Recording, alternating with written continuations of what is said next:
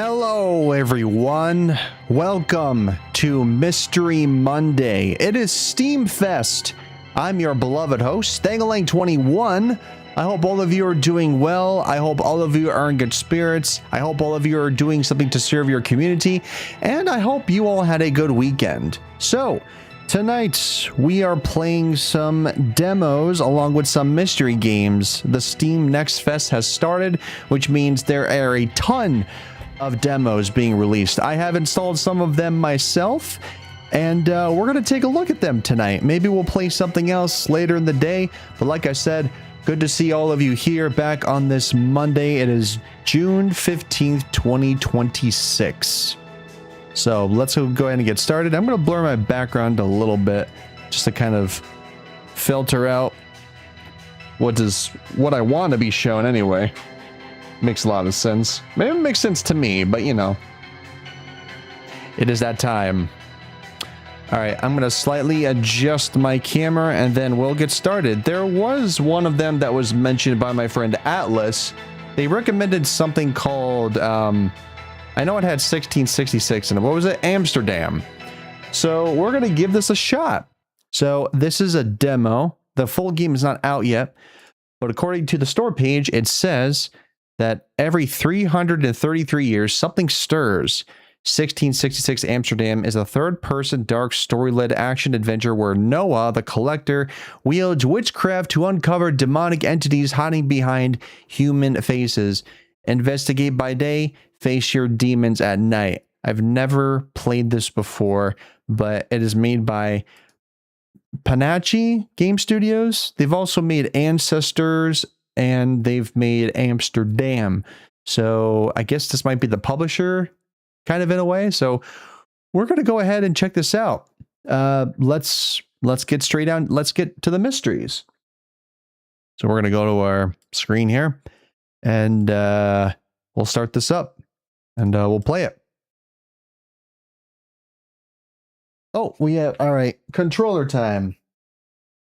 I don't know how many of you have seen the UFC fight that happened at the White House. My God, so bad. Our important monuments of American history and culture are being tainted by corruption, warmongering, paying leaders. It's unfortunate, but it's the world we live in. But once November hits, we're going to vote and hold them accountable. The heck was that? Okay, that was interesting. Is this full screen capturing or is it just not working? Seems to be having some trouble. Oh, there it goes. Oh, this has to compile shaders. All right, so we got to give this a moment.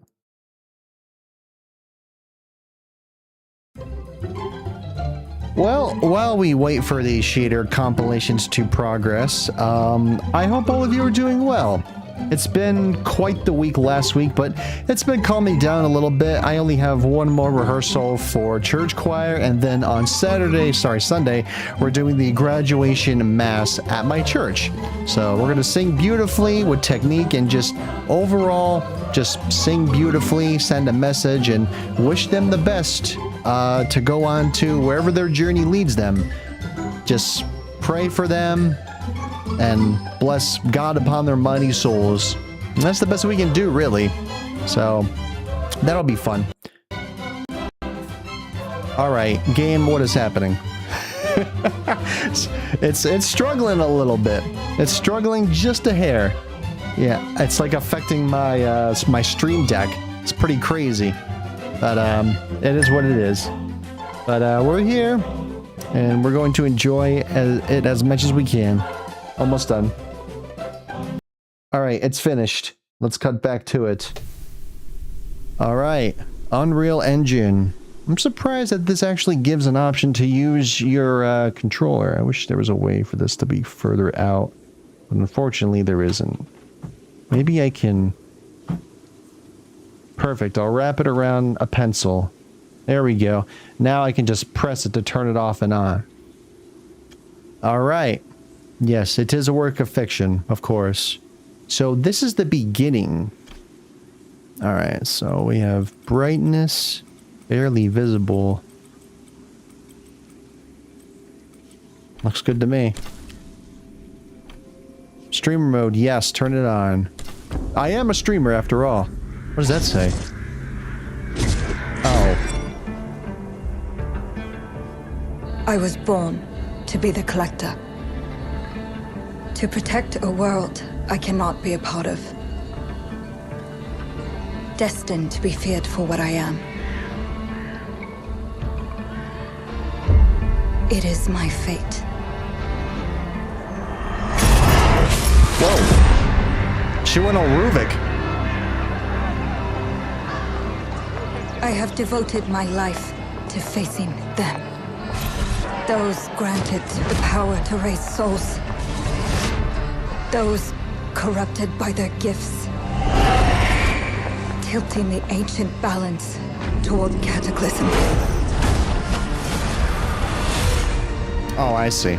But at last, their debt is due.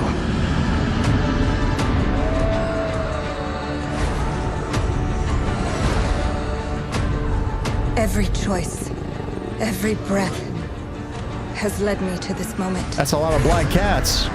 As the moon bears witness, I take the first step. My time has come. I am ready. I hope so. So she like plays acts all innocent and then she's like a demon underneath. She's a collector, I assume. Kind of interesting. Press any button. Oh, I will. Cool.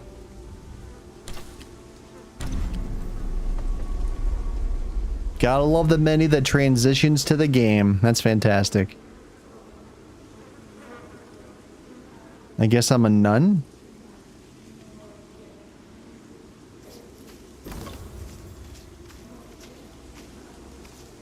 Yikes.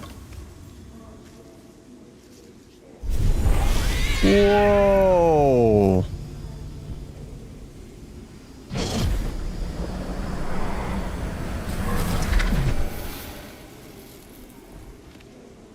What the fudge? Concentrate. Right. Stick to aim with floating red leaves.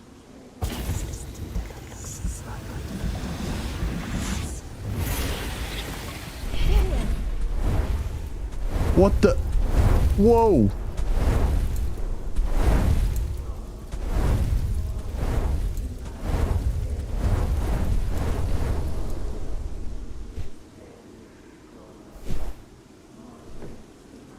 Interesting.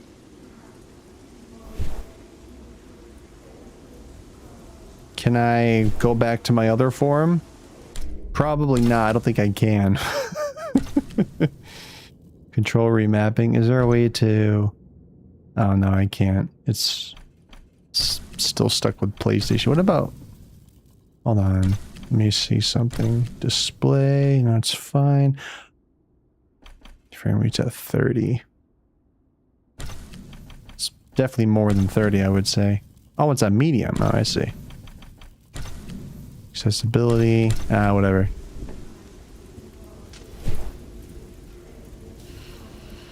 Cool.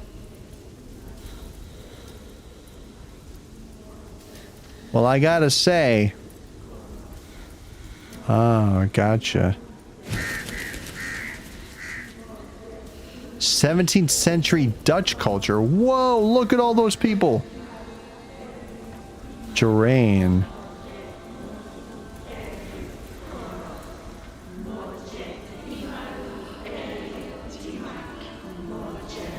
Commencement ceremony.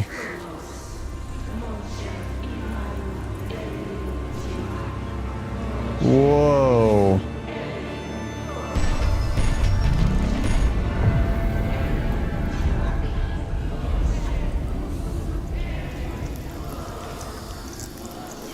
$1665.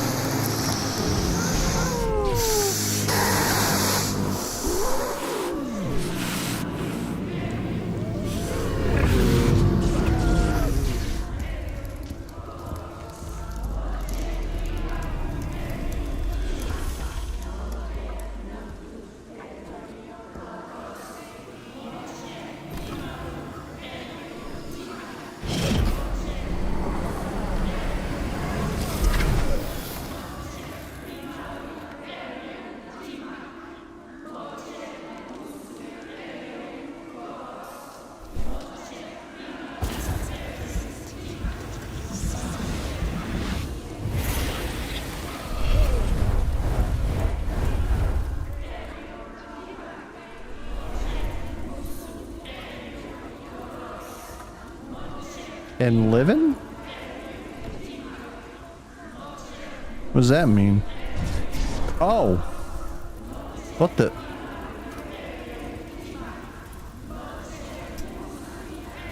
Oh.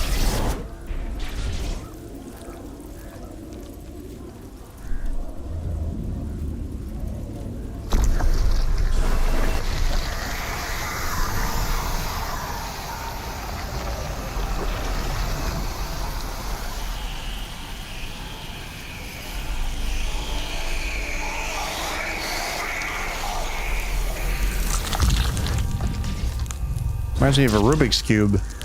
What the? Whoa. The hell's on my hand? Analyze the cats in the sacred tree.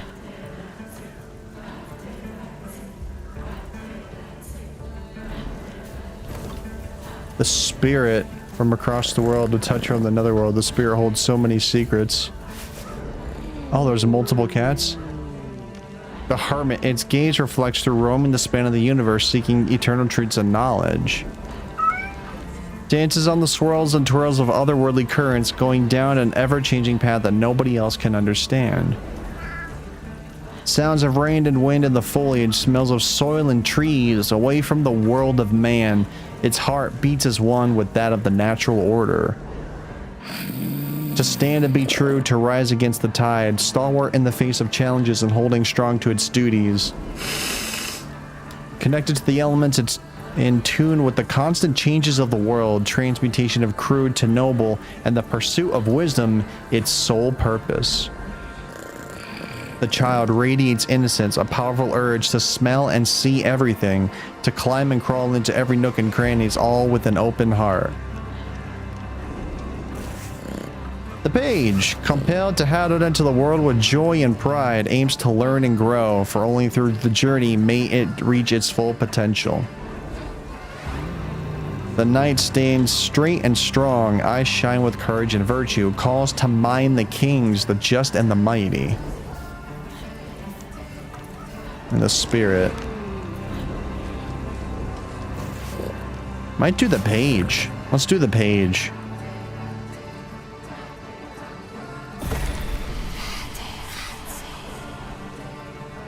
Union cat.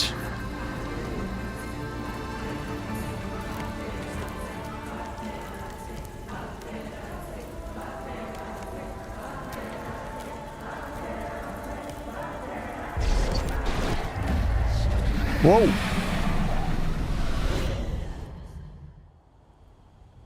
What the hell? What? What? What in the world? Please come in. Professor Lucas? Yes. Yes, and you must be Cleo. I'm up here. Please join me. Hi, Be right Cleo. there. Oh, I play as her?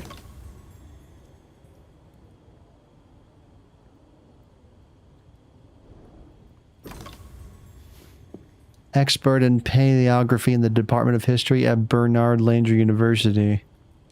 Tracking a target makes it easier to see and reach. Oh. Interesting.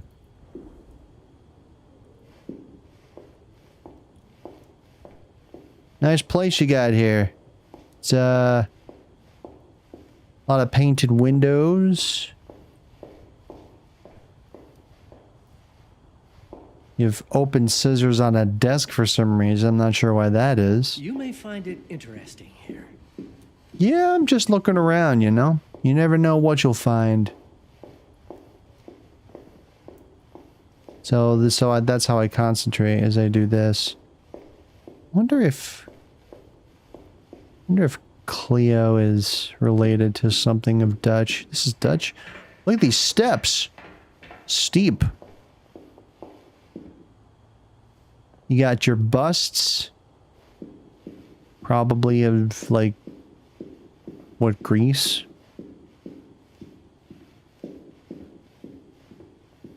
A lot of interesting historical figures. I don't know what that guy looks like. He looks like Captain Picard.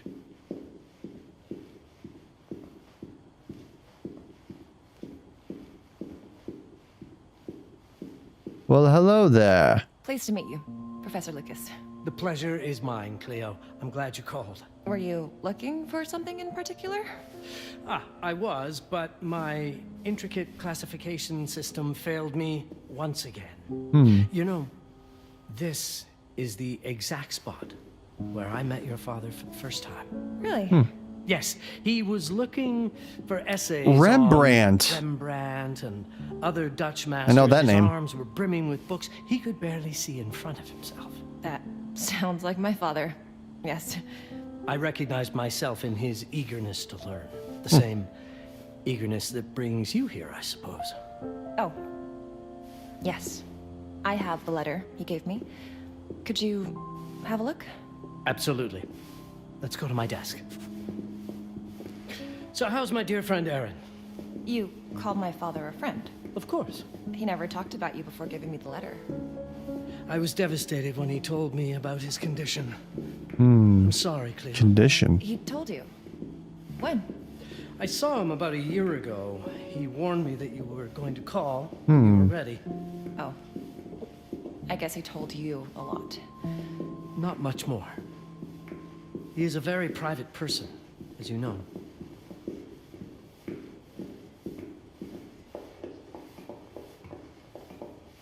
Oh, I'm like, where are we going? Are we going downstairs or what? He's like permanently attached to me. It's so weird.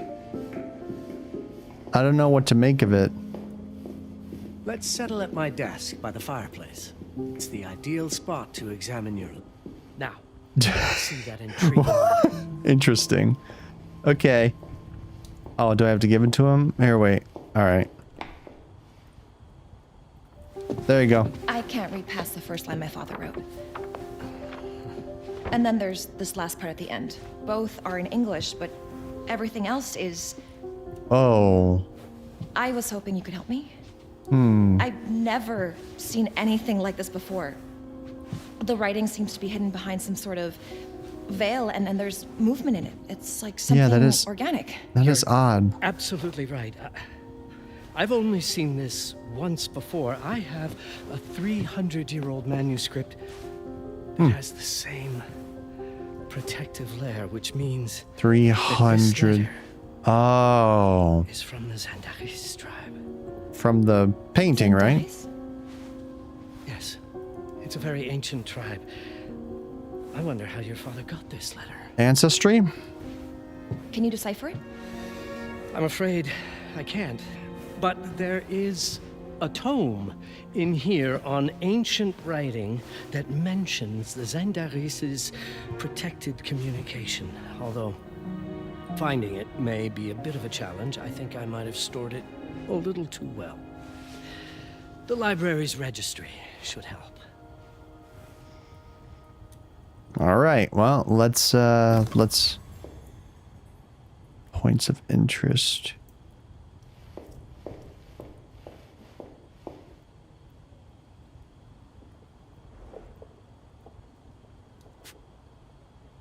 Huh.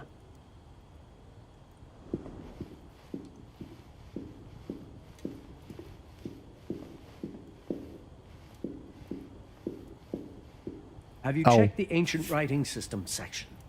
The Oh my library's god, it's like, registry it's might the help. bookshelf It's right again. there in the center. Okay, so we have section 1 all the way to section 20. Okay.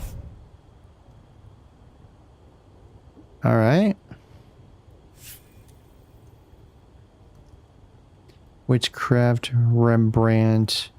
Looks like it might be Rembrandt, but I guess they're all kind of highlighted. But I want to check out probably section 14, so maybe it's section 14. I think I have to go up the stairs just to see that one. Pretty sure 14's up there, right? Yeah, 14's up there. All right, so let's go up.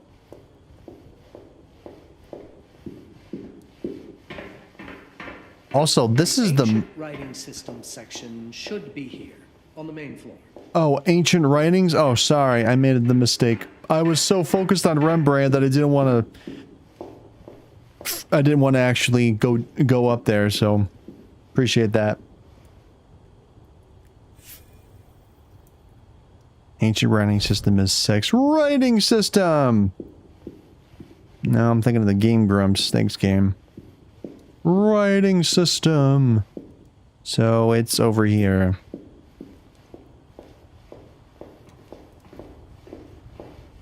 Is this the right? Did you find the tome? The library's registry might help. It's on the table in the center. Oh, I see.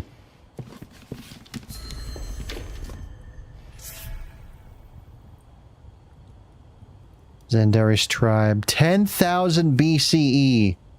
More references emerge in the 14th century as a secret society. Surviving accounts suggest members of the tribe were in possession of an object known as Heparan. It was adorned and directed toward protecting information for other members. The beholder was able to decipher their meaning. The nature is unclear, but it seemed Heparan itself was concealed within an object that appeared unremarkable to the casual observer. Ah, I see. What did you find? Protected Zendara's information was only decipherable through an object. Something called Heparan? Yes, Heparan. of course. So you've heard of it before? I thought it was a legend. It varies depending on the source. I've never seen one.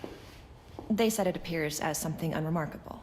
I wonder, has She looks like Finn Wolfhard with that hairdo. your father ever given you something other than the letter? Something like a key or a pendant? A pendant. Oh. He gave this to me when I was a child. But I Uh-oh. don't think it has anything to do with... Fascinating. Don't speak too soon.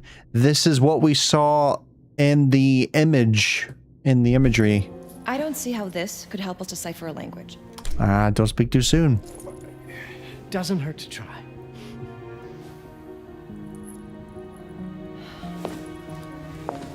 You just like hold it over it, maybe? It's like magnetic. Oh. Oh.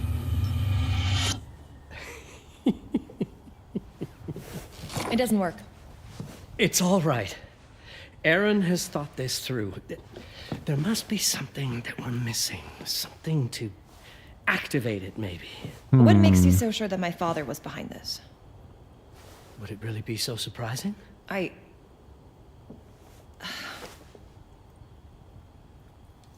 just wish he had told me more before he... I understand, Died. but this is his way to do so. Aaron made sure that we would meet in this very room. The prophecy. He's a brilliant man. None of this is coincidence. That's true. Have a look around. See if there's anything that piques your interest. Something only you could notice? Best to use magic to find that one thing that we'll notice. Did you know that my father donated a bust of Rembrandt to this school? I didn't. I'm afraid to say I never paid much attention to their donors. That must mean something, right? I know he loves this school, but... I'd say follow that lead. There's a section in this library dedicated to Rembrandt. That's the one I wanted to go to before. Man, I'm ahead of this game. All right. So it was 14. So we have to head to the second floor. The Rembrandt lead makes a lot of sense. Yeah. There's a section on Rembrandt and the Dutch Golden Age up on the mezzanine. Don't worry. I know where it is. This is the one that I wanted to go see first. But then you're like, oh, you should probably see what this one means. I'm going to go the other way. Wish there was a way to run, but nah, we're just pacing ourselves. Pretty sure it's section 14, so it's up here somewhere. Gotta be here. Nothing? Or did I... Oh, wait. Wait. If Aaron did leave us something, it wouldn't be surprising if it tied back to Rembrandt in one way or another. Yeah, hold on. I'm looking at these busts. Oh, so that's... So, Nero... Rembrandt... I didn't know that I could... What the... Oh.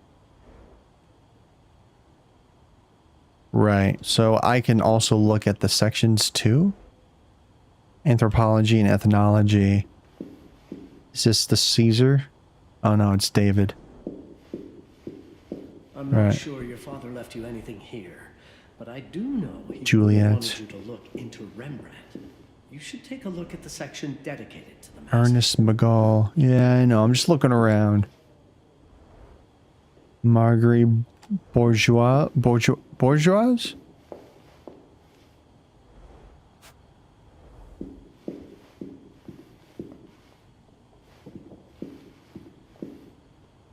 I mean, this is where it is.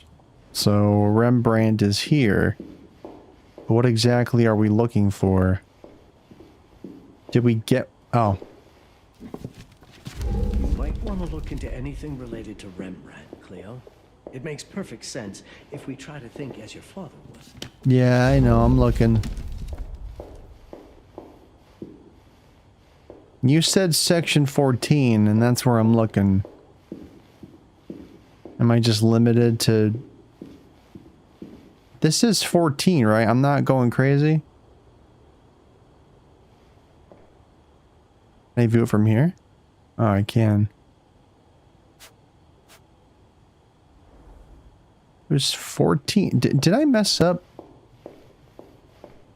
See, now I'm starting to doubt. Like, this says 14. Rembrandt lead makes a lot of sense. There's a section on Rembrandt and the Dutch Golden Age up on the mezzanine. Oh, with You the... should take a look. Oh, the Dutch Golden Age. Okay, so... It also says Dutch Golden Age. That I was not aware of. Okay.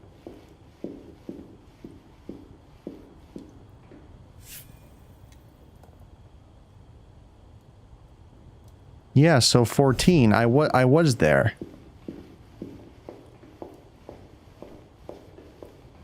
Can I talk to him? You might want to look into anything related to Rembrandt, Cleo. It makes perfect sense if we try to think as your father. Maybe I'm just not getting my Roman numerals Show me correctly. everything your father might have left you, Cleo. 2 heads are better than 1. 2 heads are better than 1. Yeah, then no kidding.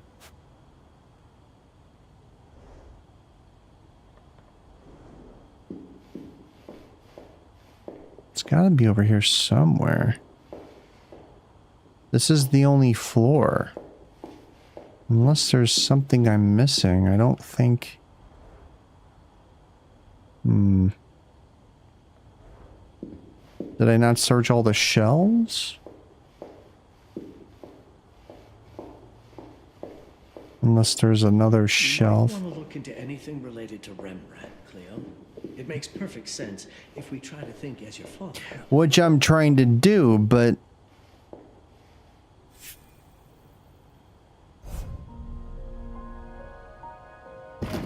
Oh, I have to move the... Oh, I see. Oh. Oh, I can move faster? Oh, thank you. I should have known that I had to click in the stick to move faster. Yeah, so the note was hidden inside of the... Come now, show me what you have found. All of this is most fascinating. There you My go. father left me a note. Wonderful. I don't understand it, but my name's on it. Let's see. Do you know what these symbols mean? It seems to refer to a special tool. A sacred tool, most probably, and blood from, I think it specifies lifeline. Lifeline. Blood from a lifeline. I remember. Yep. From the hand.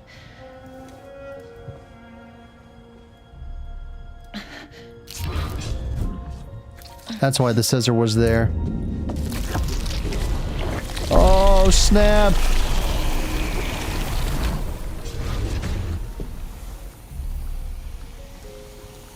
It's gonna attach to her hand, right?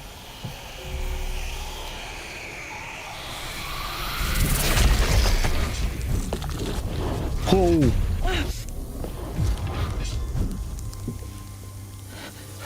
What the hell? That's it. That's the Hibaran. Aim it at the letter. Okay.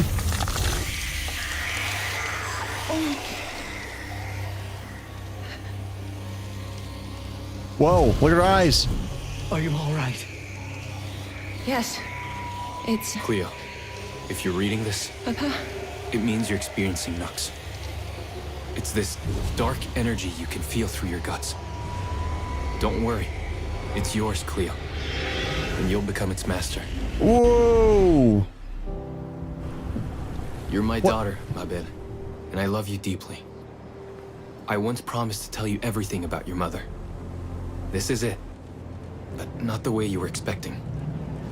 Take these words as a guide to prepare you for what's coming. It all started on December 30th, 1999. I was with Agnes, my girlfriend at the time. We were in Amsterdam for the year 2000 celebrations. We had a room in a 2000. pretty cool hotel. I thought we were turning the page on a year, a century, a millennium. It was more Whoa. than that. We were standing at the beginning of a new cycle. And you, Mabel, would be part of it.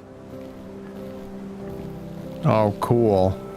Everything starts with Agnes, as Agnes. far as you and I are concerned, Cleo. But in fact, it's hard to grasp how ancient this story is. Cool. Holding hands. Agnes was different. An old soul, yet joyful, always surprised by life. From the very beginning, it felt as though she already knew me. It was awesome.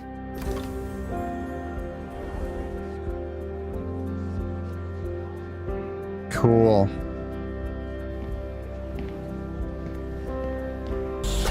Whoa. The fudge was that about? Agnes had planned something for us in our room that night. Some of her belongings had already been delivered. Ancient artifacts. I was fascinated.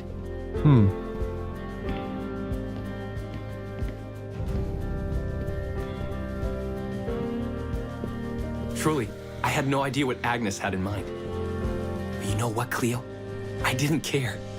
I was in love. Oh. Oh! I never questioned Agnes's actions. She had a way of making me feel important and wanted. Needed, even. Interesting.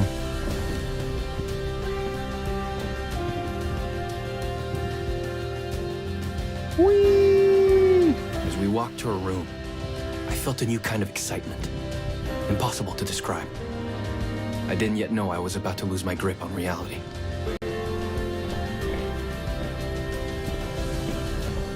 Cool. As you'll see, Mabel, losing my grip on reality is an understatement. The truth is, I never had a grip on anything at all.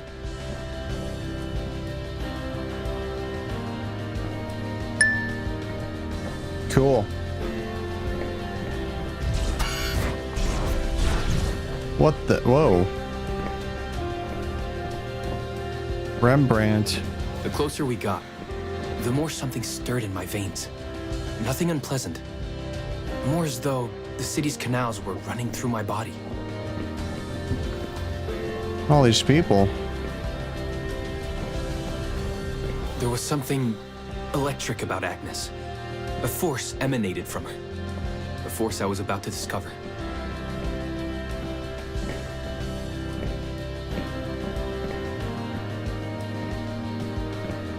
Atmospheric.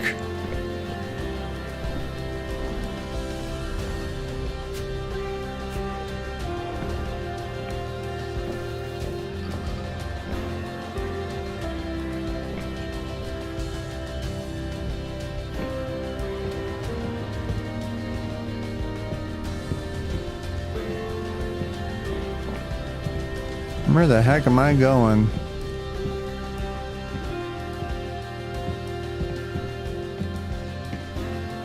Not going that way.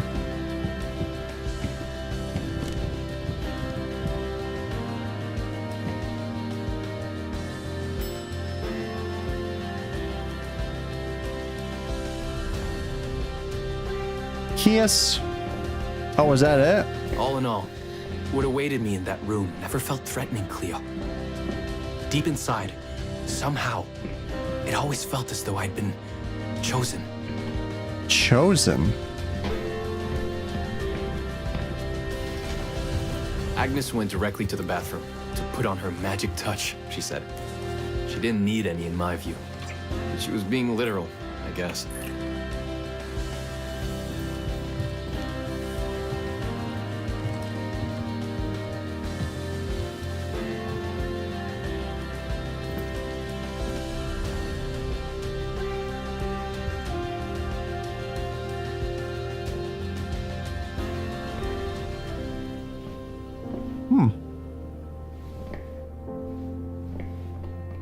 Could you set up my relics the way I told you to? She asked from the bathroom.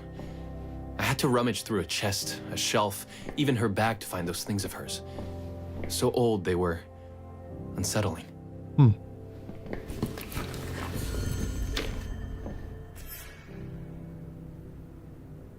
Whoa, what's going on with my lights? My lights are freaking out. Whoa, what happened? I think the game is trying to tell me something. It's like, fix your lights. Hold on a minute. Did not mean for this to happen. I gotta get back to orange.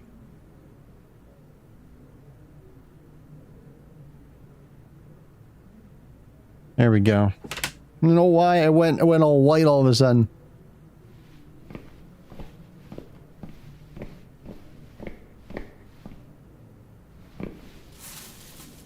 Oh, I thought he was gonna look. I thought he was gonna look himself in the mirror.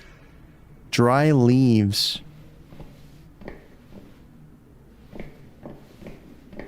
I can walk faster.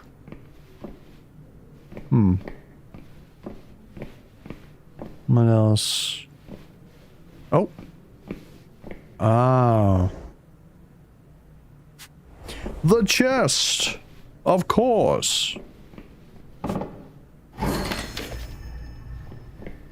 Did all my mirrors get installed? She asked. Yes. They'd been placed around the bed, and the bed had been moved. Even now, I don't know how, or by whom. When everything was ready.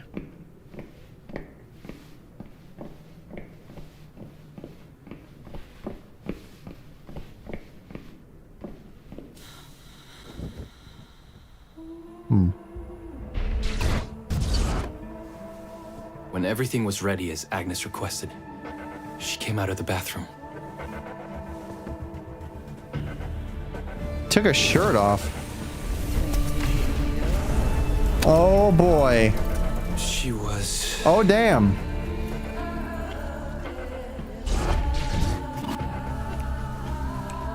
I don't know, devilish?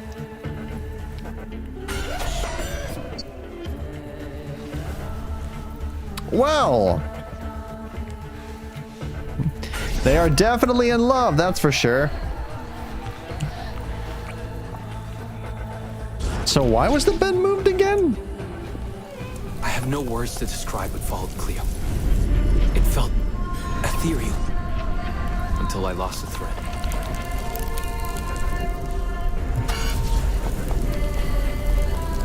Well, the branch is growing in. Interesting. Oh, there's the cat.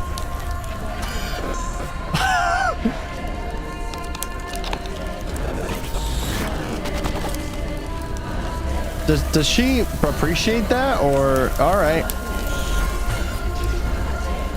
Should I be showing this?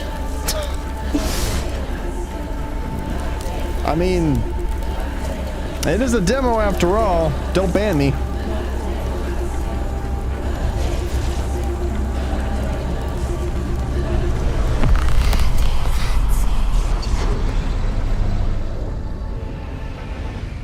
She transfer her power into him? I woke up or something. I'm still not sure. I was a cat, Cleo. Oh. Yes, you read that well. I was a cat.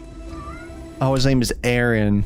The Okay. room was like Now it's turning into what? The Stray? In a nightmare, Agnes was floating, literally, and seemed frozen in time. What the heck, dude? Well, this is wild.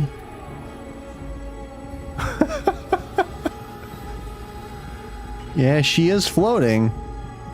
Of course, I thought I was dreaming, but not for long. Whoa. It was too real somehow. I could feel the fur on my body. This is wild.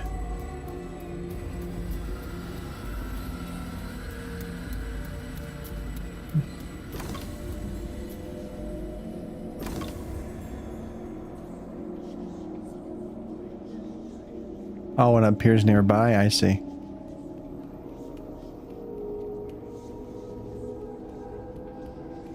Oh. My senses were heightened. Everything I saw or heard became a voice calling me. What the Go further, fudge, and man? you'll see. Go further, and you'll see. Go further? Go further. It's funny. Wow.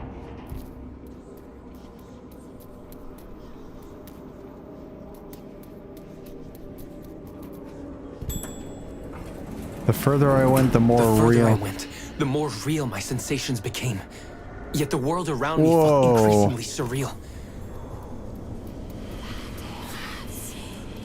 What It was the? scary, disturbing. But something was definitely calling to me. From Whoa, what seemed to man. be the other side. Neato.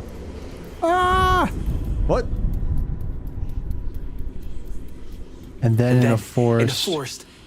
Yes, a forest. I knew it in my bones. It was someone calling me. A woman. So this is the woman from the painting, right? Whoa. That fire is frozen. Things were blurring together, Cleo. My cat spirit, a thirst for freedom, for leaping onto anything, and my pull toward her calls. That's cool. So this is the cat that you choose in the beginning. I see. And I saw her. Frozen in time, like Agnes in the room. Oh, My yeah. cat's spirit again. A need to size her up.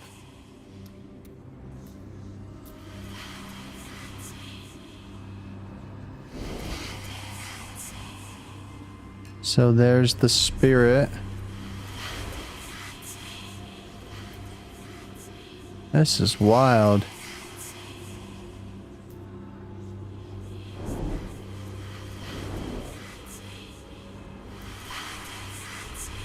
Look at all these people.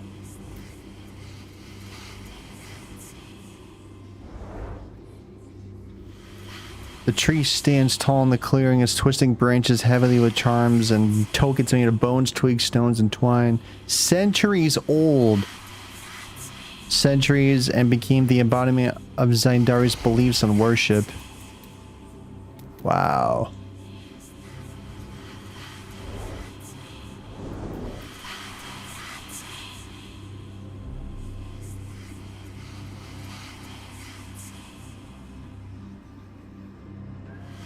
Hi, Daimi, good to see you. I don't know what's going on with the notifications. Oh, I didn't have it loaded up. Never mind.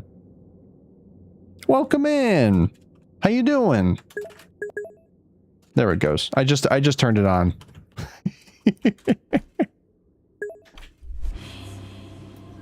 What the fudge?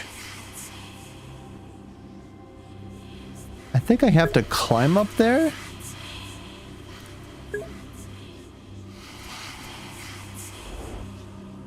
That is wild. How do I get up there? Been alright? Had a nice weekend? How about you? How have you been? You're all staying positive? Wait. Oh, that's Noah. So she's the daughter of Apothecary Wilhelm Brooklyn and of Angela, whose name had been forgotten. She was raised by the Zandaris tribe to prepare for her role. The direct descendant of Terra, the first giver, and the first of the Zandaris to receive Nux and spread it upon the earth. I see. I gotta get up there, I think. Then it happened. For a brief moment, I became fully feline. Yeah, somehow. Jump! Whoa! That's me. Oh! Welcome, Patarazzi. Welcome, Eren. Eren? You know my name? What the? We talk? I can talk? I was in shock, Cleo. Nothing made sense. Yes, you are my union. My Patarazzi. I can't. Of course. But what? Did no one tell you about the ceremony? Where you come from? I was just making out with a woman in bed, and next thing you know, I'm in this serious different world from, what, 10,000 BC, and I'm a cat all of a sudden. What? What? No! What do you mean? It matters not for now. I am Noah, the Collector. Those are the Zendaris. Follow me, and I shall explain anon. We've much to do this night. It was the Whoa. only thing I could do anyway, Cleo. That woman, Noah, she seemed like the only one who could clarify all this. Crazy.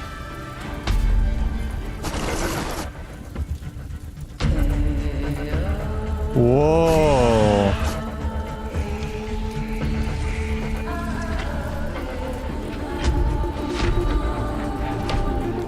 Oh, there's combat. Oh.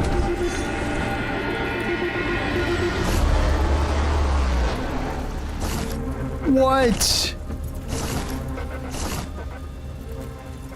Oh, man. Well, there you go. That was the 1666 Amsterdam demo. Well, I gotta say, I do like the presentation. I kind of thought that the ritual was a little, I don't know, kind of out of the blue moment, but I guess it is based on 17th century Dutch, which I haven't really looked into a lot of Dutch history, so it could expand my mind upon the history of what the Dutch were like during the 17th centuries, especially when the architecture was different at the time, and also just the way that it looked and the lore, possibly. So it was kind of cool. So not bad. That was all right. All right, let's see. I want to find something else. There's something called the Vigilante Diaries. This isn't exactly part of the Next Fest of Steam, but it is made by the same company that did American Arcadia. So let's check this one out. This one is called the Vigilante Diaries. I'm just going to uninstall the other one previously. All right, let's give this a shot. It's called the Vigilante Diaries. Looks like it's controller enabled, so let's do that. Sweet.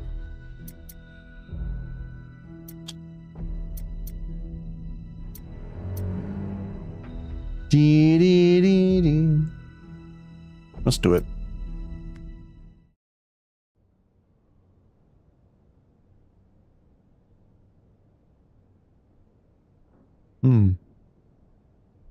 Negative will not always mean detrimental, just as positive will not always be beneficial.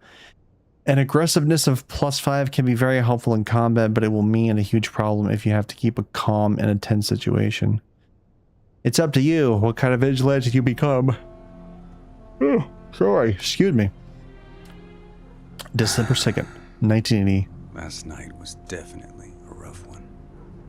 Yeah. I should write about it. Oh. Stylish. This journal belongs to...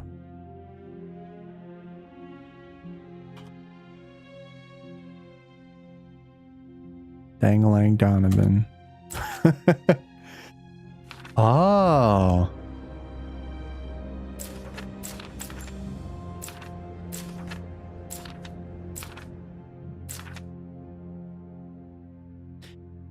any given night. I'm freezing my ass in here. I must have been out on the streets for 3 hours now, at the corner of 6th and Rollins, 2 blocks from where I grew up. I'm looking at the Irish pub window through my binoculars. Keen's. I used to come here when I was a kid. The owner had a peculiar Irish name, Ciaran. It's pronounced Kyron, so it's Kyron. Kyron Keen. As a kid, I always found his full name hilarious. The 3 people I've been keeping an eye on for weeks are here today. Dominic Tanner O'Toole, Carson Bennett, and Alyssa Marchand. 3 cops, all dirty. Lieutenant, I don't know how to say that name, Chesney? Lieutenant Chesney tipped me off about them. They run some kind of under-the-radar unit. Call themselves Stronghold. They began small, sticking up small-time dealers, but somehow it snowballed into gun trafficking, blackmailing protected witnesses, and extortion. The Stronghold offers protection, they say. They believe they own this city. They have no remorse, and they hide behind their badges. It sickens me. That's why I've been patiently waiting outside while I watch them getting hammered at Keen's. It's their weekly ritual, and I suspect it's where they'll split the money that they make with Stronghold. Drunk cops in Irish pub. F me. These guys are a living cliche, for God's sake. I could have gone after them one by one, but I need to send the message to all 3 of them at once. This Stronghold bullshit ends today, and they better acknowledge it. As I wait for the 3 cops to leave the pub, I do what I always do when I'm about to make a move. I mentally repeat the code to myself. It's something I put down in this journal before even my first night out. Guidelines, some principles, some red lines. The first red line was about lethality. How far was I willing to go to impose justice? Could I justify killing, even in self-defense or defense of others? And how would that affect my life? I made a decision. Oh.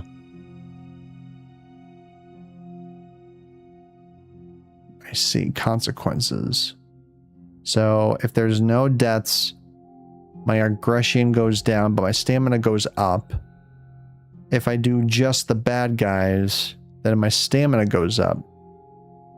But if I do end justifies the means, I lose stamina, but I get 3 aggression. I'm not that really aggressive, I would say. I kind of don't want to kill them, but I want to... I'm going to say no deaths. Not even for the worst piece of shit in the world. It's not up to me to decide whether someone lives or dies. Besides, a trail of corpses makes me easier to get caught, so killing is strictly forbidden. The second red line was about privacy. Would I keep living a normal life after this? Would I face this struggle on my own, or would I need help from someone else? And was my need for justice more important than my private life? I made a decision. So if I do no one must know, I have +3 security. If I need help, I'll subtract 1 security and then spread the word. I'll try to wake up society up with my actions.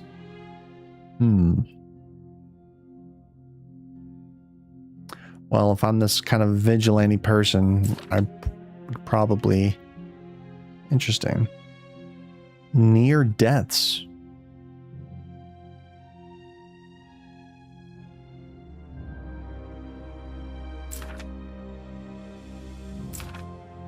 Oh, that's secrecy. So we have nerve, aggro, secrecy, physical, thought, stability. Oh, that's stability and accuracy. Definitely not aggressive.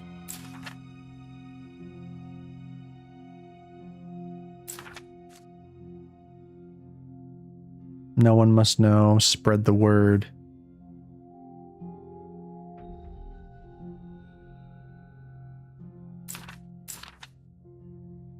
Oh, these are relations. My father worked at the port. He was the president of the city's stevedores union chapter. The patrons that dealt with him said that Frank Donovan was a stubborn bastard. They were right. My mother didn't look at all like the postcard housewife of the 1950s. Sorry, excuse me.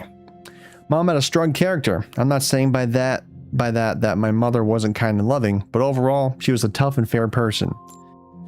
Paul was my older brother. We were only a year apart. We almost looked like twins, like two peas in a pod.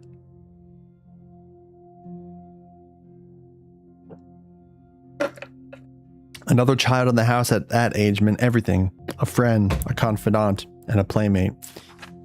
Right. Oh, I have left, right, liberty, and order. Oh, interesting.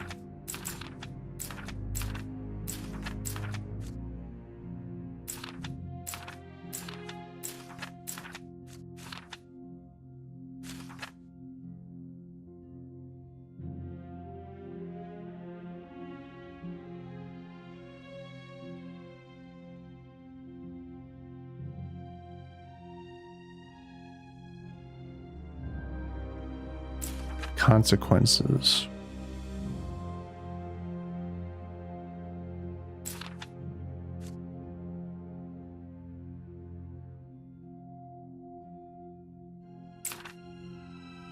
My mission is too complicated to be carried out by one person. I need allies. Honest, loyal people who believe in what I do. If someone wants to help me, I'm more than willing to accept it. The third red line was about my ideology. Why was I doing what I was doing? And what was the ultimate goal of my actions? Was I trying to set an example or open the eyes of society? I made a decision. So for principles, America is no more. Well, that's kind of weird in these times. For order, society is crumbling. For equality, crime always hits the working class harder. Or for liberty, the system's rotten. So I can either do left or liberty. Well, I'm definitely not more authoritarian. I believe the system is probably rotten to the core, so maybe liberty might be a... So principles, order... It's interesting the way that they choose these options. This kind of does play on your morality system a little bit. I guess order kind of is like discipline and all that. Principles, though, might be right, but that's to the right.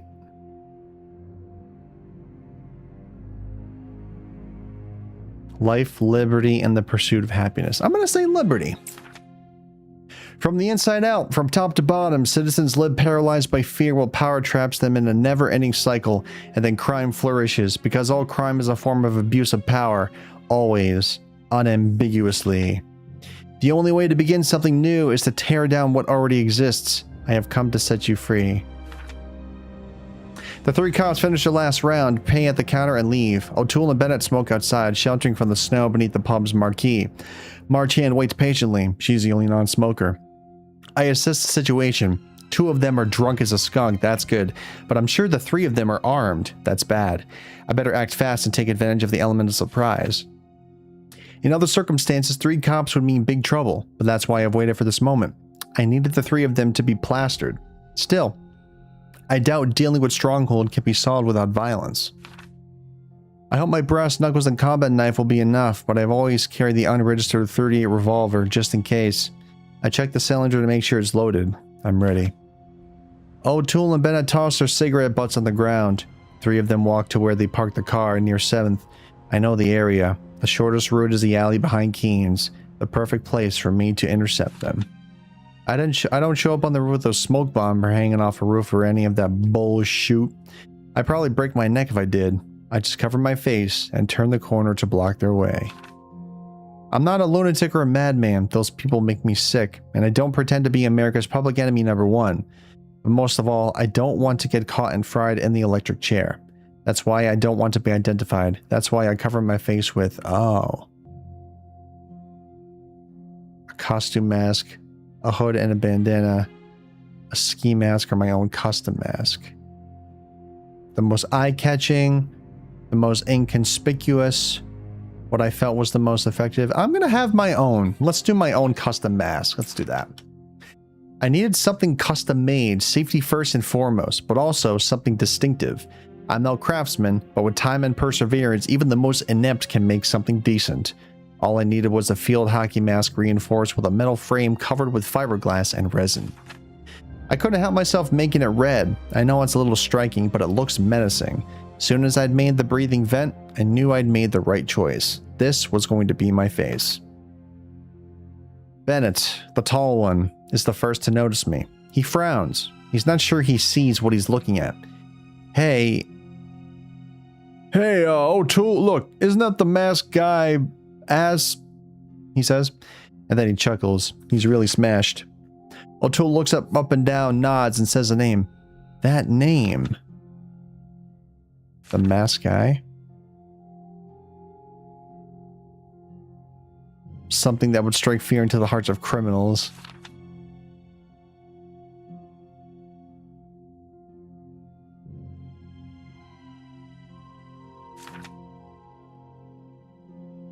Dom O'Toole.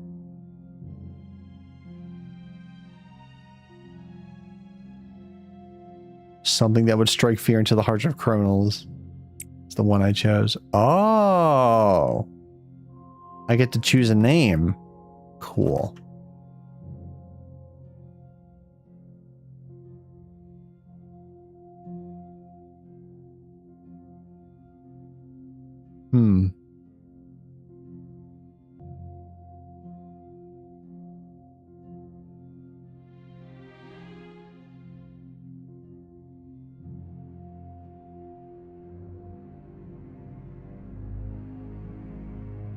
This music feels like Batman a little bit.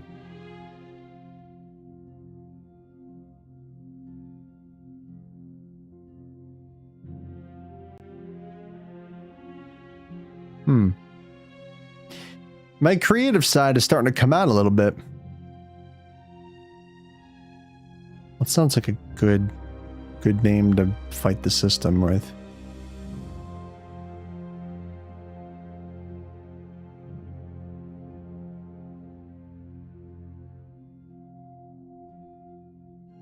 Shadow. When I began this, I knew I had to become a symbol. Every time they heard my name, I wanted to know there was someone out there cleaning up the streets. I wanted them to know the fear that honest citizens know. I'm here to do justice. I'm Shadow. Hey, you! Bennett laughs. What the f*** do you want? Marchand is silent. She's the least drunk of the three. O'Toole is the leader. Bennett is the muscle. But Marchand is the brains, no doubt.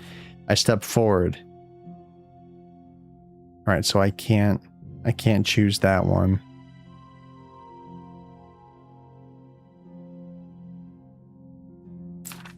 So that's Nerve.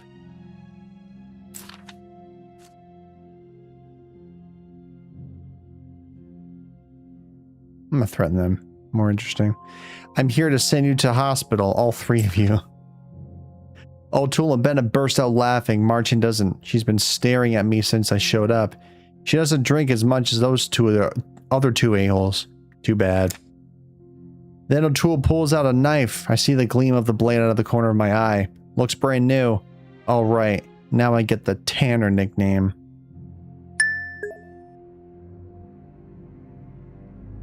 You're not even worth wasting a f***ing bullet on, you dumbass. I didn't expect this, but a knife is always better than a gun. They definitely don't take me seriously. That's good. I won't solve this by talking, that's for sure. Hand to hand, or I draw my revolver. Oh, I get accuracy.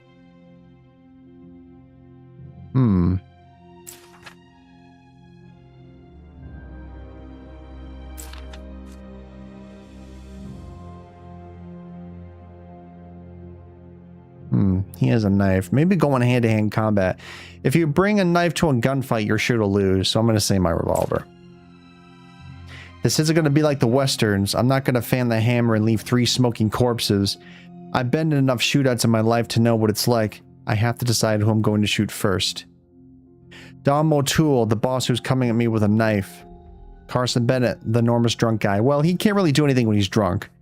Alyssa Marchand, the woman at the back with her eyes fixed on me. Well, he's closer. She's further away. He's drunk. Prioritize proximity. Without saying a word, I shoot O'Toole at point blank. He looks down to his chest, confused. Blood begins to soak his coat. What the? He whispers before falling to the ground, unconscious. You son of a... You son of a... Better cover me, goddammit! Bennett raises his eyes and ducks for cover. Before I have time to pull the trigger again, Marchant pulls out a Beretta 92F and opens fire on me. I jump behind a dumpster. Marchant fires 3 shots and is about to hit me with a third. She could definitely shoot. She and Bennett take turns, firing and taking cover while moving towards me. This isn't going well. Not at all. Fuck it. I start running in the opposite direction at full speed. I don't even look back to see if I'm being chased or not. I just run like a bat out of hell down 10th and Pierce, hoping not to hear the sound of a gun going off behind me. Then memory on the plains 40 miles from Saigon pops into my head. I run a few blocks and turn a couple corners. I change my clothes and remove my mask. To say that didn't go the way I'd hoped is an understatement. I doubt Stronghold feels threatened by what happened tonight. I've wasted weeks of surveillance. Lieutenant Chesney will not be amused. What a fuck up. I have to be more careful, damn it. This can't happen again.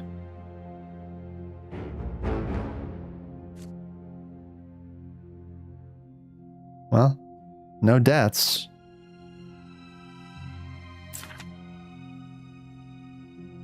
Masked vigilante terrorizes city streets. 3 police officers attacked.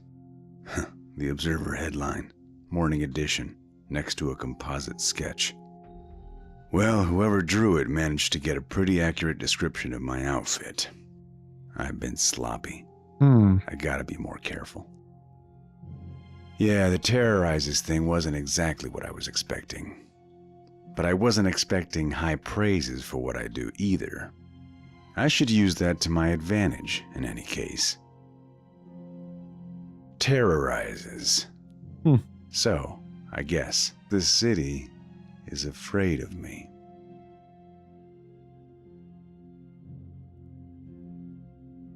Oh, wow. Well, there you go. Very interesting.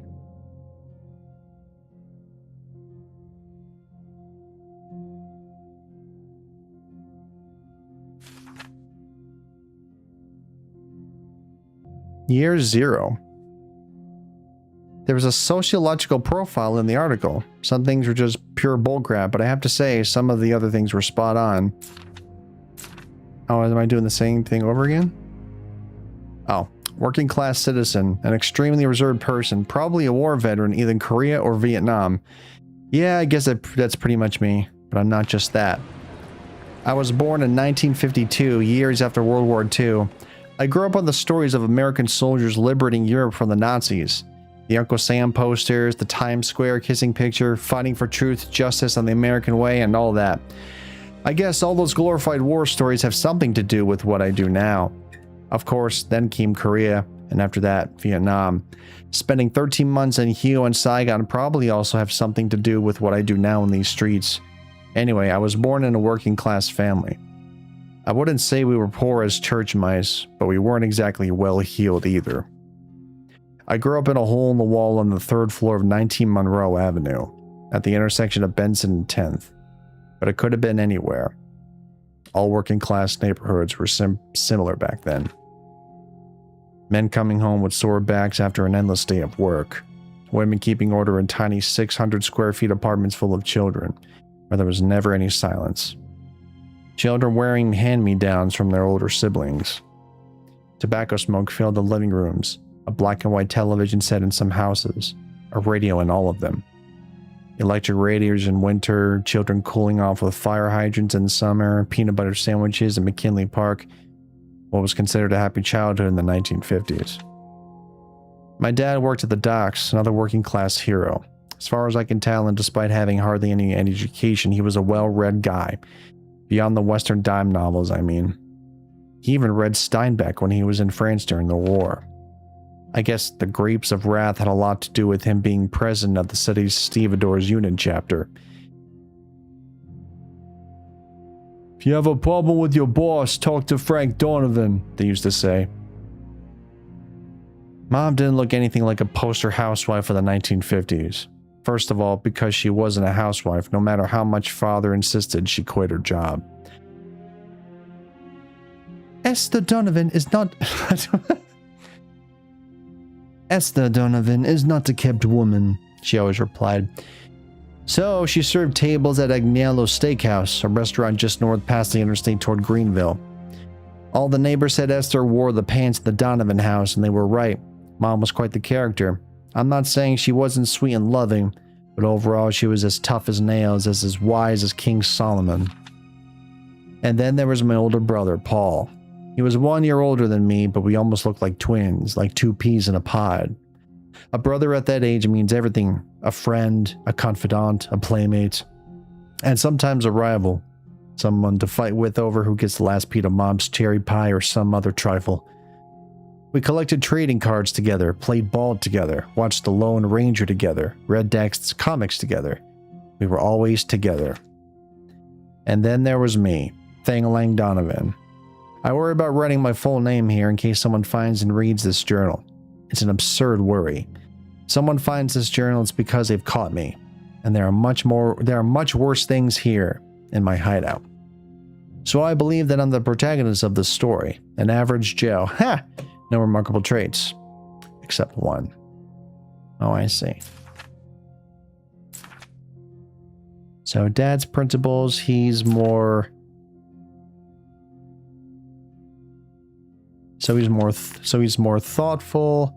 He has a nerve and I guess +1 for Dad. The mom is less aggressive, less nerve, and then my brother's recklessness. I'm going to say serenity. So wait, I have +1 nerve.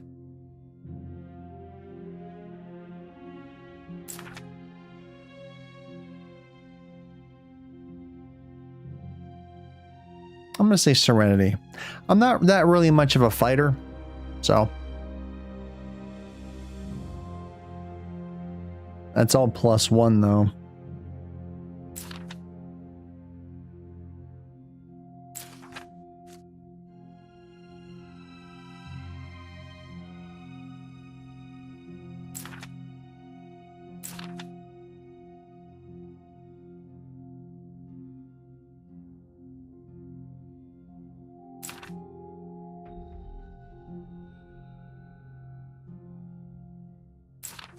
Cold-blooded. I'll do Mom's serenity. Esther Donovan, as a good card player, was used to studying situations well and reading the environment. It wasn't easy, but she knew how to deal with each of us and rarely used direct confrontation. I learned a lot about how my mother managed our home. She protected us and kept order, just like me on the streets.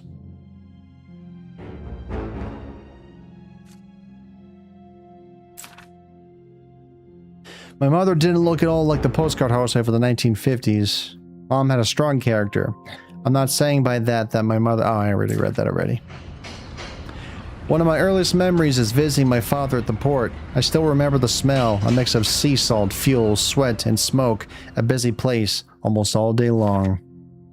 And noisy as too. It wasn't stevedores and sailors screaming at each other. It was the sound of mechanical cranes or the squawking of seagulls. At that time, I didn't understand exactly what my father did for a living. I was too young to know what a union president was. All I knew was that he worked at the port, but he didn't load cargo, run a ship, or operate cranes. I just knew that he spent all day in the small office on the docks, which he called the shithouse. That was Frank Donovan at his best. Subtlety was never his strong suit. The house became another playground for my brother and me.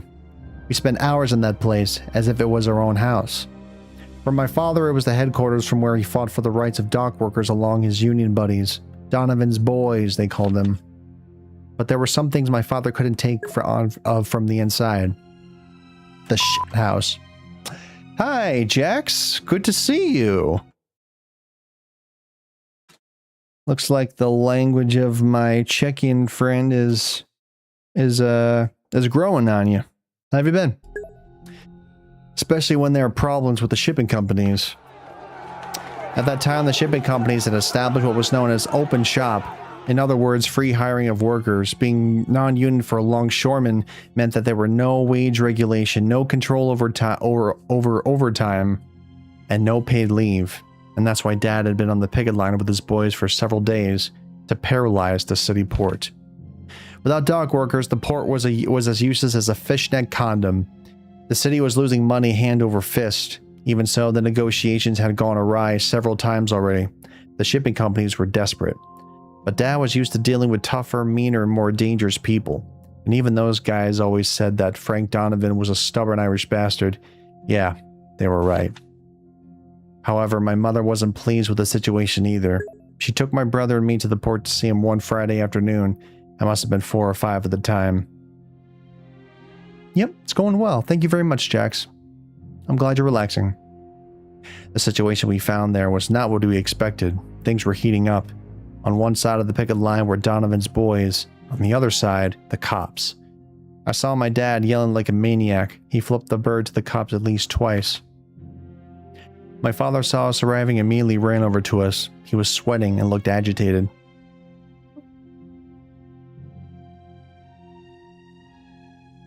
Esther, why'd you bring the kids here? Damn it! They're... Dad lowered his voice. I heard what he said, but didn't understand a word anyway. Those f***ers are threatening to call in the National Guard if we don't disband immediately. Then disband, my mother replied. These kids haven't seen their father in 8 days, Frank. You have a family outside of the port, too. I know, and that's why I'm doing this. Esther, please, take the kids home. We'll talk later, please. I interrupted them. Either I heeded Dad's words, I tried to convince Dad, or I tried to act brave.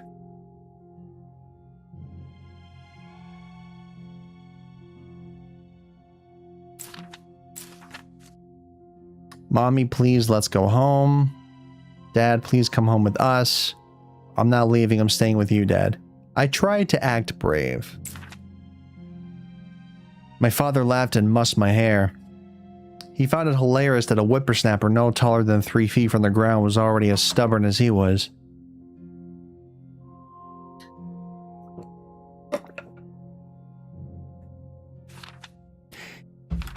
Oops, I'm going back too fast. You're cut from the same cloth as your father, Thang-a-lang, you know that? Mom sighed. Just a few seconds later, Paul pointed at the picket line. Mom, Dad, look! And then the police charged. The screams of longshoremen drowned out everything else. There was no time for anything else. My father threw a bunch of keys at my mother. To the shithouse! Get in there with the kids and lock the door! He shouted as he ran towards the now breached picket line. And don't come out, you hear me? We lost sight of Dad in the turmoil. We just heard him screaming, You motherfuckers! Leave us alone! As young as my brother and I were, we couldn't take our eyes off the scene. The police handed out thwacks left and right without mercy. Blows to the legs, to the arms, to the head, or directly to the face. It was brutal. Donovan boys ran with their faces covered in blood. A group of them fought back. They set fire to some machinery pieces and a huge column of black smoke emerged in the middle of the dock. The whole city was going to know what had happened on the pier, and not just from the newspapers. When things calmed down almost an hour after the incident, we left the shithouse. We walked along the port. It had been raised from top to bottom. A police officer looked at us on our way out. He seemed so surprised to see a woman with 2 children that he didn't even question us. He just let us go. My father returned home at midnight. A Lincoln Continental brought him. The driver was a guy with a tiny mustache. The one on the front passenger seat, a guy with curly black hair and olive skin, took him to the door and shook his hand. I noticed Dad was visibly uncomfortable. He went inside and my brother and I hugged him as soon as he walked through the door. My mother did not. She just looked at him from the kitchen with a stern face and asked him who that was. Just a friend. And with that, my father settled him. We never spoke about the dog incident again.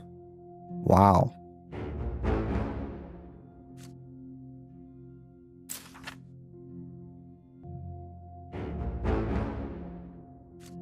Thanks, Dad.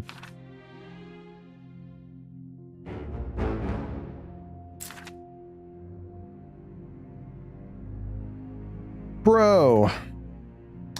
My brother was a baseball nut. He never took off his Red Sox cap that Uncle Doug had brought back from Boston. He even had a bat signed by Sandy Koufax. Or Koufax? Koufax. I must admit that I didn't care much about baseball, except for the trading cards. I loved them. Our collection was amazing. We had all the stars of the era. Al Colleen, Whitey Ford, Ray Boone, Mickey Mantle. Some Sunday afternoons, we would go to the McKinley Park after church to trade leftover cards with other kids. A melting pot of Irish, Greek, Puerto Rican, and Italian-American kids gathered and traded cards, shouting like crazy, as if they were street vendors. Usually, we all respected the rules of the game. From time to time, you could find a clueless kid who didn't know what his Roy Campanella card was worth, but that was considered fair game. But there were others who didn't respect the rules. Like Tiny Theo, his name was Theodoros Macropoulos, but someone had given him that nickname because the kid was fucking huge, almost twice as big as the rest of the kids, both tall and wide. Tiny Theo was a shady character. We knew that because Paul had had some bad experiences with him. Every time someone did business with Tiny Theo, they learned a valuable lesson. Paul hated his guts. That's why we never traded cards with him. Tiny Theo was just a nuisance that most of us traders avoided, but not all the kids who came to McKinley Park on Sundays knew him. This time it was Louis Aguirre's turn.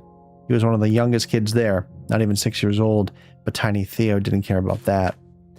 We saw Tiny Theo take a large deck from Louis's hands in exchange for a single card. Unless that was a limited edition signed by Babe Ruth himself, that was foul play. Tiny Theo was walking away from Louis. The poor kid didn't even flinch. He still didn't quite get what had just happened with his deck. And then without a word, Paul headed straight for Tiny Theo. I asked him what the hell he was doing. I'm gonna get that kid's deck back, damn it.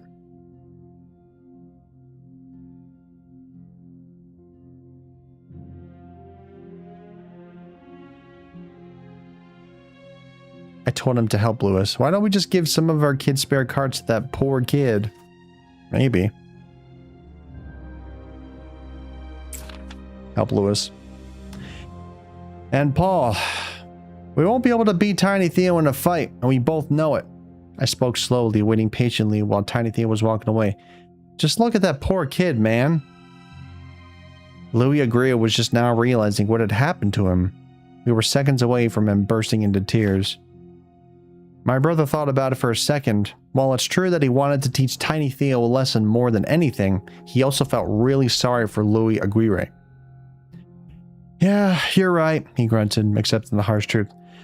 Let's give some cards to Louis, but only spares, okay?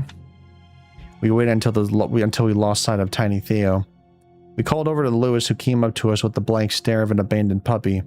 Paul handed him a pack of spares cards we had, and Louis's face lit up. Oh, thank you so much! And then he left, smiling from ear to ear. Paul looked at me. I know for a fact that he was mad about not beating Tiny Theo, but he felt good about helping the poor kid. You're a good guy, Thangalang. Let's go home. Come on. Sleuth?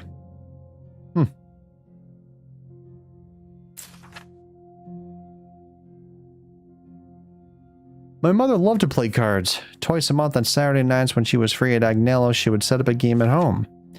That night as we finished dinner, my mother spoke to me as we did the dishes. Thangalang, are you up for a game tonight? It was the first time my mother had offered to play cards with me.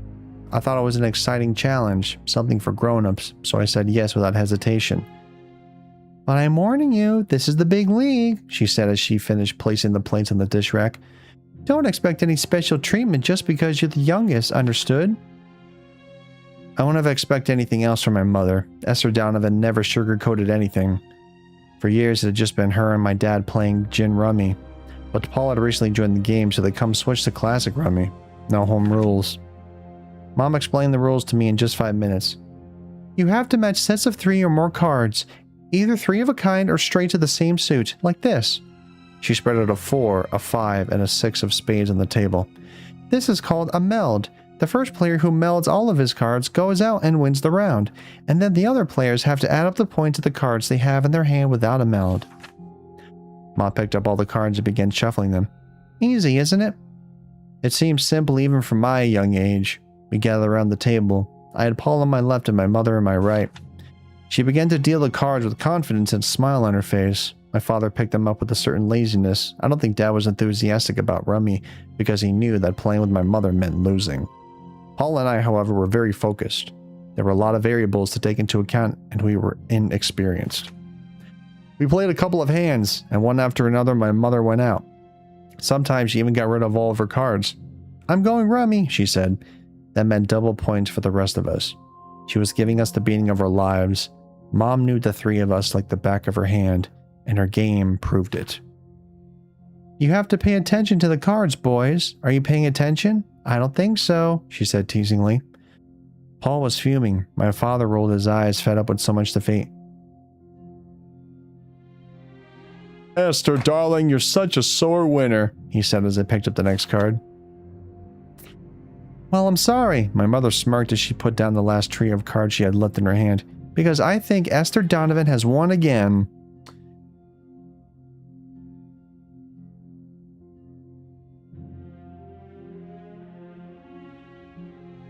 I focused on Mom's game.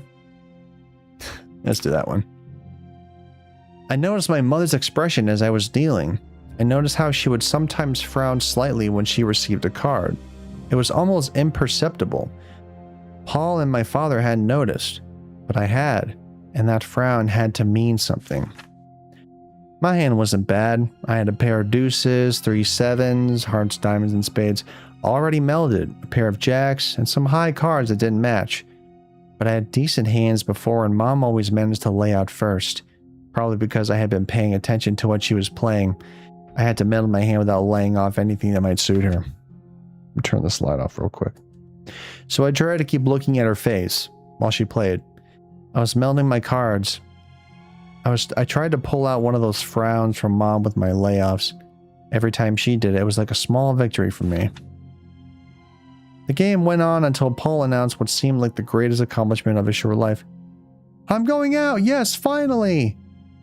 Considering where we were coming from, that wasn't so bad. My mother gave me a knowing look. She knew what I was trying to do, but she was a skilled player. Mom had almost everything melded except for an ace and a deuce. Only 3 points. "Almost," she said. She stood up filled with pride. "Better luck next time, son." She ruffled my hair and went to the kitchen to get something to drink. It took me a while to understand what that rummy game meant to my mother, why she was so happy. Games aside, it was the first time she saw her younger son adapt and fight back, even if it hadn't worked out in the end. I think my mother was proud to see me standing on my own 2 feet.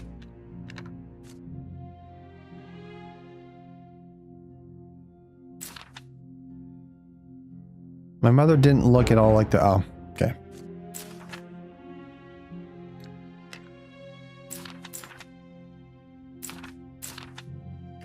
I have memories of many firsts, but not like the first time I saw Chrissy. For me, Chrissy Meehan was always there, like my parents or Paul.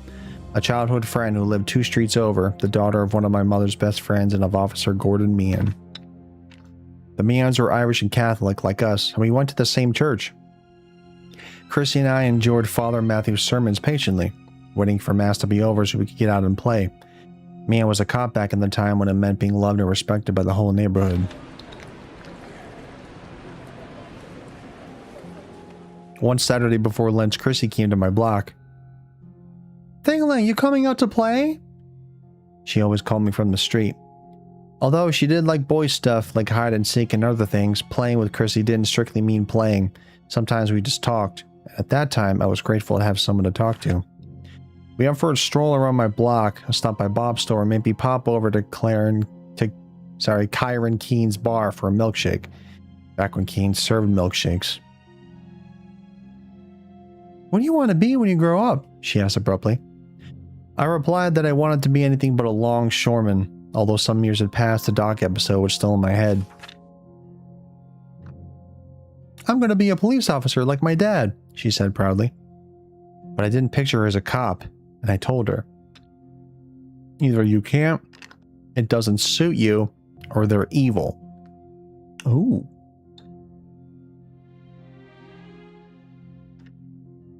-5 for order.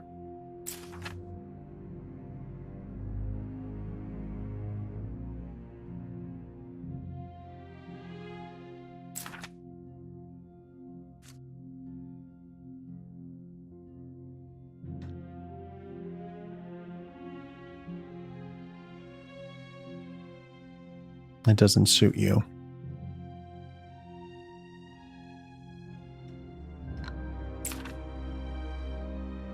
I said it as if it was an obvious statement. What do you mean? Chrissy looked at me intrigued. Chrissy was the most intelligent person I knew. Her grades were superb. I told her that she was worth much more. To be a judge, a scientist, cure a disease, or send rockets into space. She was destined to do something important. I even thought Chrissy had the potential to be the first female president of the United States, but any dork could be a cop. That's not true. My father's smart. She still didn't get what I wanted to tell her. I've never been good with words, and the limited vocabulary of an 8-year-old didn't help me either. I tried to explain that it was true that Officer Meehan was no idiot, but he wasn't like Chrissy. People like Meehan, my dad, or me were streetwise. We read the circumstances, we dodged problems. Chrissy, however, was the kind of person who solved problems. She was analytical, thoughtful, sharp-tongued. Obviously, I didn't know any of these words at that age, but I think I managed to get through to her somehow. Well, Chrissy shrugged, I'm gonna be a problem-solving police officer, whatever that means. We returned home after the walk. We said goodbye at our building's doorway, which was a couple of blocks before mine. Before going in, she stared at me for a few moments with a smile on her face. You're very strange, Thang Lang, but I like you. And then she kissed my cheek.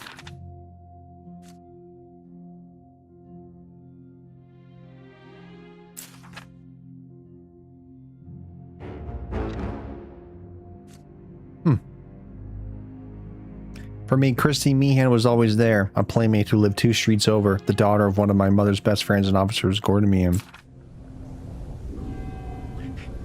The weekends went by quickly until Sunday mornings. The biggest culprit was Father Matthew's sermons in church. Paul and I hated Mass, but we didn't dare to complain in front of Mom. She was devout. When I was little, Mass was daily. Now we barely comply with our obligations to the Lord. The way she put it, going to church sounded like some sort of a heavenly tax to be paid. Yet my mother had a sweet and gentle view of religion.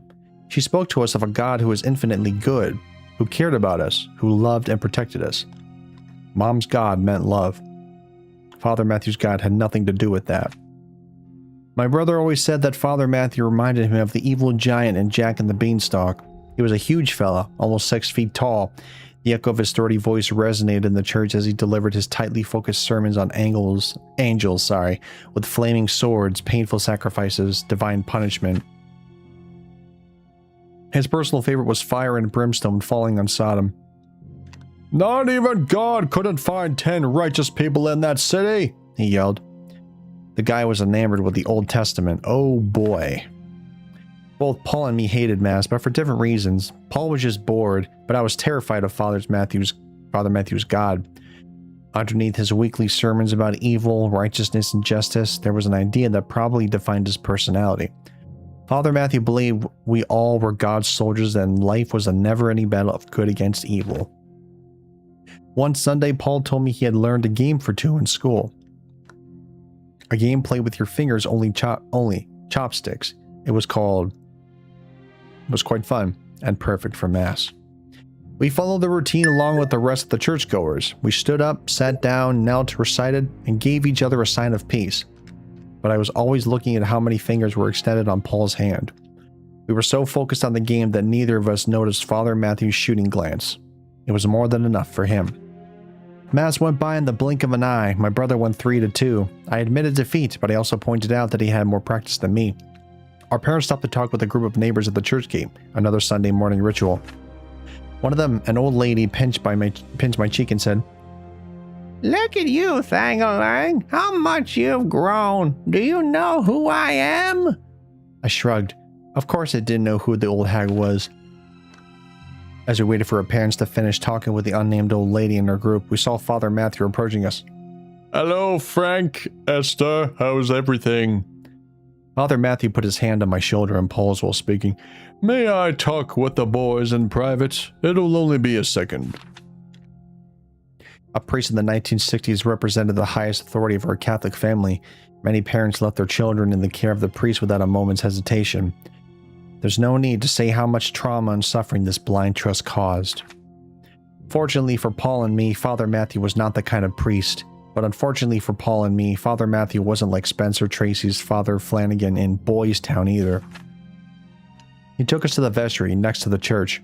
Paul and I followed him, terrified and silent, dealing with the unpleasant feeling in our guts. That mixture of shame for misbehaving and the fear of retaliation. Most of all, the fear of retaliation. As we entered, he led us to a small classroom. We knew that place from our CCD classes. Paul and I followed, and since he did not signal us to sit down, we just stood. Father Matthew closed the door after each and stood in front of the wooden teacher's table. "Do you know why you are here, boys?" he asked. His deep, stern voice echoed in the silence of the vestry. "Did you really think I wouldn't notice? That I would let you play games in God's house? The church deserves all of your respect and all of your attention, even more than your own home. And Mass is one of the..." Father Matthew stopped abruptly. Paul told me later that he hadn't said a word, made a gesture or anything at that moment. He just thought, "Oh, another boring sermon." But somehow, Father Matthew knew what Paul was thinking. He pulled Paul's hair with his left hand violently. He almost dragged him across the floor. "Am I boring you? You're the eldest, Paul. You have to set an example. Where's your judgment, boy?" He hollered like a madman. He raised his huge right fist above Paul's face. Damn. I took the blame or I did nothing. So my aggression would have to be 3 or more. Wow.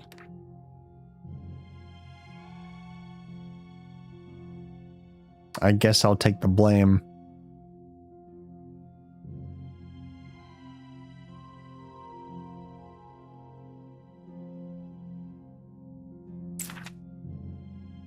He held his hand high. He held... Hi, Soul Raver. Good to see you.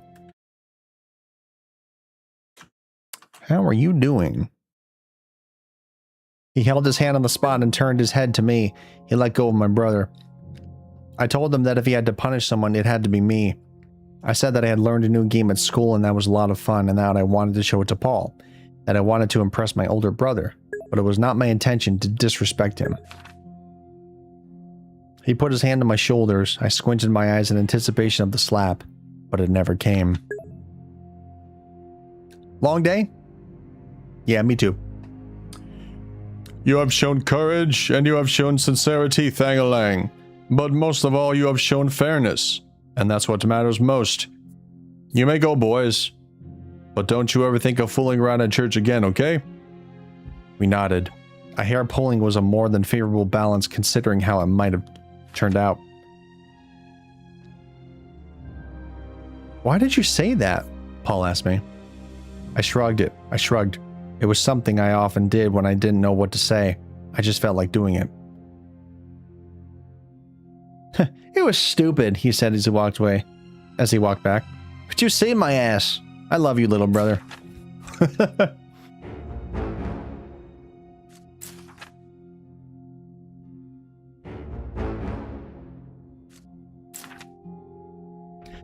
Up to this moment, I'd lived nothing but an ordinary childhood. Humble, definitely. A little rough and sometimes maybe, but certainly mostly happy. In a few years, I would go to high school, meet a girl, have a job, get married, and have 2.5 kids in a house with a white picket fence and all that. Of course, that never happened. Or it didn't happen the way I expected it, at least. That my life went wrong had a lot to do with the most special person in my family, the one to whom I felt most attached, the most important person at that time in my life. Oh, they're all at one? Dang.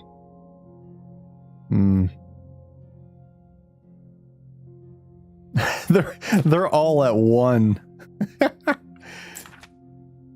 Every single one.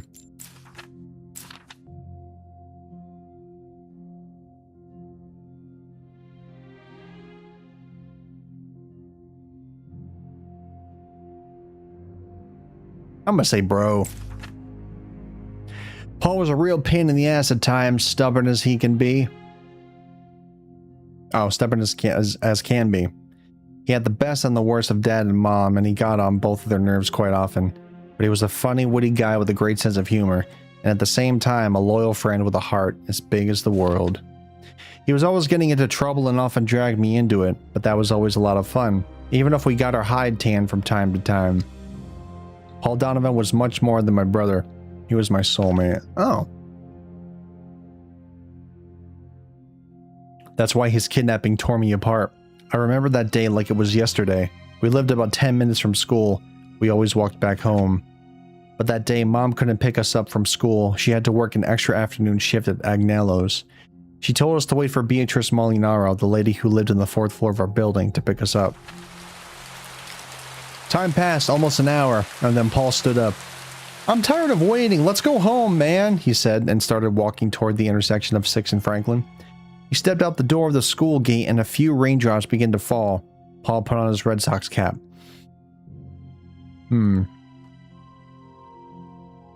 Either go with Paul, keep waiting, or Mom told us to wait. I can convince Paul because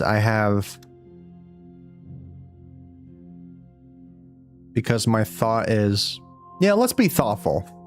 Let's do that. Try to convince Paul. Damn. Why do we have to wait for Mrs. Molinaro for a 10-minute walk? I'm leaving now. And without another word, he began walking. The rain was falling hard. Paul, wait, damn it. I tried to stop him, but I knew how stubborn Paul was. He was tired of waiting, and I wasn't going to stop him, no matter what I said. I'm not catching a cold because of you, jerk, I said as Paul took off and the rain picked up. He flipped me the bird. I'll see you at home, Thangalang. And I waited. Mrs. Molinaro arrived almost half an hour after. After she found me alone and I saw her that Paul had left on his own, she flew into a rage. She scolded me until it brought tears to my eyes. She drove me back home, or expected to meet Paul, but Paul never came home. It wasn't her fault. What should have been a 10-minute drive from the Tuscarora shoe factory where Mrs. Molinaro worked had turned into an almost hour-long traffic jam. Working class problems, I guess. Days passed. Officer Me and Chrissy's father came to talk to us. I told him about the wheel tracks, that someone had to have taken my brother.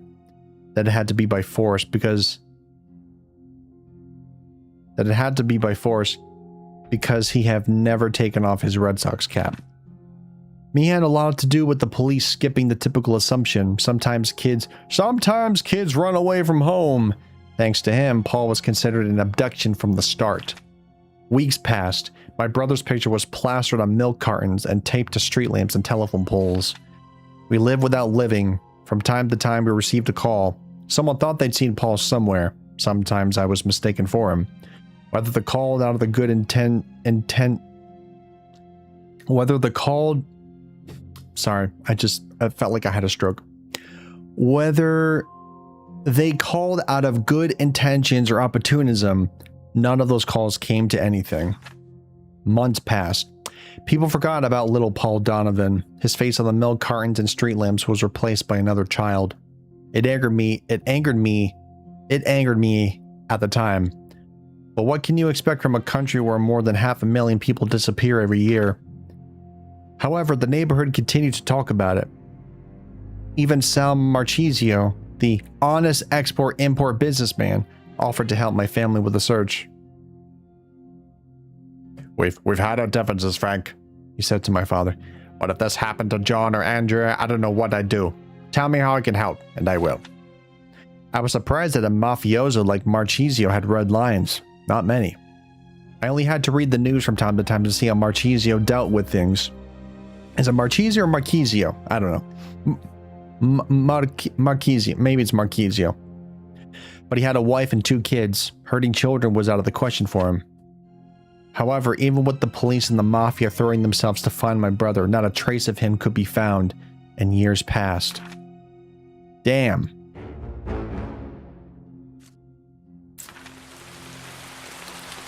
Hope is dangerous and f***ed up. The disappearance of a loved one doesn't just tear a family apart, it eradicates happiness, laughter, and joy. All of that disappeared from the Donovan household. And the hope for Paul's return filled up all the space. Everything was a sign. Maybe that police car parked nearby is going to tell us he's been found. Maybe that ringing doorbell is from a neighbor who has seen him. Maybe that kid with his back turned is him. Could it be him? But it never was. We only had two choices when it happened. Mom chose to hope, Dad chose to accept it, and that caused a lot of problems between them. And I chose to either believe to or accept it to.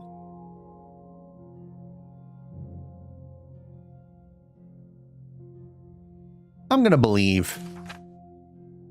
I told myself that until a police officer confirmed that they had found his body, Paul was still alive, just like Mom.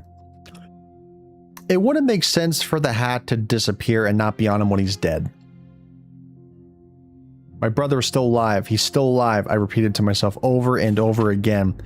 And every time the slightest hint of my doubt creeps up on me, every time my own voice tries to convince me otherwise, every time I think to myself, 20 years kidnapped, Thangling, really? I repeat the same thing to myself. My brother is still alive, and I will find him. Years later, I found the first clue to shed some light on what might have happened to my brother. When I came back from Vietnam, I had a hard time falling asleep. I had the television on in the background until the early hours of the morning, not even paying attention to it. But one night, I heard my old neighborhood mentioned. It was a report on the abduction of children in the 1960s all over the city. More than 30 kids disappeared over 10 years. Just like those kids in Atlanta, but only a few miles away. The report included an account of a black man of an incident that had happened to him as a child. Life hadn't been kind to him, and he looked like he was living on the fringes now, but he maintained he'd been lucky that night as a kid. He told how one night he had gotten late playing ball in the Southside projects. He decided to take a shortcut home via a vacant lot. A car cut him off and the back door opened. He described two men and a driver inside, white, well-dressed. The two men said they were cops, but neither showed a badge. But the boy didn't trust cops. He was scared and took off at full speed in the opposite direction. The car tried to back up, but he finally lost them. He went to the police, the real police, but they didn't listen. Nobody cares about a black kid from the project in this fucking city. The report ended, and I wrote down the guy's name, Kyle Michael Payton. I'm actually looking for him. Maybe he knows something else, and I know I'll find him. Wow.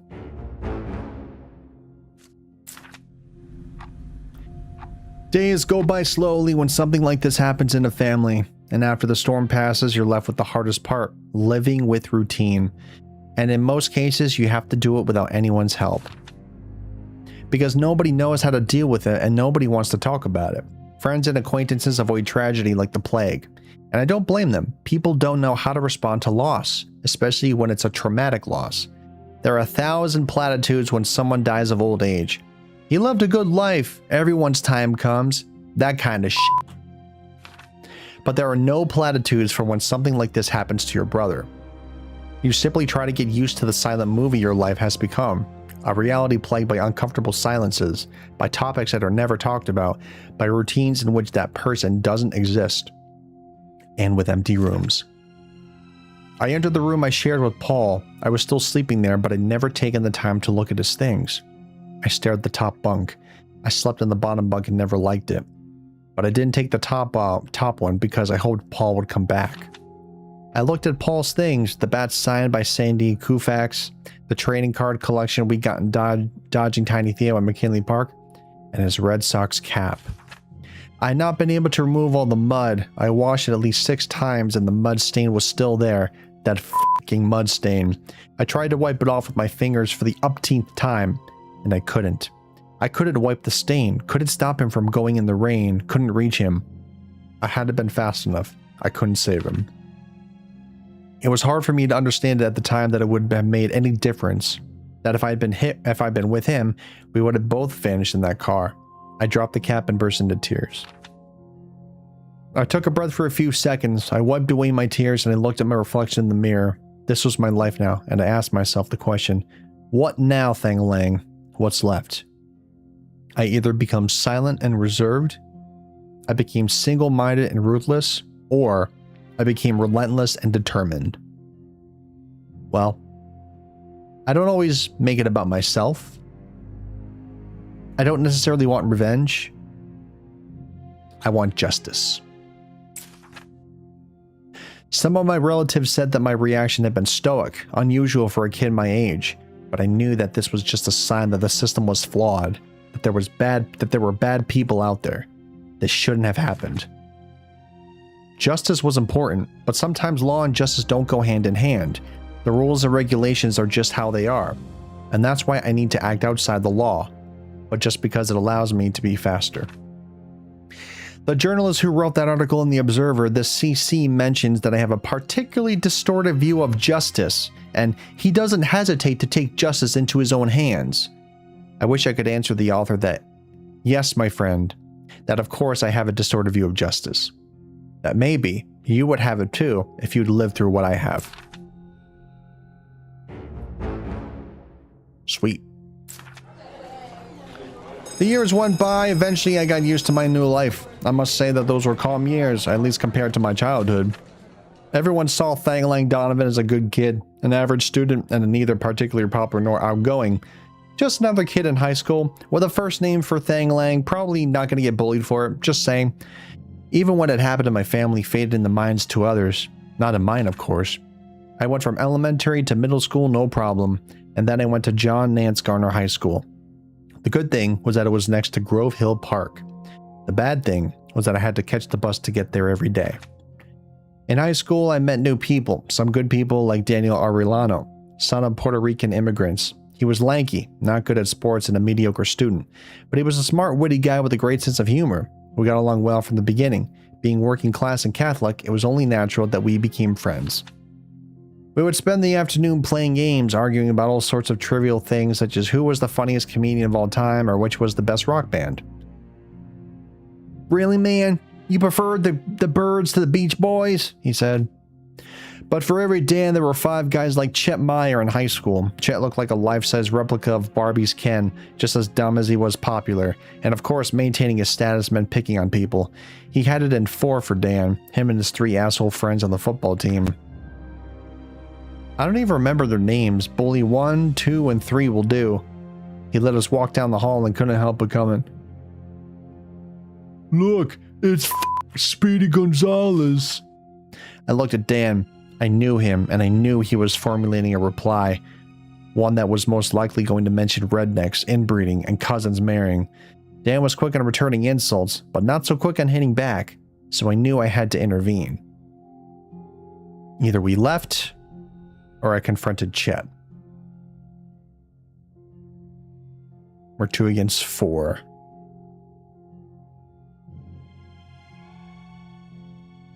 If you say anything to him, he's going to crush you, Dan. We're 2 against 4. Oh, I see. Or I confronted Chet. Well...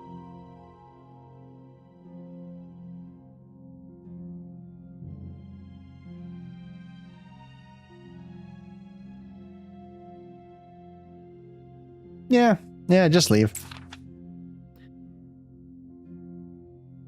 He towers over you, man. Let's go, I said in Dan's ear. If you say anything to him, he's gonna beat you, Dan. We're 2 against 4. Get your head down and let's go. Dan listened to me, and we kept walking. But Chet wasn't gonna pass up the opportunity to break our balls. Oh, damn. Look, they're whispering in each other's ears. How come you're not holding hands, lovebirds? He repeated, raising his voice as he launched us. The 3 idiots surrounding him laughed as well and timed with each other like cartoon minions. Dan reacted. He went to say something to Chet but didn't have a chance. He punched Dan in the face. I tried to break them up immediately. I took some blows while trying to hold one of Chet's 3 goons, but I managed to keep getting Dan from getting hit again. Chet got a couple of days in detention for what he did. Dan just didn't want to talk about the incident anymore. However, for several weeks I noticed him distant, like he resented me for not helping him, even though we knew that if we had done anything, we both would have been beaten up.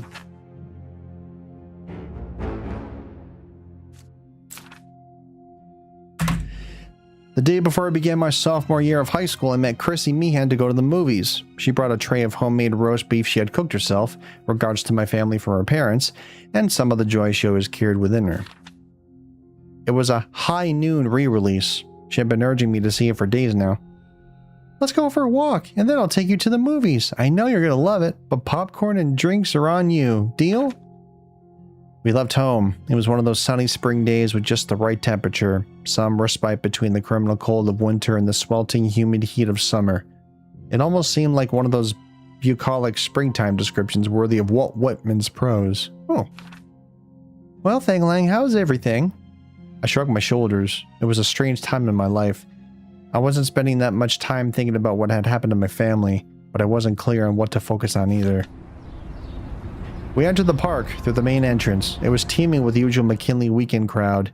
A guy from Aston Heights walking his pedigreed dog. First time mom and dad pushing a baby stroller. A Southside band playing outdoors. Same old, same old. We continued walking through the park. We saw a couple. I'm not sure what they were. Looked like beatniks or hippies, but I don't know if they were hippies back then. The fact is that they were kissing. Some people passed by looking at them with disdain, and others looked away embarrassed. At the time, making out in public was not the most normal thing in the world. I guess that prompted Chrissy to ask me the question. Oh. So, are you seeing anyone? I knew from Mrs. Molinaro that Chrissy was dating a boy from the neighborhood who lived at 5th and Wales. A Nick or Nicholas, probably Irish, and with that name, 99% chances of being also Catholic. Apparently Mrs. Meehan was pleased with that boy. I didn't know what Officer Meehan would think, but about Chrissy's question, I didn't know how to tell her that.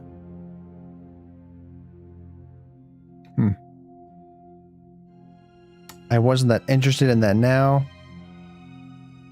I was in love with her. I wasn't attracted to women, or I wasn't attracted to people. I'm gonna go with this one. I was about to say that, but I didn't dare. I said some childish macho crap like, nah, girls suck, or something like that. But Chrissy didn't suck at all. She was one of the few things that made my life worth living. You think everyone sucks, don't you? She said as she nudged me. You're the worst, Thang Lang. You're such a curmudgeon. I shrugged my shoulders. You don't know what that means, do you? She rolled her eyes at me. It means grumpy. You know, like the dwarf in Snow White? Come to think of it, you look a lot less grumpy, just a little taller and a bit less ugly. Chrissy always brought a smile to my face. She smiled too, but that trademark pout wrinkling her nose. When you start noticing those little details, it's because you're spending too much time with someone. And probably because you're falling in love. For each and every second of that walk, I only thought about how wonderful life could be. I hadn't thought that for days. But Chrissy was capable of that. We kept talking about nonsense and banalities until we got to the movie theater. We arrived at the Regal entrance. It was one of the largest movie theaters in the city. As we waited for the movie to begin, Chrissy said to me, You know what high noon is about, don't you?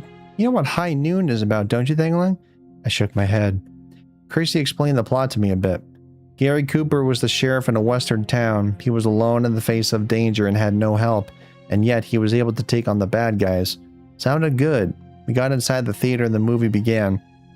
I was really enjoying it when something happened. I just looked at Chrissy. I had never seen anything so beautiful in my life. She looked like a 15-year-old Maureen O'Hara. The light from the screen made her green eyes glow and her reddish hair burned brightly. I knew she was dating this Nick guy, but I didn't care. I felt the irrepressible urge to kiss her. Oh, I can't do any of these. So, no nerve. So I can't do that. I have to, I chickened out. Well, yeah, I can't do any of those because I don't have the nerve.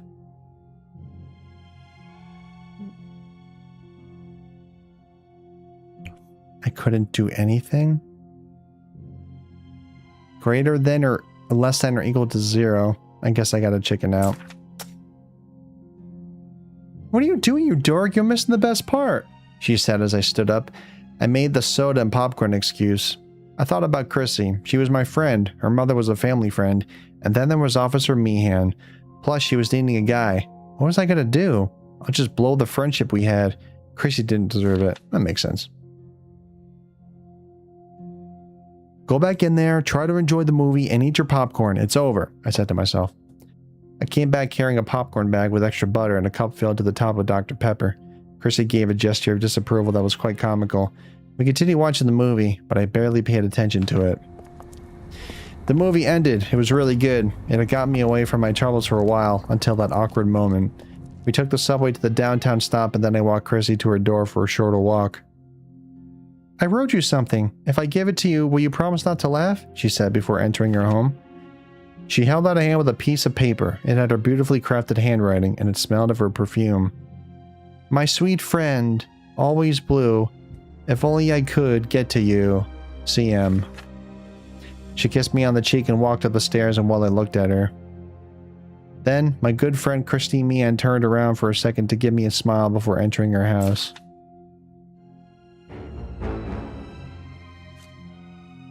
Man, this is a really long demo. It just keeps going. All right. I'm gonna have to pause it here because this has been going on for at least an hour, and I don't know if I really have the voice to do it, but my goodness, we gotta get to some more interesting demos here because we're running out of time. All right, so here's a mystery one. Is there some mystery one? Conspiracy. Oh no, that's never mind. Hold on, I gotta find the one that I was looking for. They are here. Oh, they are here. This one looks interesting. All right, so this one is developed by Declazon, and it's by P-Cube. It's a first-person alien horror that magnifies the intensity of 2000 psychological sci-fi thrillers. In this cinematic, story-driven experience, plays local journalist Taylor Fox sent to investigate reports of terrifying events unfolding at a remote family farm. So there's like a mystery, right? I might be looking at the wrong one. I don't know. Which one had mystery? It's not that one. Trying to remember which one it was, and I'm kind of trying to figure it out. Maybe it was this. Maybe it was Valor. No, maybe not. All right, let's do They Are Here. Alien abduction horror. Aliens! I guess that is kind of a mystery in a way. This game is also not fully released. Oh, of course, it's going to try to connect my VR, which I don't have installed, so forget that. Prologue and demo. What's the difference? Oh, this is the prologue? Okay. 30 years before the events of the demo version. So Michael Anderson, who serves at a military base near Greywood's farm, he becomes a witness of terrible, inexplicable events. Oh. All right, so this is the prologue. Delta, this is Alpha. We've an unidentified object at 270 degrees, 20 miles moving fast. Aliens! Over. Alpha, is that a meteor? Negative. I'll try to get in touch. You entering controlled airspace. What are your intentions? Introduce yourself. Uh-oh. No answer. Switching to heat control. Pushing down.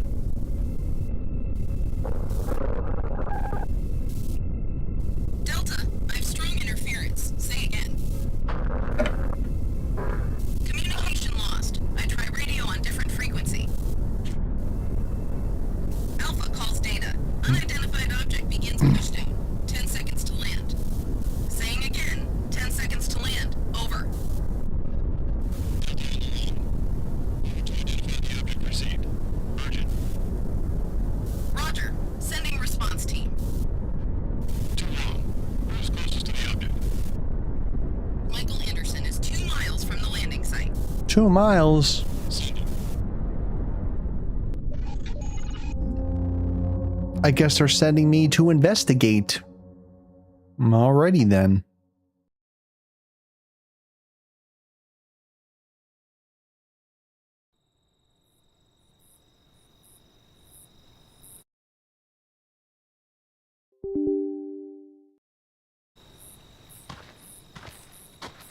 I feel like I've seen this demo before. This looks very familiar.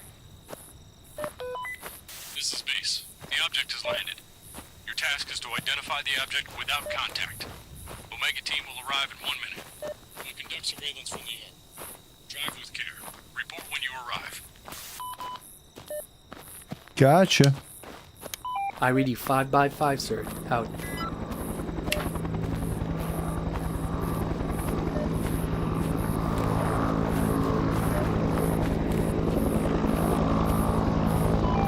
This is Omega. We see you. We are monitoring.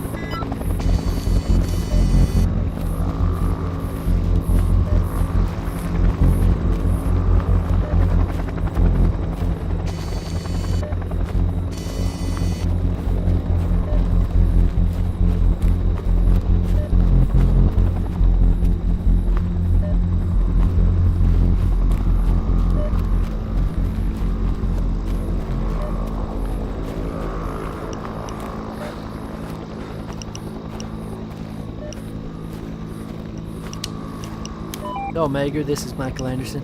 I report radiation detected. Counter indicator is average. Roger that. We're all quiet here.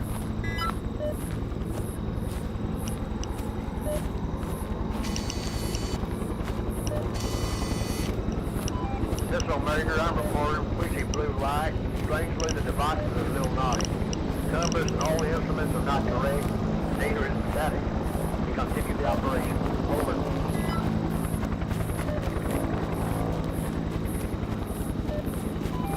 The object is being detected and is approximately away from you. Don't notice movement. Over.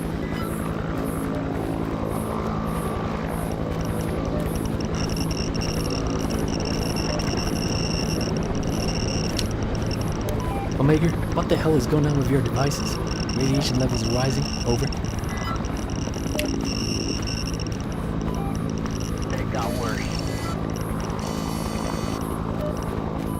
Hey, can you hear me? Something strange is happening. Lights will break down. Indicators are constantly changing. It can't be that everything breaks down at the same time. It seems that there is some kind of anomaly here.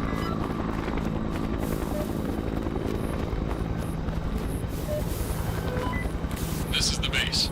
Omega, stay away from the object. Observe the object from a distance.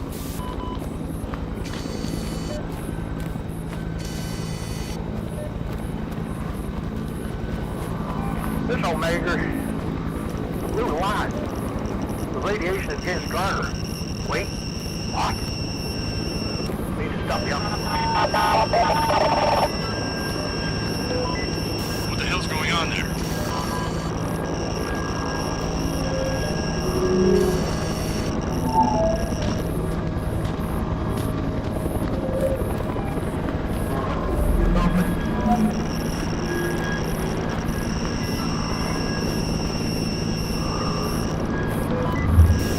Fly away. Michael Anderson, follow protocol.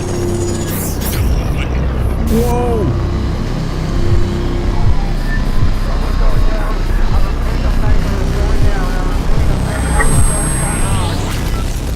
Oh!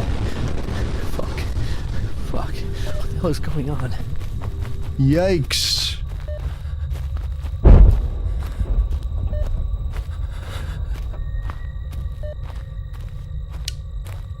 Can anyone hear me? Over.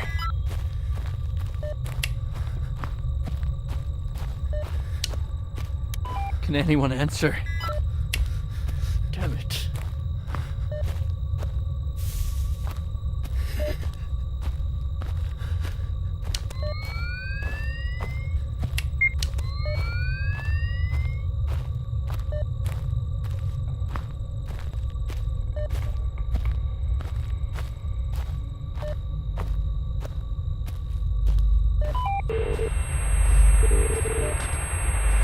What?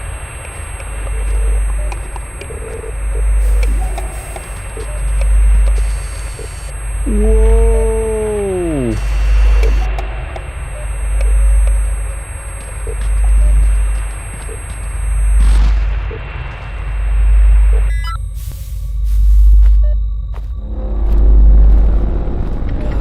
What is this?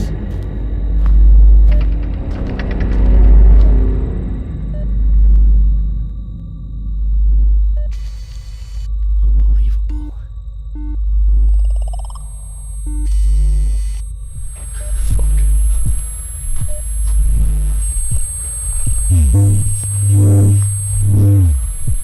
Whoa.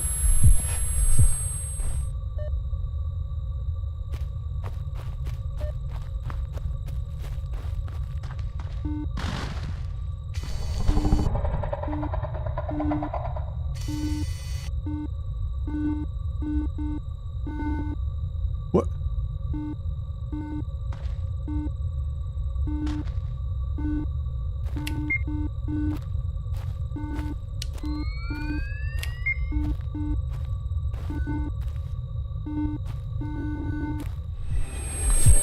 Whoa!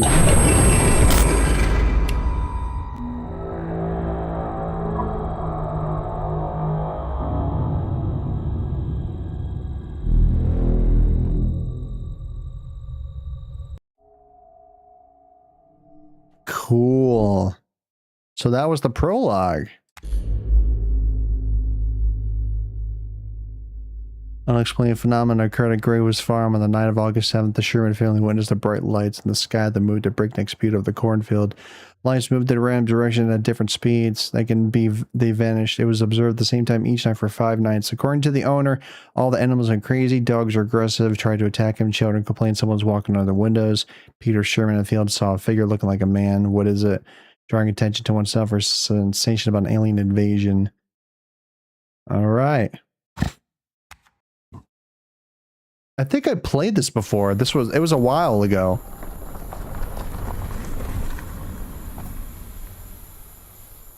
But this is the actual demo of it, so...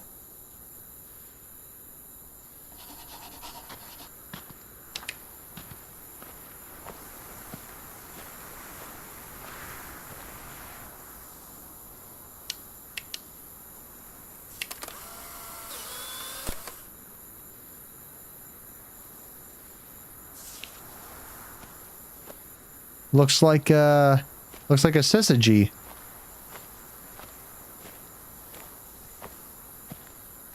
I feel like I've played this before. This looks very familiar.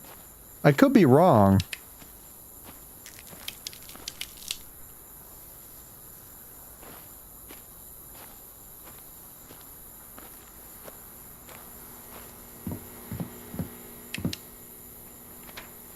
Mr. Fox, you made an appointment, but something bad happened. Our daughter went missing. My wife went to town for help. My son and I went to check out the farm. We'll leave notes for you and the police in case we pass each other. Be careful. Peter Sherman. Right.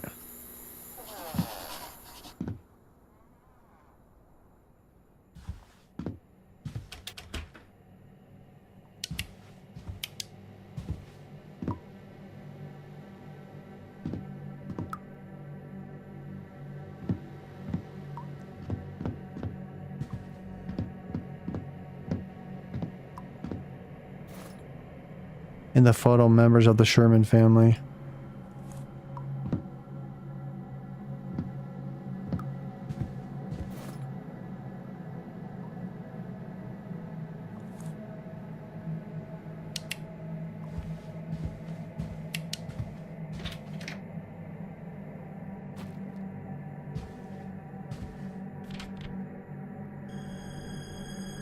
Looks like this drawing was made by the missing daughter of the farmer. The paper is painted on both sides.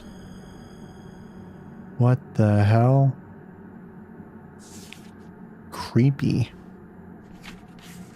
This is my daughter's room. During the night, I heard a strange noise. When I came in, she wasn't in her bed and the window was wide open. I'm sure she was abducted by those things.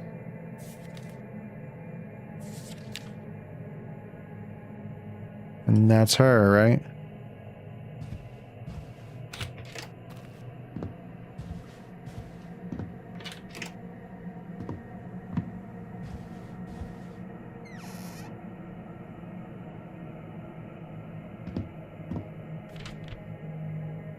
Photo from the internet. Perhaps Peter Sherman saw something similar. It looks creepy.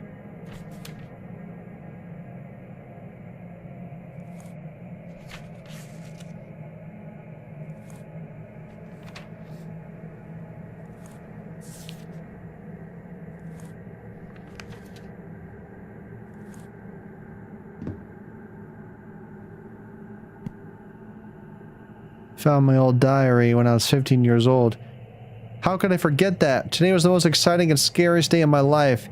I saw the aliens. My parents think I'm lying, but it's true. I was fishing from the abandoned pier on the river. Suddenly, I was deafened by a roar coming from behind. I turned around. Very low above the ground, a huge disc with 4 flashing lights or windows was hovering. 4. I felt the punch that seemed to throw me into the air. I froze there as if in zero gravity. Everything around me became blindingly bright and I seemed to lose consciousness. I remember seeing 3 aliens with gray skin and big eyes. I was placed on the table, as if I was welded to it. They were standing over me. It seemed to me that they communicated with each other telepathically. Then one of them came over and did something to my head. I don't remember anything else. I woke up on the pier later in the evening and barely made it home. My head was buzzing and I walked home as if I was in a delirium. When I got there, I found several cuts on my body and 2 small, very smooth holes behind my ears. What was that? I'm scared to sleep. What? Oh, take a photo of the diary. Got it.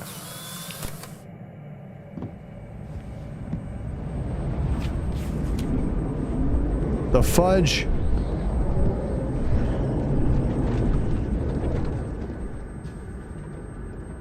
Whoa. Whoa! I've learned about these gray things. They're called the Greys. They're not gray men, but big and creepy and dangerous creatures. They can be described in the following: a large head, disproportionate to the body, bottomless black eyes, green skin. They're very aggressive. Starts with bright lights, then a nosebleed, then headaches, then a buzz in their ears. The animals start raging. Memory lapses, unexpected places, few kilometers from home, flashbacks of terrible memories. Aliens establish control over their minds. This is like really, really intensely loud. It's very vibrant too. Yikes.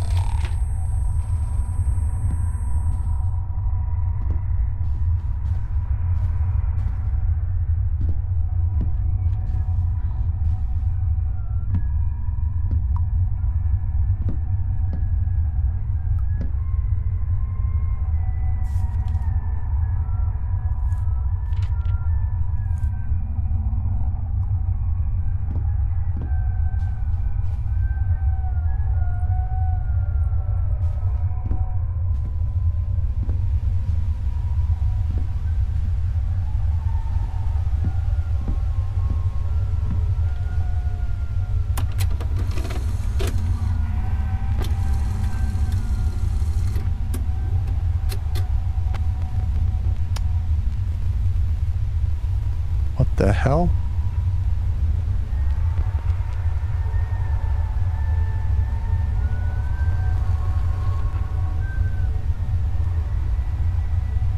Can't even see him.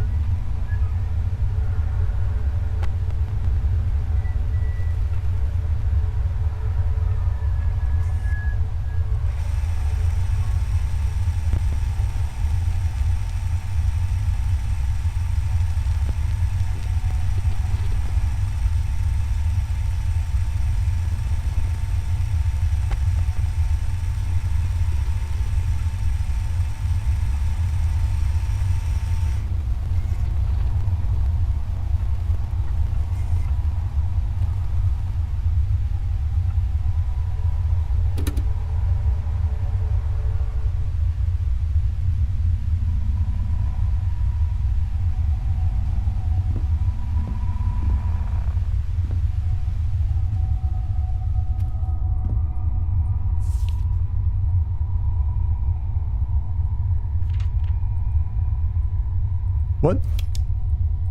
A little jar with a strange device. Peter Sherman claims that he cut out an alien implant. Maybe take it? I guess so.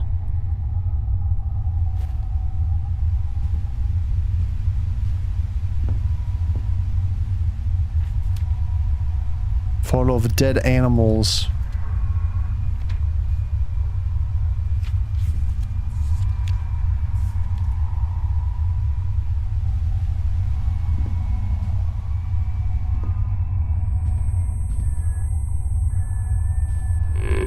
Whoa.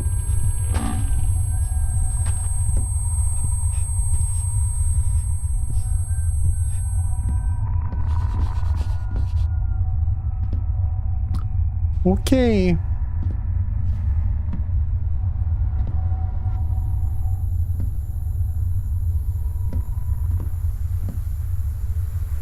Oh, snap. Ooh.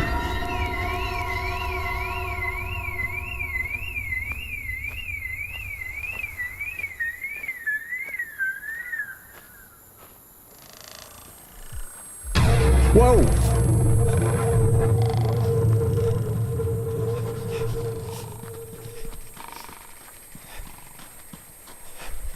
Back to the mystery machine.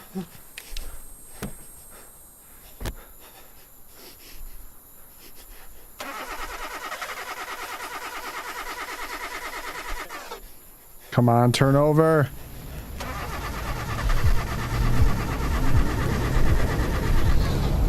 Oh, snap.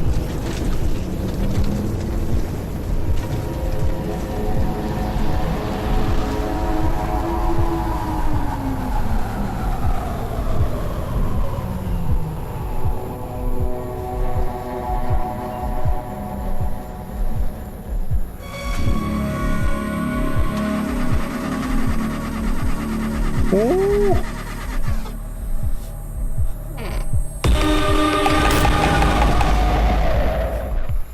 Yikes.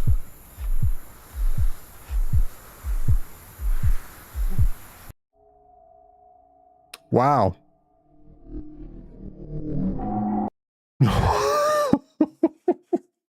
You know, that was pretty good. Wow, look at all the authors. Oh, that's great. Floor engine, flashlight. So you have your assets here. Wow, that was pretty wild. That's pretty fun. Cool. All right. We have about half an hour left, so let's play some more LA Noire. All right, I will be back in VR. We're gonna play VR in half an hour. So I will be right back. I just have to switch over to my other camera, and then I'll let you know when I'm ready. Oh, that's camera preview.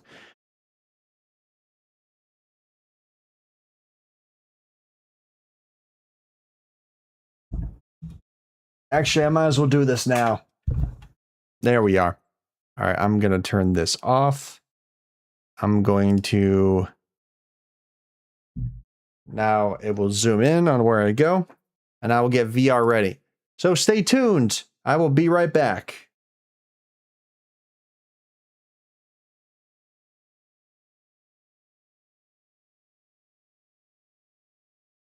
So we'll drop this. There's a medicine cabinet, but there's nothing in it. I don't think I'm gonna need a flare because... Oh, Jesus Christmas! When did they put a freaking trip mine? Holy cow! Well, did not expect that. That...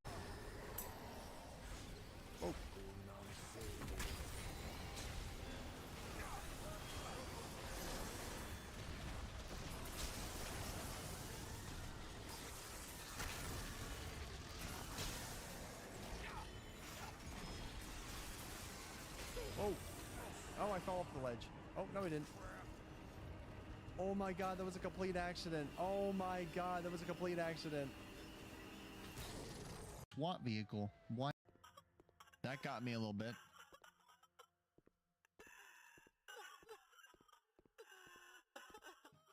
This sounds horrible. Shut up, please. Oh.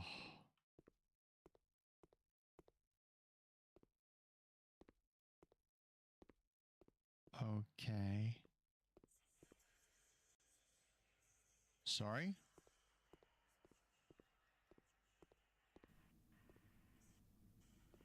Oh. Uh-oh. Uh-oh.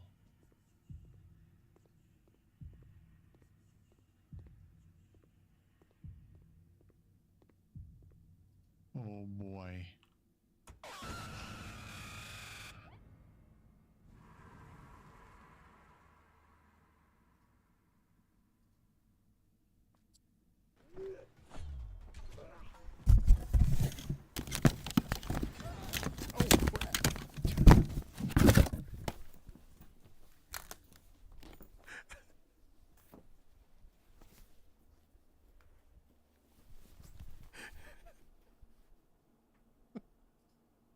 Oh my god. Oh man. Oh my god. I slid into a freaking. Oh, we'll drop this. Test 1 2 1 2 3 4 test. There's a medicine. Perfect. cabinet, but there's nothing in it. I don't think I'm gonna need a flare because. Oh, Jesus Christmas! When did they put a freaking trip mine? Holy cow! Well, did not expect that. That.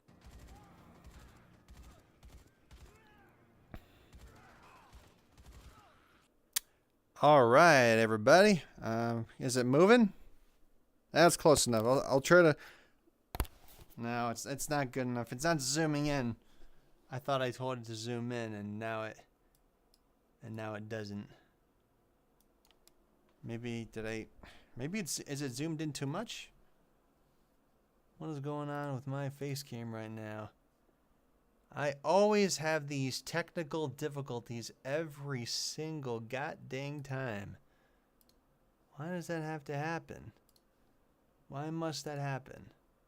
Alright, if I were to turn it off. Okay, so it is zoomed in too far. I have to zoom out. Okay. There we are. Good enough. Alright, we're good. Alright, let's oh no, I'm getting dropped frames. Why? No.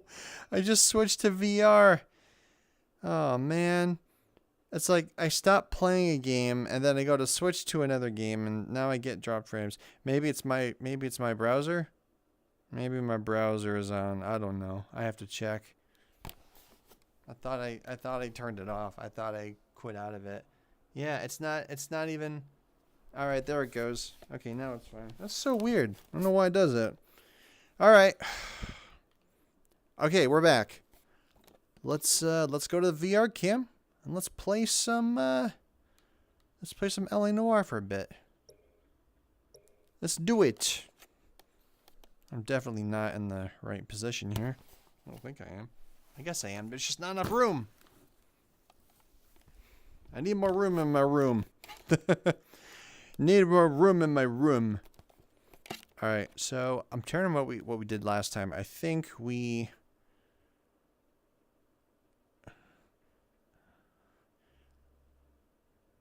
Alright, let's go. Let's go, LA Noire. Let's go. Let's go! Come on! Let's rock and roll! Let's go! Doesn't squeak. There we go. That's better. Alright, perfect.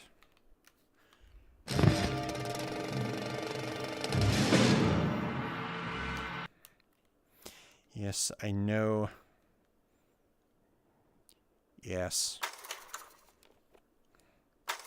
Yes.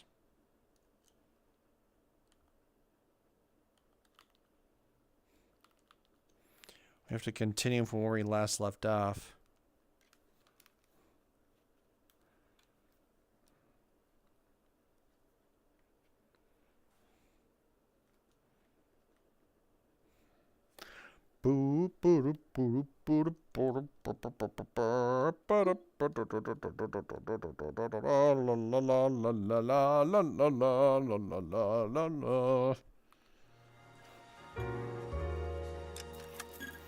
All right.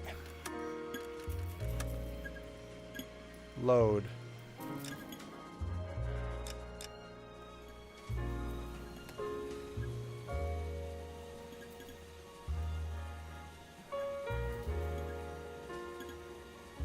Is it a different kind of war? I think that's it. I think we're on different kind of war. I'm trying to remember. It's been about a week, so...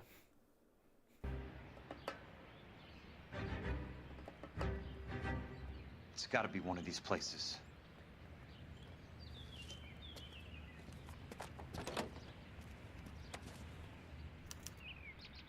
The arsonist's a bug sprayer.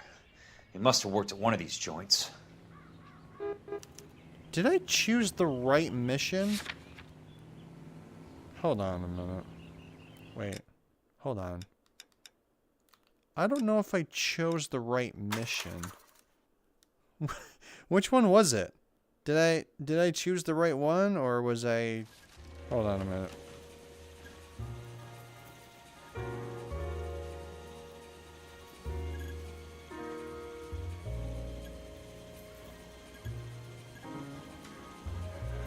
I'm trying to remember which one it was.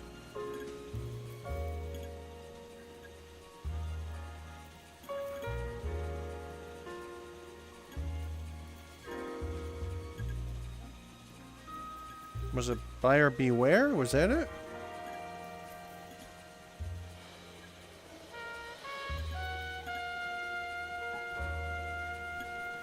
I can't remember which one it was.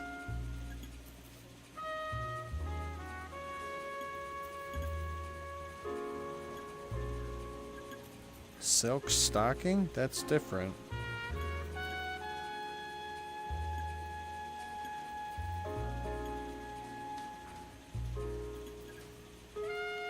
Was it Buyer Beware? I can't remember any of these.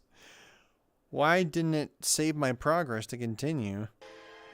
For every cop, there's the case that makes you. Okay, Gives so you it's that leg up. Gets you okay, so it's not this one. So it's not Buyer Beware. It's not Buyer Beware. Okay. Well, you know that. So let's choose the next one. So if it's not Buyer Beware, then it's the next one, right? Is it the console's car? It's not exactly... I'm not understanding something. Maybe once I'll see it, I'll get it. Oh, here we go. This is it. Hey, how's it going?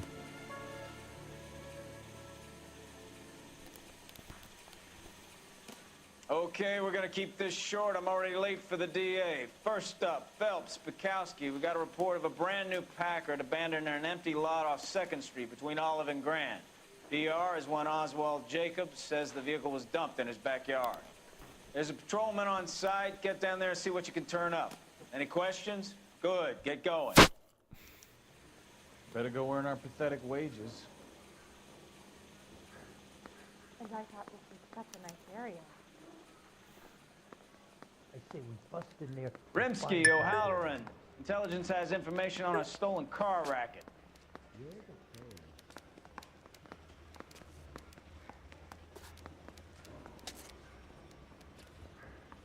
I want to make homicide. Sorry, excuse me. You made it if you can get that desk. It doesn't know. I don't know how to go down the stairs apparently. All right, let's get driving. I swear, this town is going straight to hell. Yeah, I'm thinking of moving up to a 45. I want to put them down to 1 round.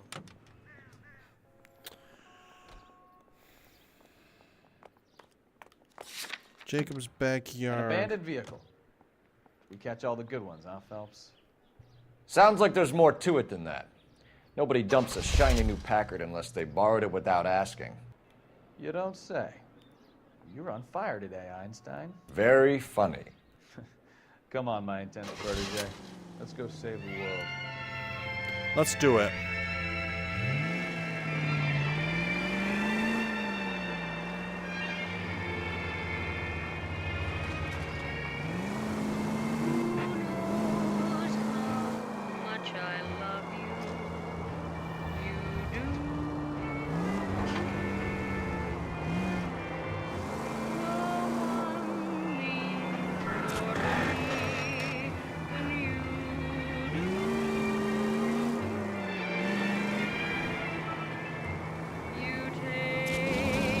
Sorry, excuse me.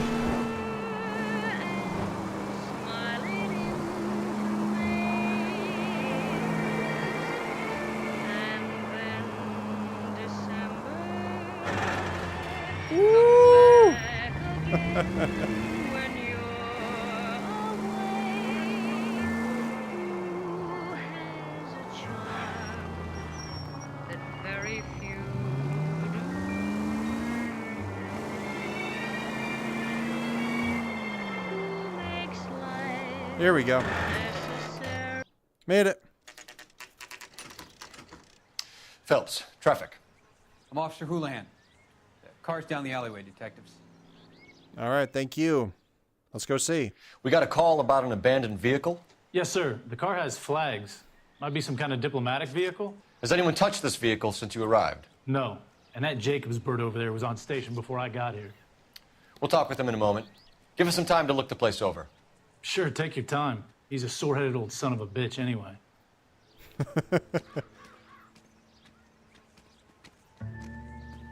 Dong.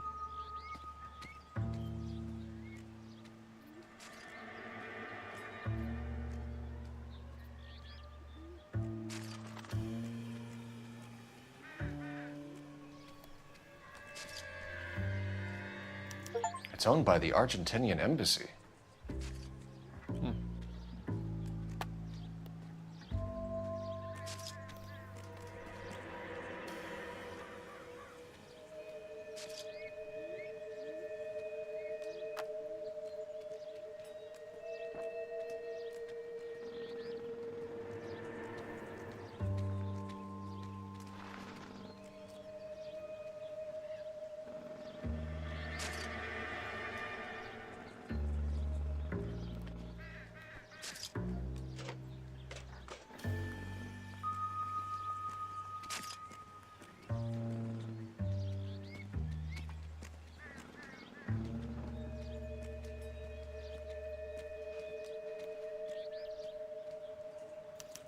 They must have taken the flag as a souvenir. Can't have any street value.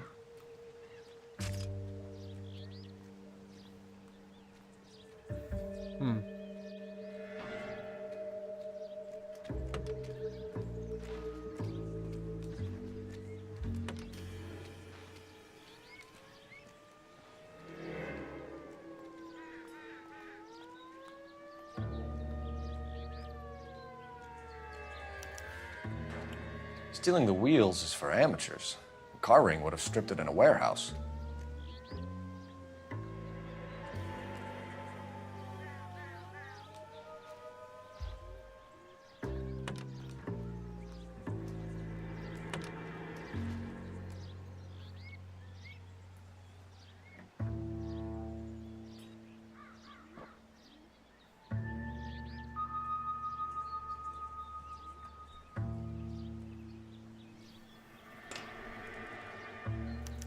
Combination wrench.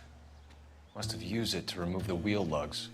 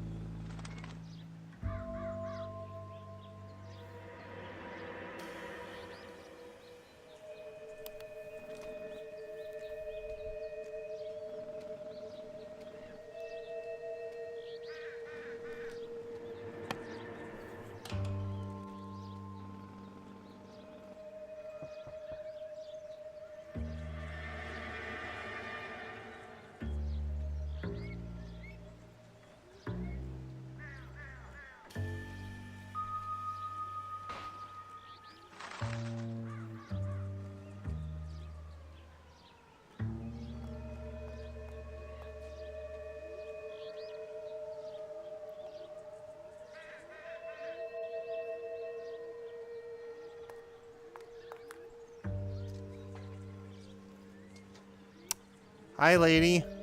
Will this make it into the paper?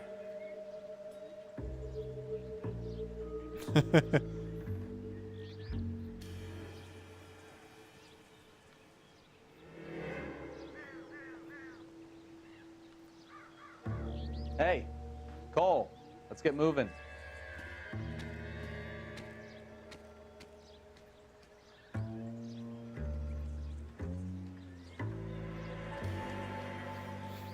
Whee!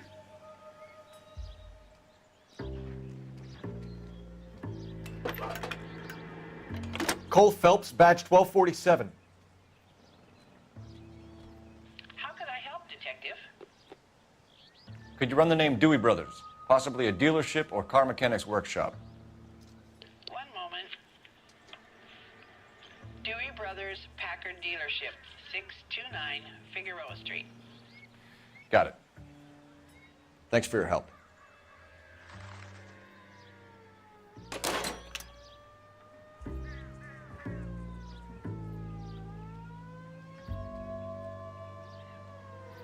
How bad is it? Come on, you can tell me.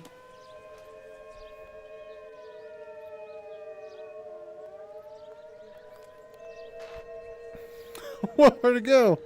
I think I hit the ball.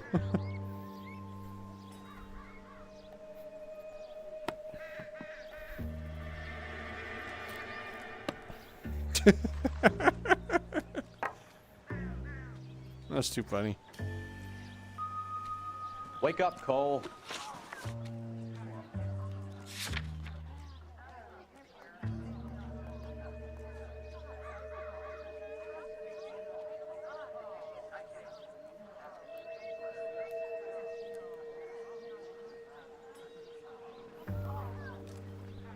Clear this area immediately.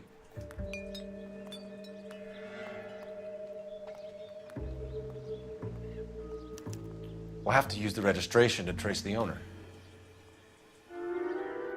Oh, there we go.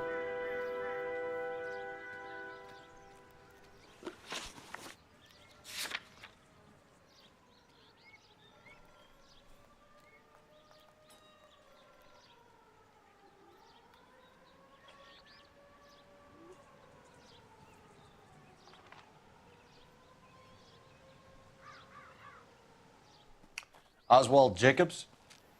That's right. What exactly happened here, Mr. Jacobs? Last night, I was looking out of my window. I like to keep an eye on what's going on. I can understand that. You see this empty lot? Damn kids play stickball here. Always breaking my windows, always asking for their ball back. Can we get back to the car, Mr. Jacobs? Don't be impatient, Sonny. Anyways, last night I see this brand spanking new Packard up on bricks.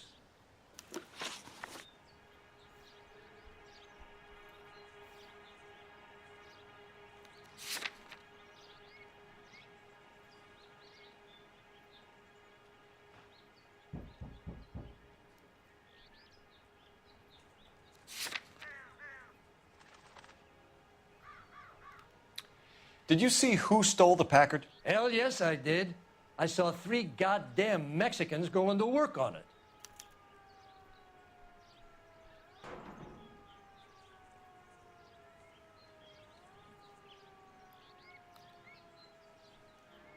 Can you tell us what they were doing? Using the headlights of an old Ford so they could strip the thing. I yelled out to them, "I'll call the cops." So they loaded up their car and drove off, tooting and hollering and yelling obscenities at me in Mexican. You speak Spanish, sir? No, I do not.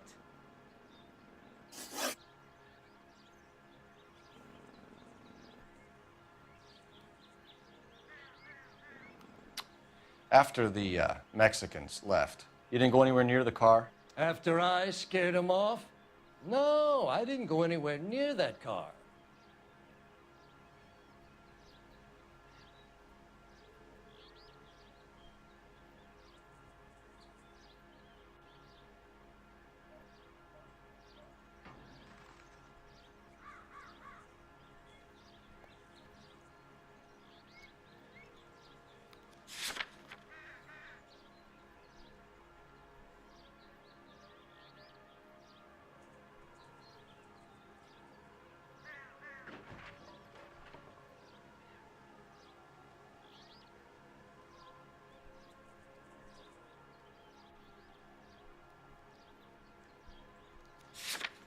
That all? I run those boys off for you. Ain't that worth something? You should ask me some real questions. Okay, so we have the owner of the vehicle.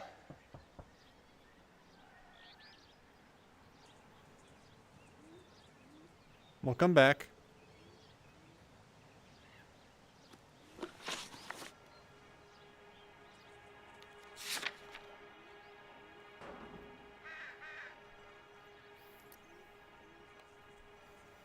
I don't think we really have any evidence on him, so we can probably do doubt. After the Mexicans left, you didn't go anywhere near the car? After I scared him off? No, I didn't go anywhere near that car. You went out to the car. Once they were gone, you had to take a look for yourself. I was curious. Ain't no law against that. So what if I took a look around that car? You can't be accusing me of nothing.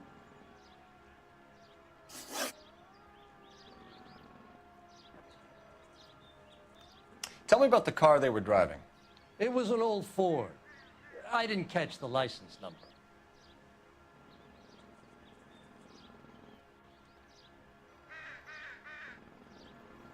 You look like the kind of guy who notices details. You're right there. The car was old, but it looked brand new. Candy apple red paint job stands out a mile. What exactly did you see them take? They was working on the tires. That's all that was took.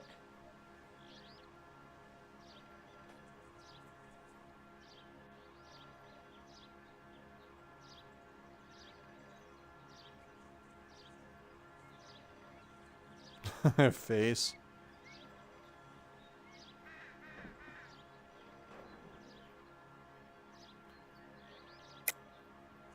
Why did you take the license plate? Me? Well, what'd I do with license plates? You saying I have them?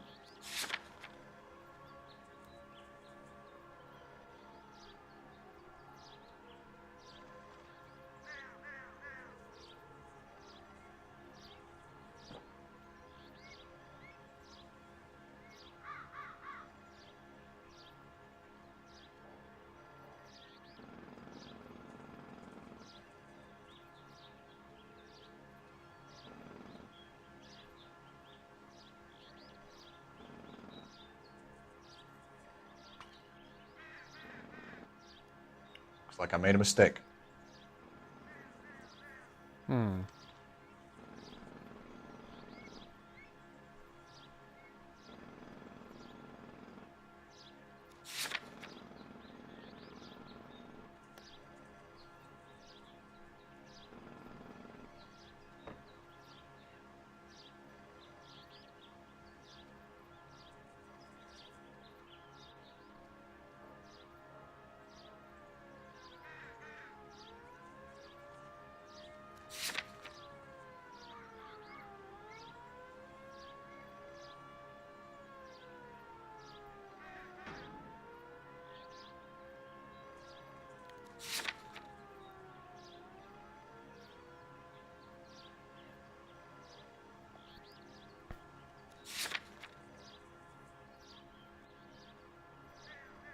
What exactly did you see them take?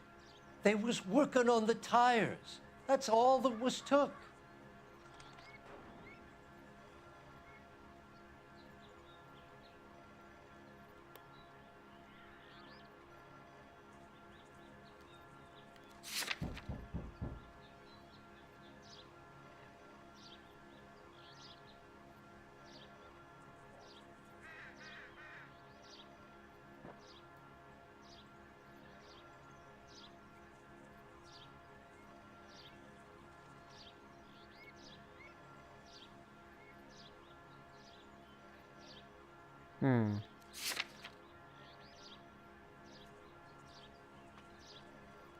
That all?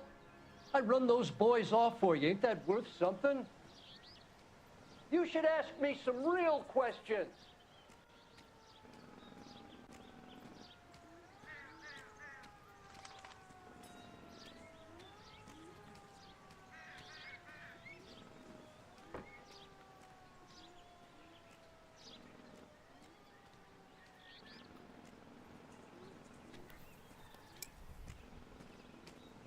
What are we waiting for? Oops.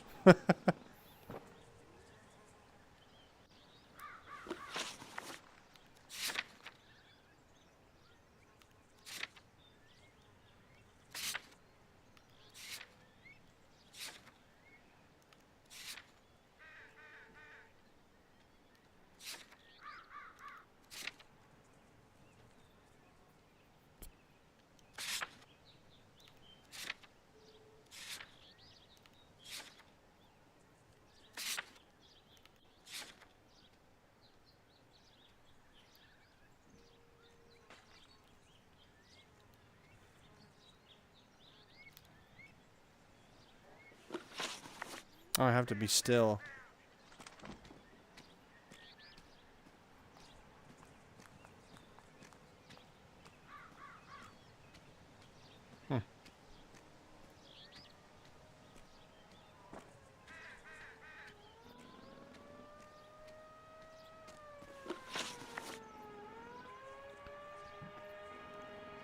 What exactly did you see them take? They was working on the tires. That's all that was took.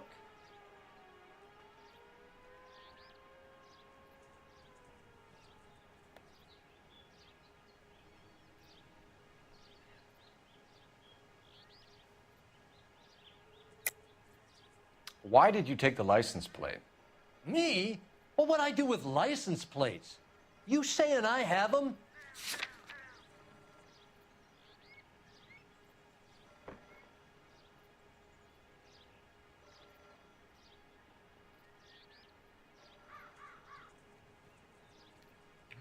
Looks like I was mistaken. Right. So what did you take, Jacobs? Do you want my partner to pat you down? I found a notebook in the glove compartment. I was going to show you. It's on the chair on my porch. I see it. Thank you for your help, Mr. Jacobs. You can speak to Officer Thibault about signing a formal statement. When you get the car out of the way, maybe you could come back and do something about those kids. Well, how about we bring you an umpire's mask?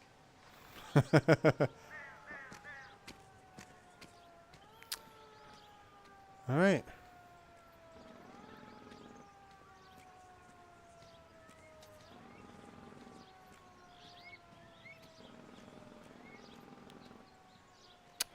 All right, let's head off to the location.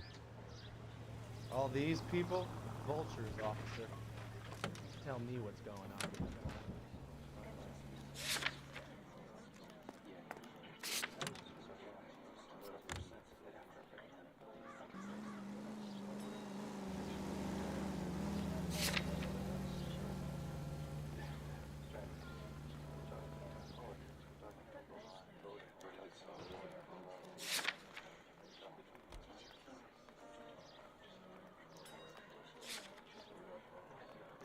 This has got to be the 50th abandoned vehicle call we have caught this year. One more, and I'm going to go crazy.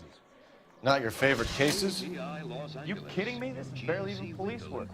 Of all the bad guys in this city, we get lumped with the ones who can't even be bothered to keep what they steal. We go now to national news here on KTI. 20,000 pounds of highly dangerous metallic sodium head for destruction in Lake Lenore, Washington. Well, now you've either got to stop or put your fucking foot down. The alkali lake is devoid of fish and forms an admirable disposal spot. A 3,500-pound container of sodium hurtles into the lake and crashes through a foot of ice. As the water seeps in, smoke rises through a series of muffled explosions. The acrid clouds billow several thousand feet over the steep sides of the lake. Disposal of the chemical by the War Asset Administration is made necessary because no public carrier will accept it for transportation to a purchaser. One after another, with varying effects, the containers go up with spectacular results as water and sodium meet.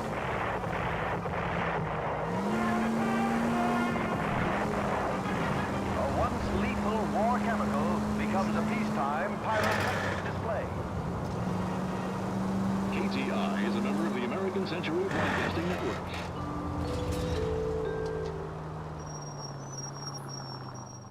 There we go. Don't tell me, let me guess. You were making your way past the lot, caught sight of the new model four-door, and couldn't help yourself. You could see yourself in that car and just had to take a closer look. Well, I can't say as I blame you. LAPD, Mac. We'd like to speak with the owner. That's me, William Dewey, proprietor, at your service. We're investigating the theft of a Packard belonging to the Argentine embassy. Are you missing a combination wrench?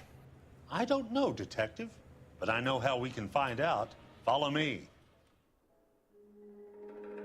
We keep all our tools in here.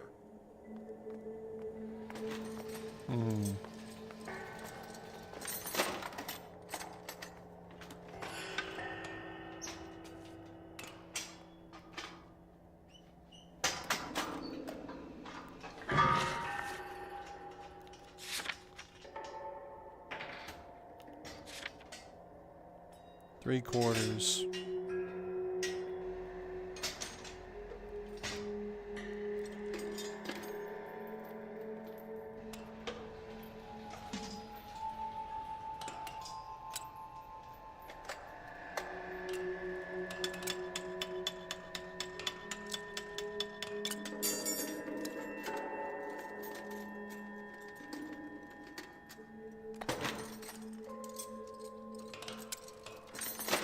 One left. Gabriel Delgado is missing a 3/4. The plot thickens.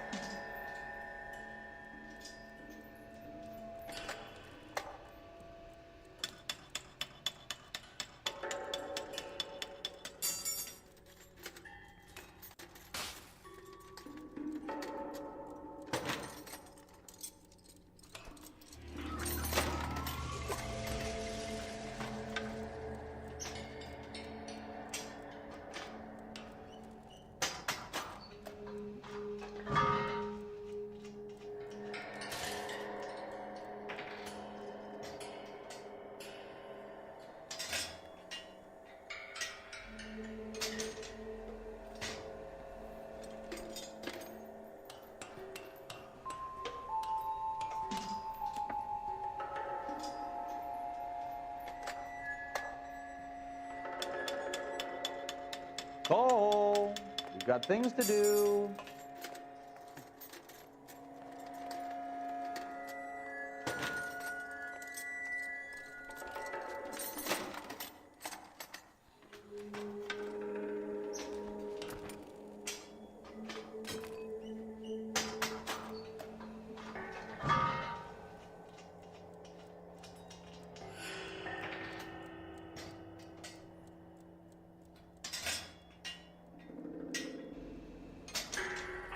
I bet a broad's been driving this auto. The clutch is a mess.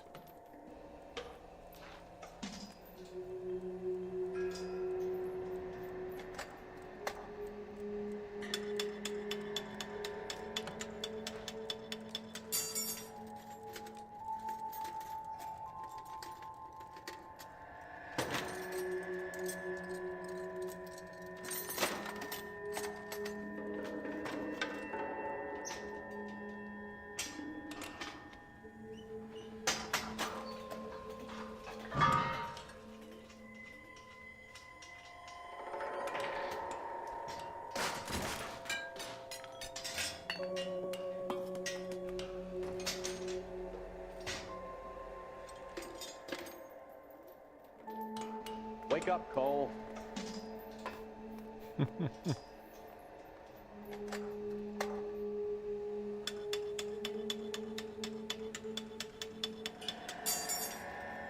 If you don't mind, we have a few questions.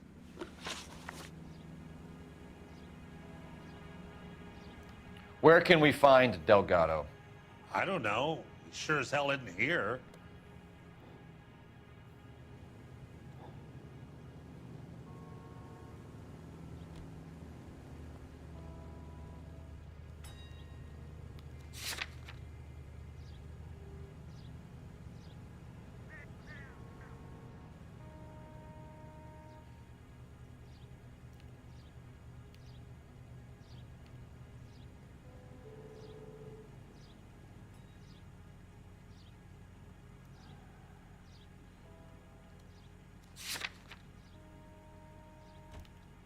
A wrench from this dealership was used to strip the wheels from a Packard last night, Mr. Dewey.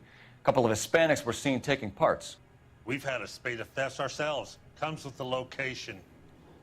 Thieving bastards to steal anything the minute your back is turned.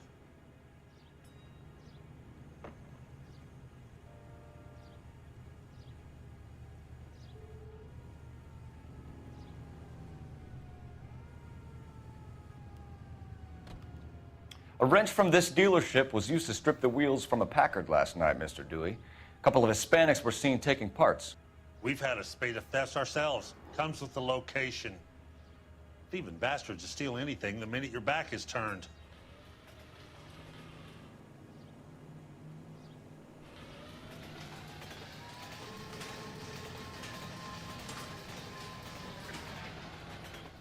So that's it? Like I said, the workshop's too close to the street.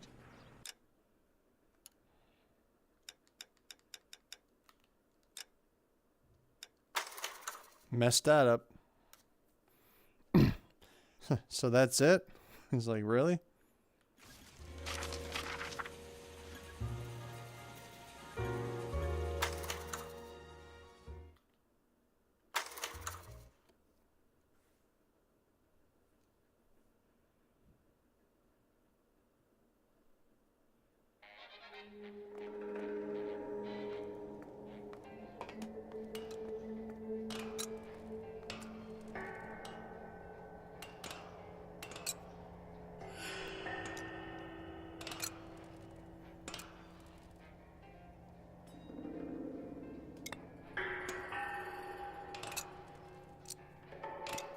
Gabriel Delgado is missing a 3/4.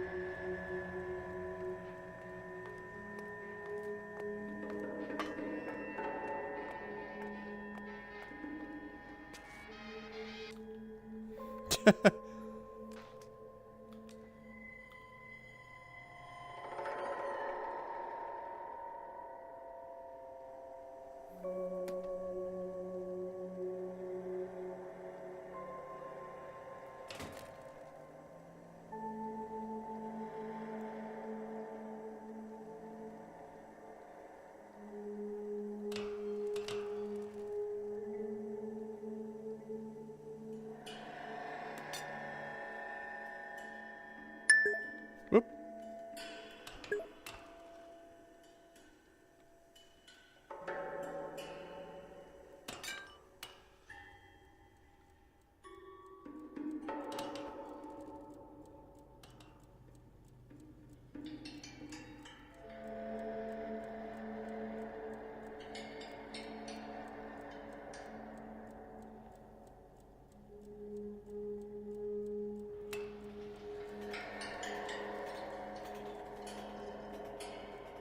I bet a broad's been driving this auto. The clutch is a mess.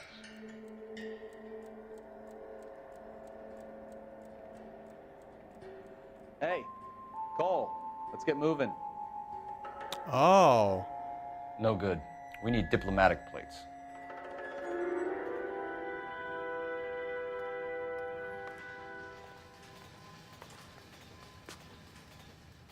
If you don't mind, we have a few questions.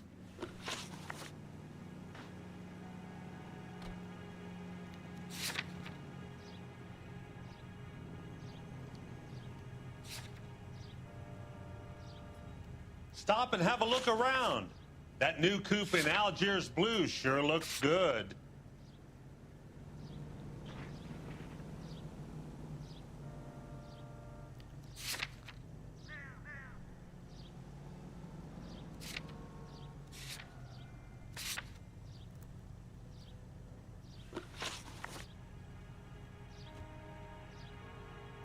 Where can we find Delgado? I don't know. He sure as hell isn't here.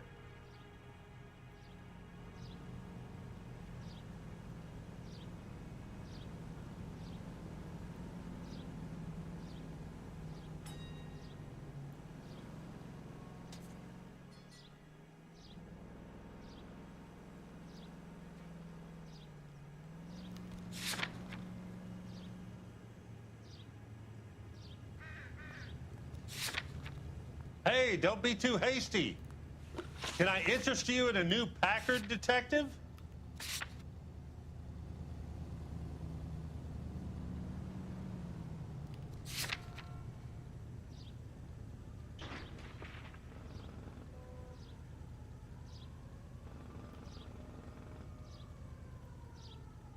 Dewey's car sales.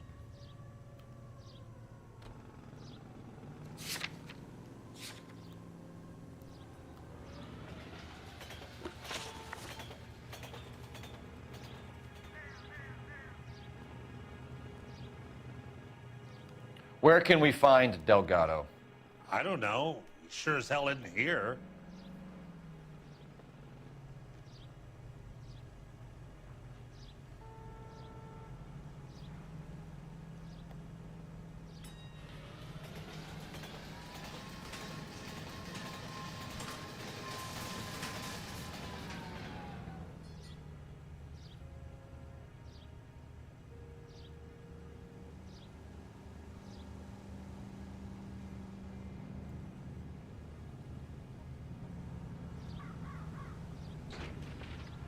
Address, Dewey, or my partner shoves her head in a car door. Okay, all right.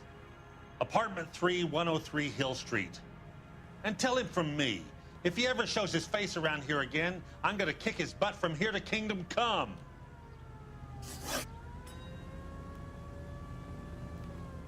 A wrench from this dealership was used to strip the wheels from a Packard last night, Mr. Dewey. A couple of Hispanics were seen taking parts. We've had a spate of thefts ourselves. Comes with the location.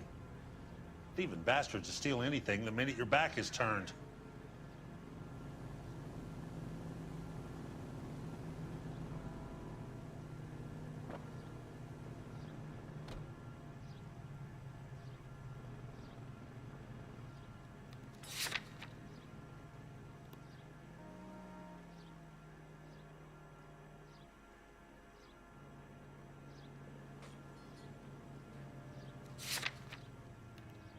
A wrench from this dealership was used to strip the wheels from a Packard last night, Mr. Dewey. A couple of Hispanics were seen taking parts. We've had a spate of thefts ourselves. Comes with the location. Thieving bastards will steal anything the minute your back is turned.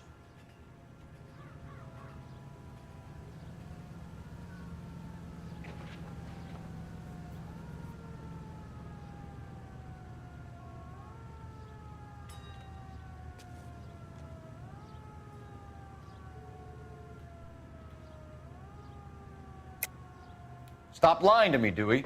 The thieves work for you. You can't prove that. Go ahead and try.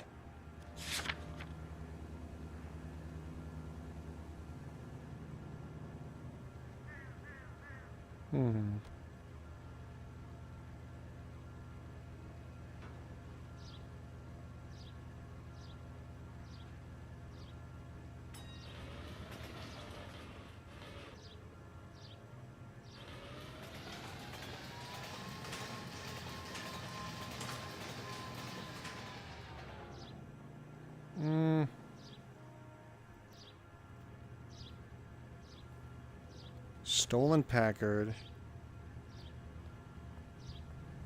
Thieves. If you boys are gonna stand around all day... Sorry. My mistake. The wrench.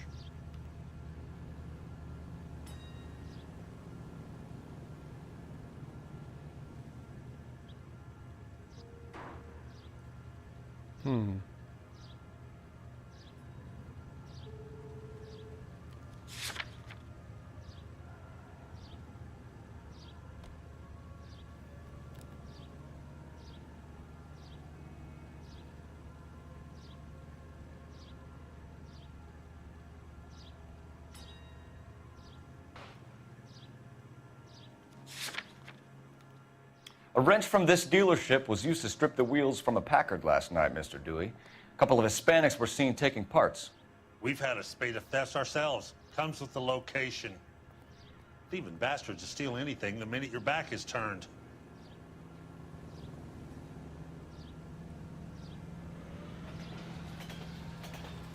What are you hiding, Dewey? Spill it. You don't want the LAPD getting too interested in this place. So I hire a few illegals. It's cheaper than hiring returning GIs, and they have less attitude. Downside is, they're a little light-fingered. Thank you for your help, Mr. Dewey. No problem. God damn that kid. I'm just an honest car salesman. Seems like you just don't know who you can trust these days. Going to movies, Dewey. You're missing your calling. Time to visit Gabriel Delgado. See how good his excuse is. Let's go.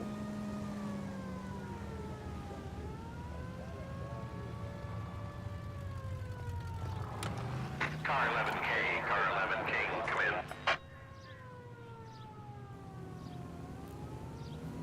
Car 11 King responding. Go ahead, KGPL. Car 11K, go to Central Station. Person of interest is ready for interview.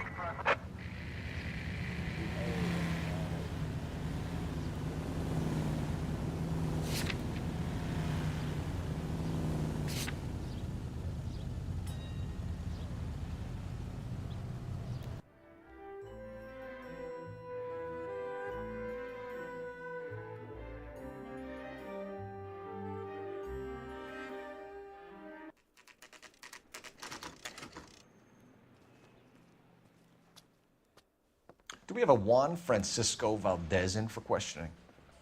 Sure do, Phelps. Your bird's an interview, too. And get this, he's wearing gloves and doing his best not to touch anything. Can you beat that? Sounds like we don't want to keep this guy waiting. It's this way. Yeah, I want to make homicide. About time. Are you the senior officer I requested? I'm Detective Phelps, and this is Detective Bukowski. Have you any idea how long I've been waiting to speak with you? I am needed back at the consulate, and you keep me here like a common criminal. All right, friend. Let's take a deep breath. That's funny. And start all over again. Mr. Valdez. Consul General. I insist on my full title. Where did you purchase the car? My secretary and driver arranged the purchase. A disreputable place, Dewey Brothers by name.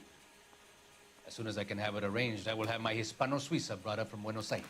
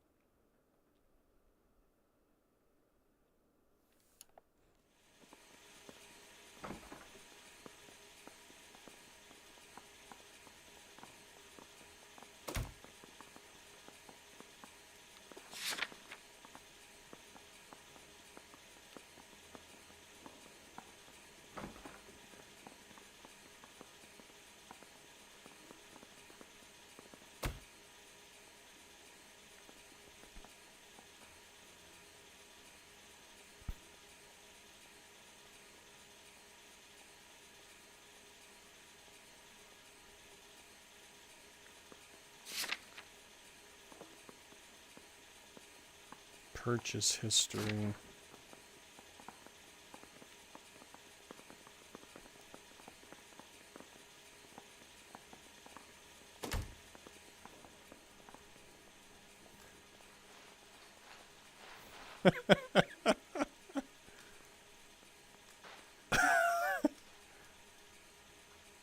Ah! Pulled my eye out.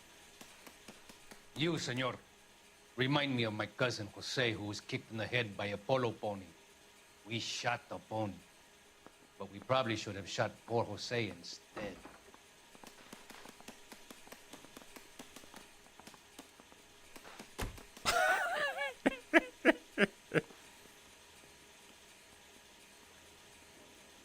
Purchase history.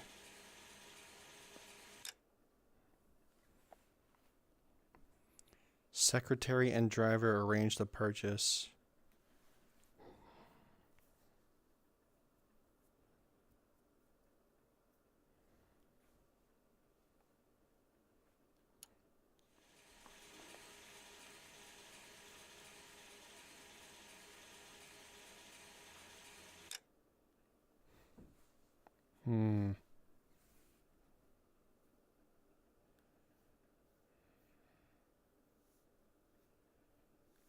Where did you purchase the car? From the Dewey Brothers.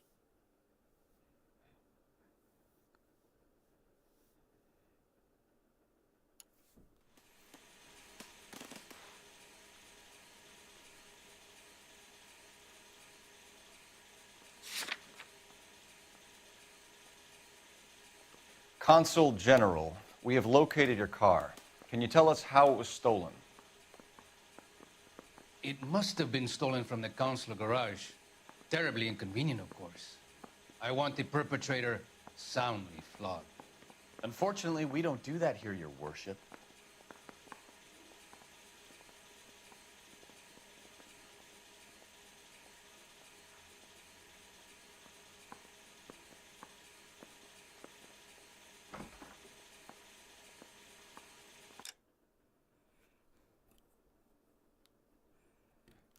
Can you tell us how it was stolen? Consular garage.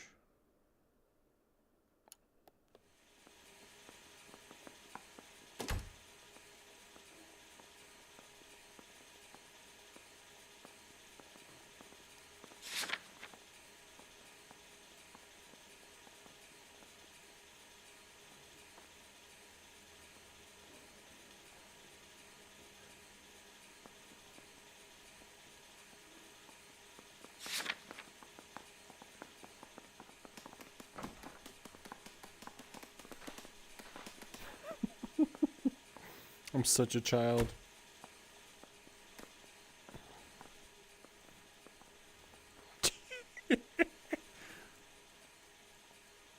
Eyes move? I don't know if the eyes move or not.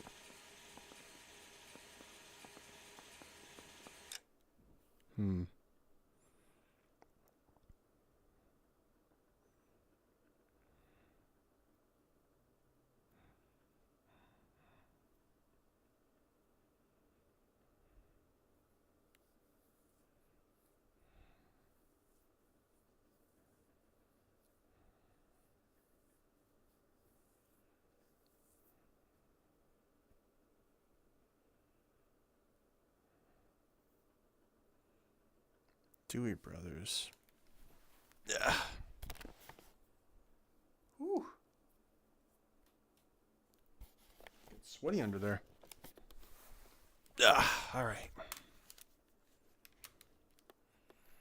Consul General. Where'd you purchase your car? Secretary and driver arranged the purchase. Dewey Brothers. So it's the purchase history, and then there's the stolen car, which was found in the lot of where the Enna was stripped for parts. But why was it stolen?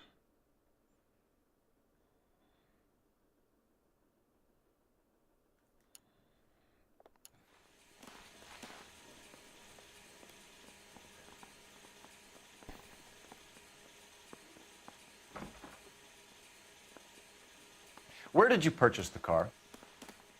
My secretary and driver arranged the purchase. A disreputable place, Dewey Brothers by name. As soon as I can have it arranged, I will have my Hispano Suiza brought up from Buenos Aires.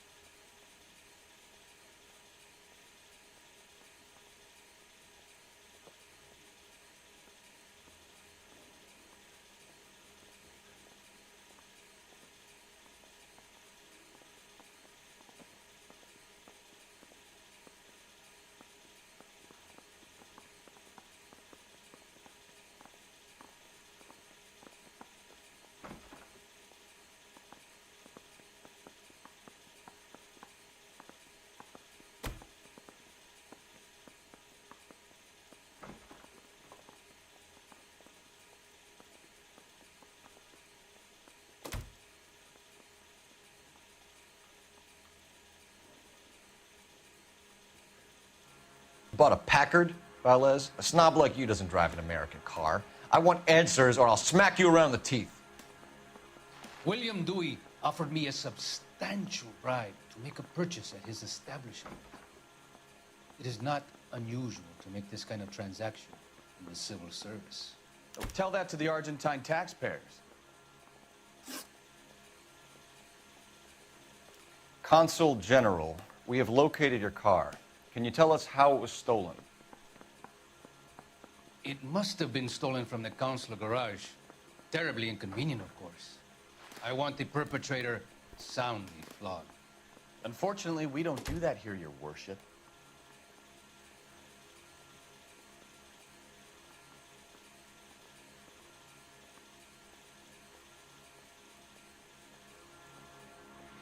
You have a pretty good idea who stole the car, don't you, Consul General? Are you going to tell me, or do I shake it out of you? There's no call for violence. I suspect a disgruntled boy from the car dealership. You have a name for this kid? Gabriel, like the Archangel. I have no surname. Thank you. Oh. Gabriel.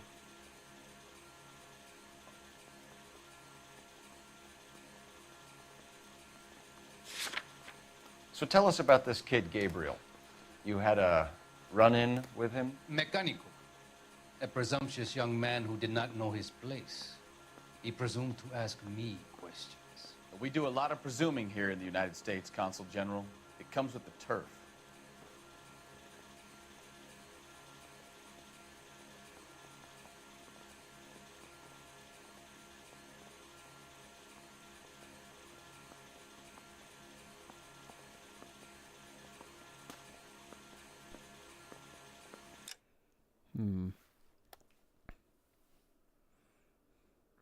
Mechanic.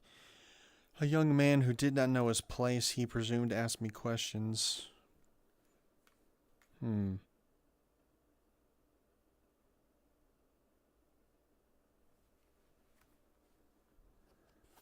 Oh, wait, Gabriel, wait a minute. Hold on.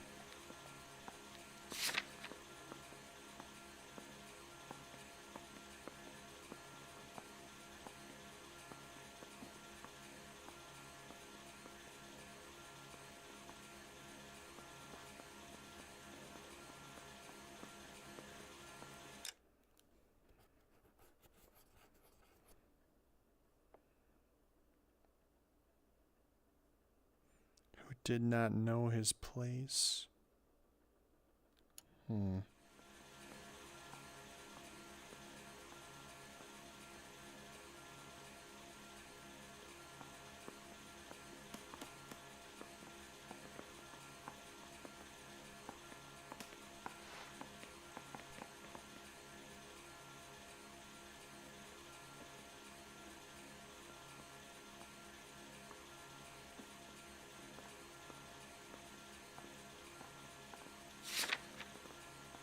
So tell us about this kid, Gabriel. You had a run-in with him? Mecánico. A presumptuous young man who did not know his place. He presumed to ask me questions. We do a lot of presuming here in the United States, Consul General. It comes with the turf.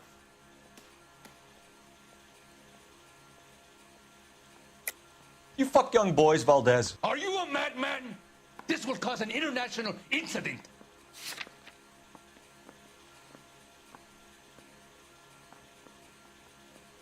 Maybe not.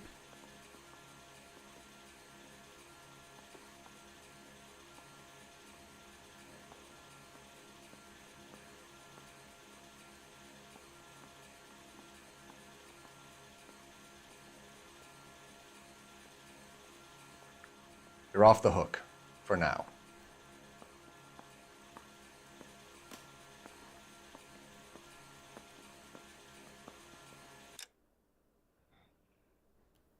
Who did not know his place?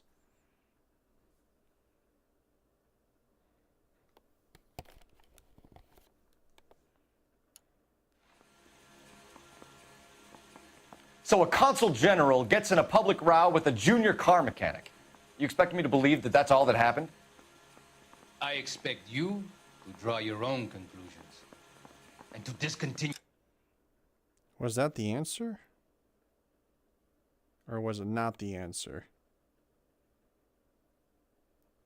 Hold on a sec. Let's see if I can... There we go.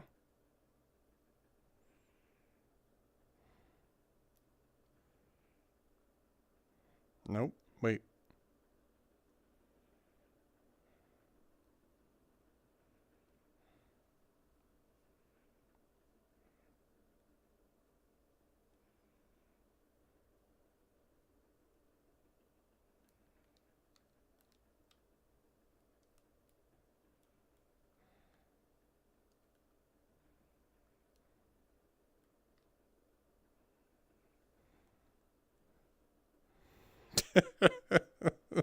Seeing a lot of these are really, really funny.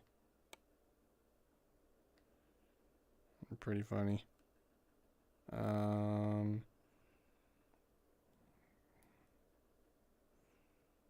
forgot how to get to guides. How do I do that?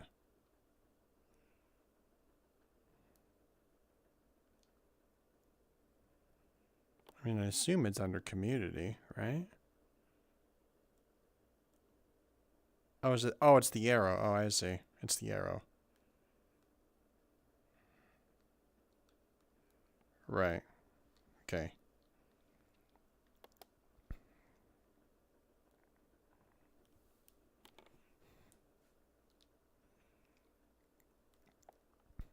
Oh, so there is a guide, actually.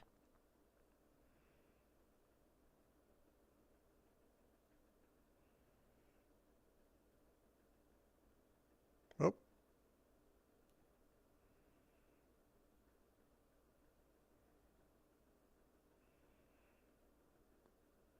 Where is this guy?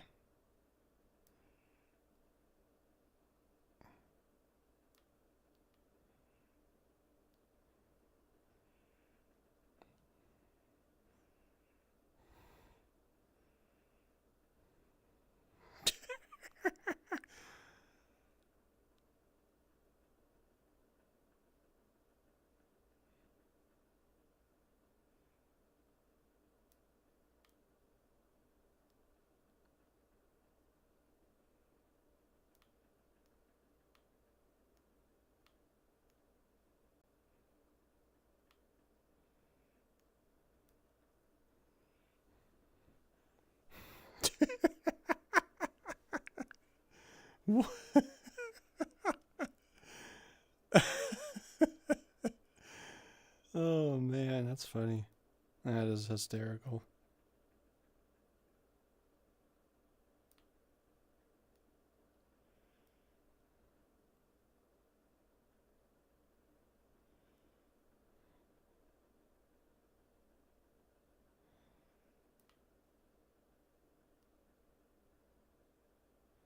$37.15.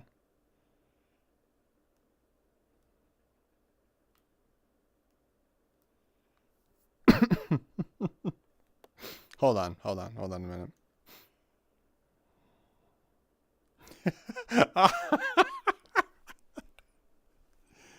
Oh, I'm having a blast. Appreciate you all watching.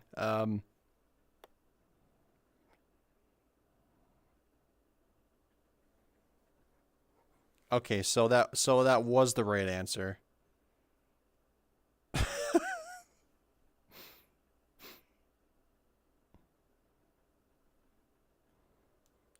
Wait, so it was the old Ford? Is that what it was? Hold on, let me get the sound. Hold on. This is such an embarrassment. Ah! There we go. Hold on. Trying to find the right spot.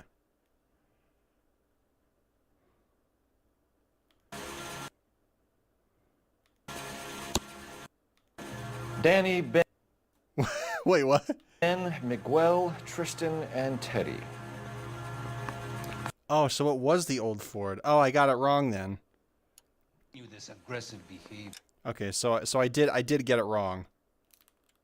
So that was completely my bad. All right, I got to do this again. I'm a perfectionist. Oh, all right.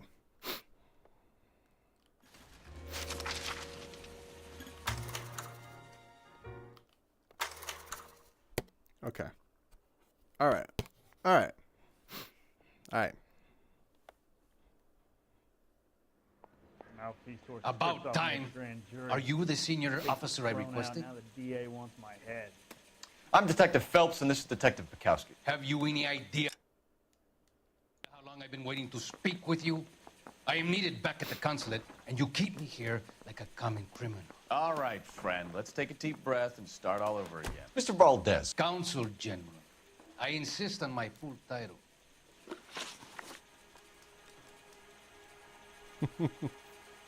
Where did you purchase the car?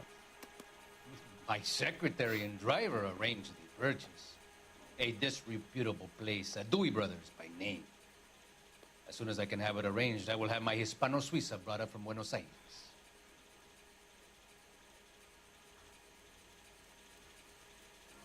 Bought a Packard, Valdez? A snob like you doesn't drive an American car. I want answers or I'll smack you around the teeth. William Dewey offered me a substantial bribe to make a purchase at his establishment. It is not unusual to make this kind of transaction in the civil service. Tell that to the Argentine taxpayers.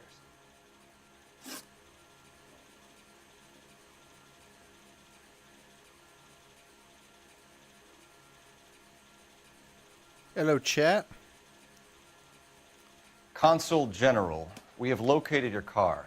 Can you tell us how it was stolen? It must have been stolen from the consular garage. Terribly inconvenient, of course. I want the perpetrator soundly flogged. Unfortunately, we don't do that here, Your Worship. I think you know who stole the car and why they stole it, Valdez. How dare you! If I was a younger man, I would demand satisfaction. And what evidence do you have that links me to the thief? Oh. Sorry. Sometimes you have to shake the tree to see what falls out.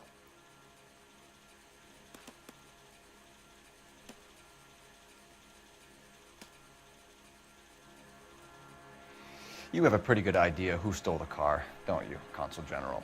Are you going to tell me, or do I shake it out of you? There's no call for violence. I suspect a disgruntled boy from the car dealership. You have a name for this kid? Gabriel, like the archangel. I have no surname. So tell us about this kid, Gabriel. You had a run-in with him? Mecánico, a presumptuous young man who did not know his place. He presumed to ask me questions. We do a lot of presuming here in the United States, Consul General. It comes with the turf. You fuck young boys, Valdez. Are you a madman? This will cause an international incident.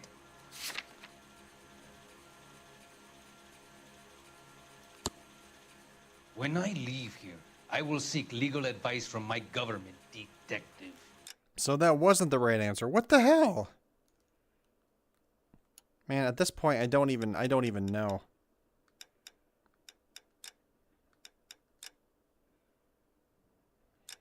don't even know. I thought I had it, but I didn't. Full lips. Ring any bells?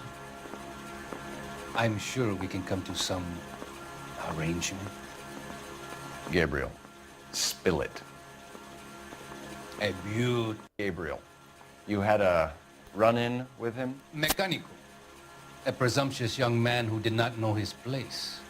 He presumed to ask me questions. We do a lot of presuming here in the United States, Consul General. It comes with the turf. You fuck young boys, Valdez. Are you a madman? This will cause an international incident.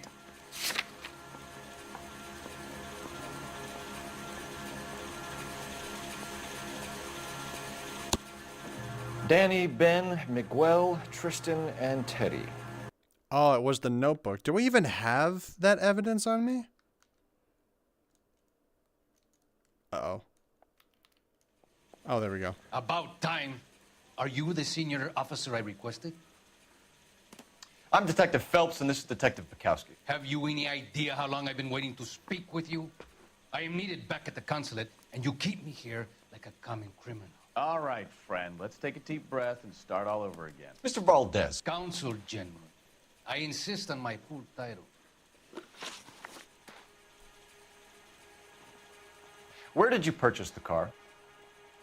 My secretary and driver arranged the purchase. A disreputable place, Dewey Brothers by name. As soon as I can have it arranged, I will have my Hispano Suiza brought up from Buenos Aires.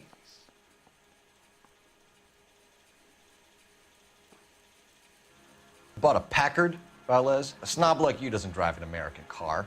I want answers or I'll smack you around the teeth. William Dewey offered me a substantial bribe to make a purchase at his establishment. It is not unusual to make this kind of transaction in the civil service. Tell that to the Argentine taxpayers. Consul General, we have located your car. Can you tell us how it was stolen? It must have been stolen from the consular garage. Terribly inconvenient, of course. I want the perpetrator soundly flogged. Unfortunately, we don't do that here, Your Worship. You have a pretty good idea who stole the car, don't you, Consul General? Are you going to tell me, or do I shake it out of you? There's no call for violence. I suspect a disgruntled boy from the car dealership. You have a name for this kid? Gabriel, like the archangel. I have no surname.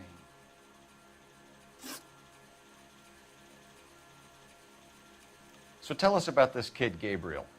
You had a run-in with him? Mecánico, a presumptuous young man who did not know his place. He presumed to ask me questions. We do a lot of presuming here in the United States, Consul General. It comes with the turf. You fuck young boys, Valdez. Are you a madman? This will cause an international incident.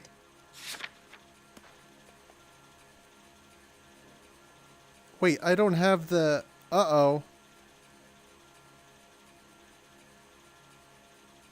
I don't have it. Oh. Full lips.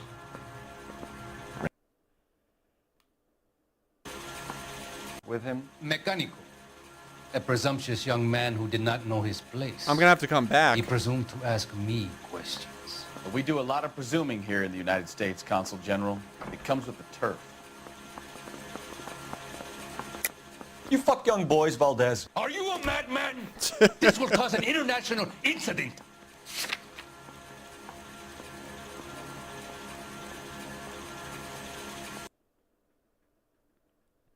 Oh, I don't have his notebook. So I can't even... No, I can't. I can't do this. You don't ask, you never find out. Are you sure that you are in possession of all the facts? I'm not, The guy actually. from the papers solved that big case. Okay, Door knocking all morning, but I gotta make in the car in the end. okay, so I don't have all the evidence. So... Am I going the right way? I don't even think I'm going the right way. I gotta find the exit. Where's the exit?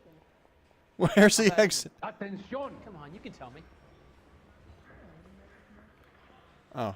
Leave him be. Oh, sorry. My bad. Yeah, I'm thinking of moving up to a 45. I want to stop him with one round. All right. Well, I guess I can't interrogate him. So I have to go to the I have to go to his residence. Yeah.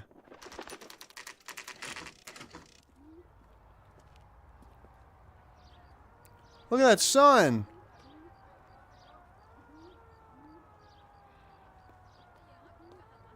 Oh, here we go.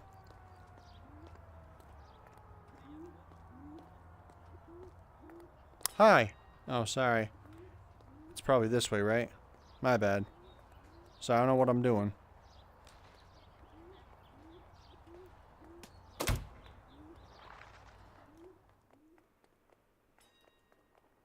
What are we waiting for?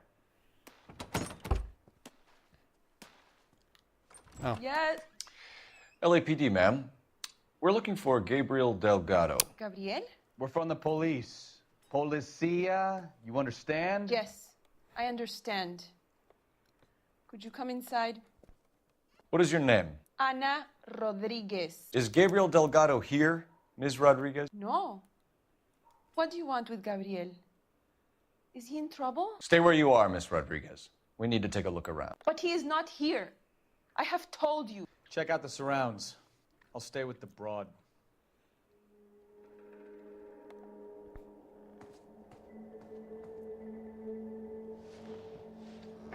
So how far along are you, Anna? Oh. Nearly 20 weeks. Right. So how's it gonna be when you go into labor and he's not around? Oh, shit. You are wrong about Gabriel. Souvenirs are a dumb He will move. be a good father. Already he works hard to provide for us. Unless you help us here, Anna, your little one won't be seeing Papa for a very long time.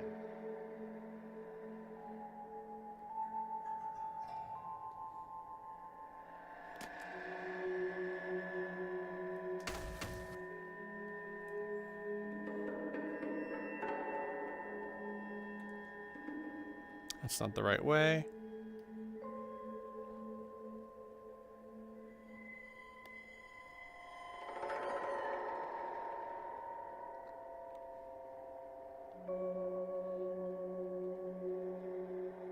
What do you want?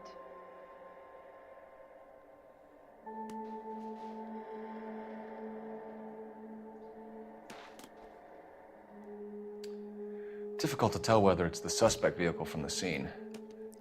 Certainly Gabriel's pride and joy.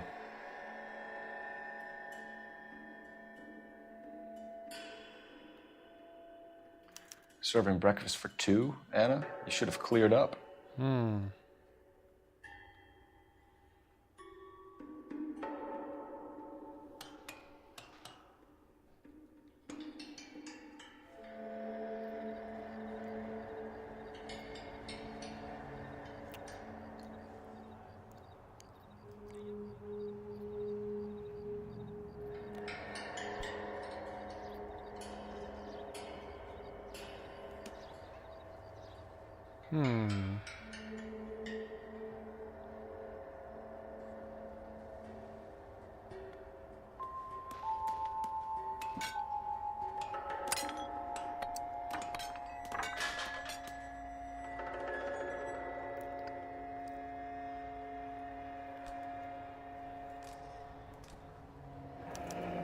Diplomatic license plates. 706. There it is.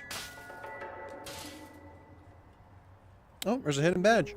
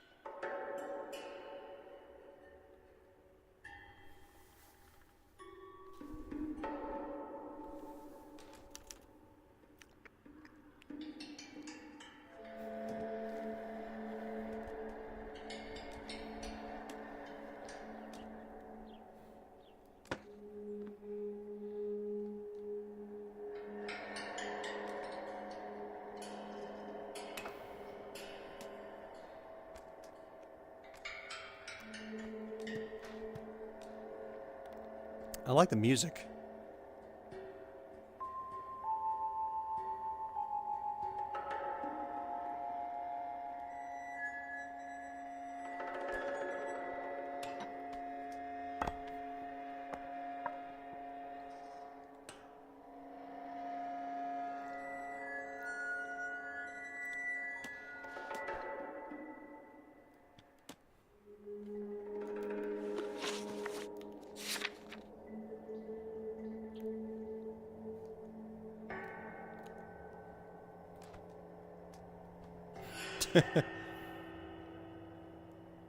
Hmm.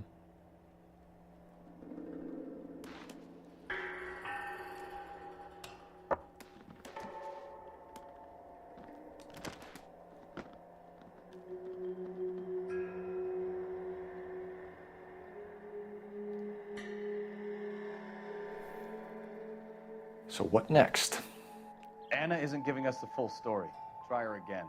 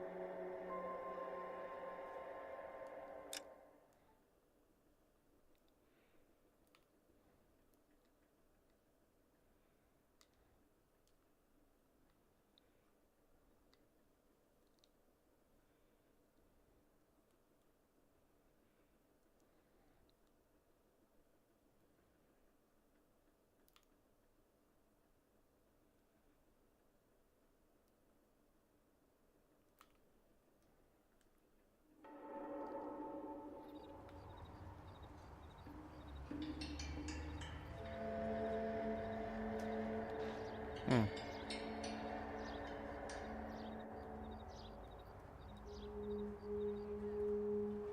Whoa, I skipped all the way down here.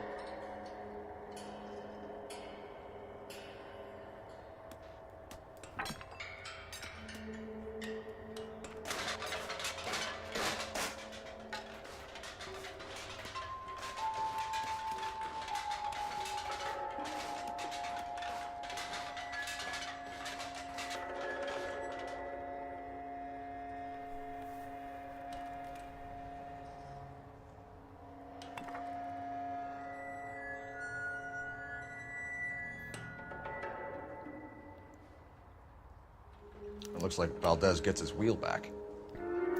Oh. There we go. All right, lady. So what have we found so far?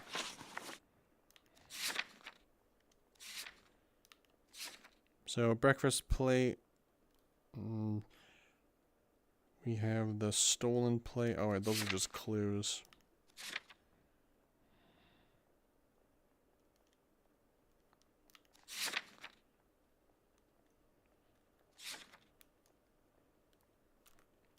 All right.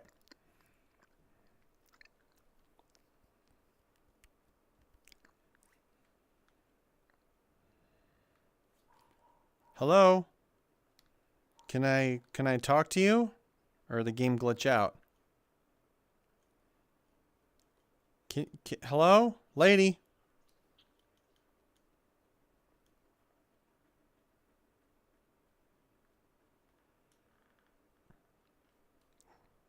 What do you want? Well, I don't know what the hell's going on, but I can't seem to, Dang it. One more time.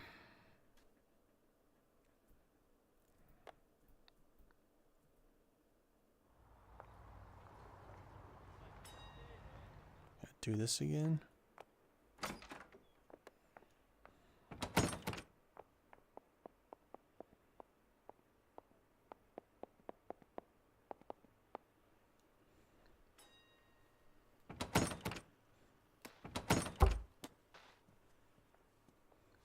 Yes.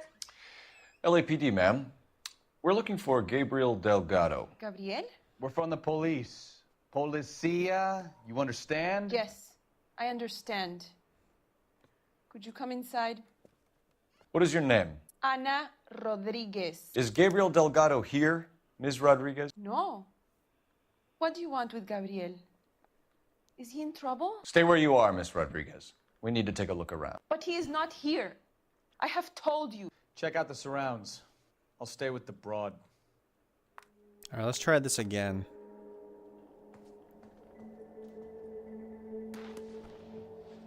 So how far along are Difficult to tell whether it's the suspect vehicle from the scene. Certainly Gabriel's pride and joy.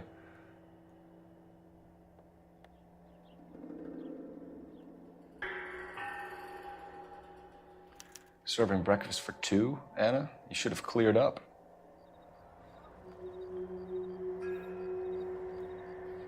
Whee!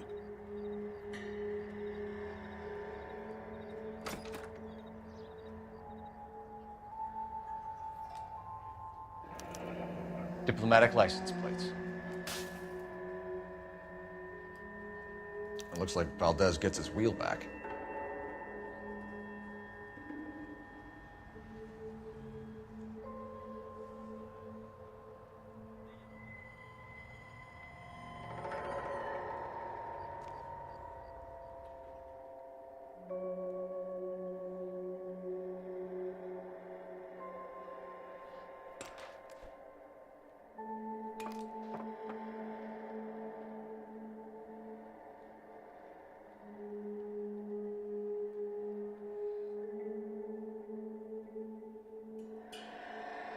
Wake up, Cole. Hold on, haven't found all the clues yet. Souvenirs are a dumb move.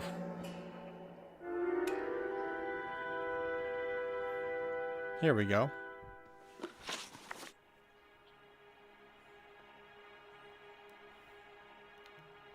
Why did he steal the car, Anna? The customer insulted him. He has his honor, no?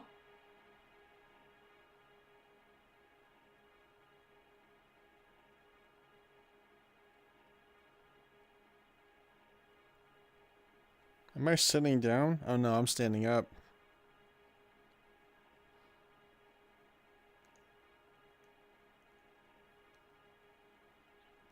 Motive for auto theft.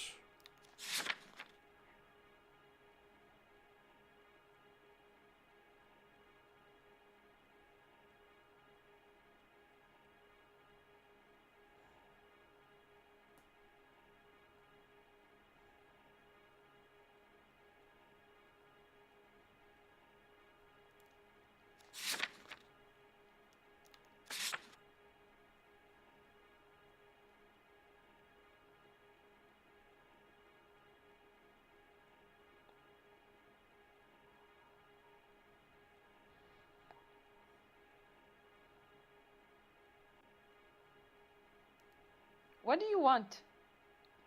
That's better. That bugged out last time. Tell us the truth, Anna. Has Gabriel been here? I haven't seen him for at least 3 nights.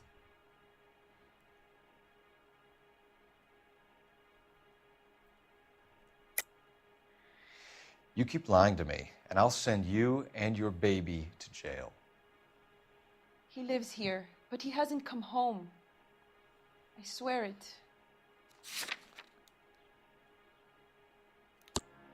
Enough, Anna. There are signs all over this place that he's been back. He was here last night. I have never seen him so angry. He went out to his shed and put some things in it. I don't know what, and I don't want to know. I love him.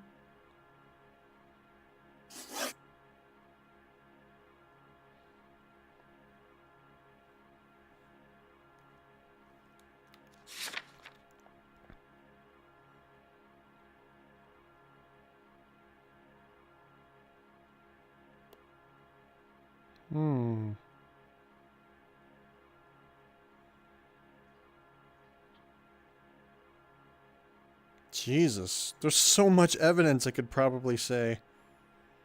But the motive, I don't know. I mean, there is evidence, but I don't really see a motive.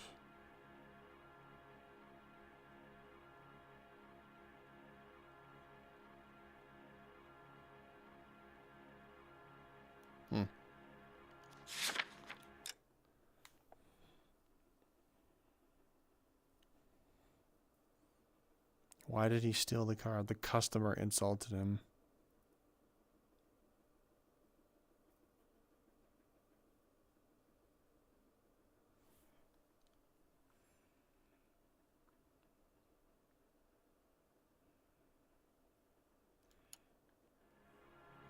What do you want?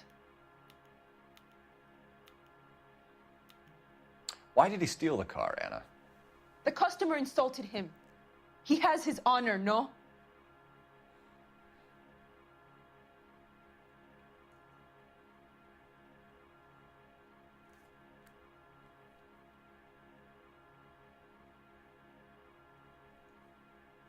What if I say this? He steals cars to support you and care for the baby? How can you say that? What makes you say that?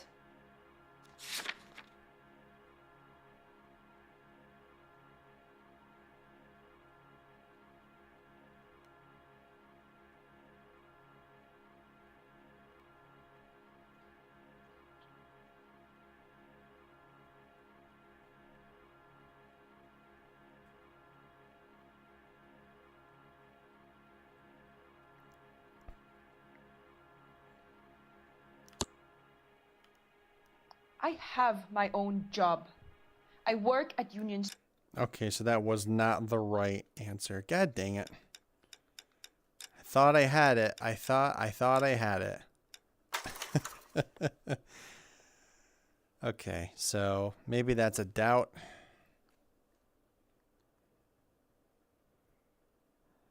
It's probably a doubt.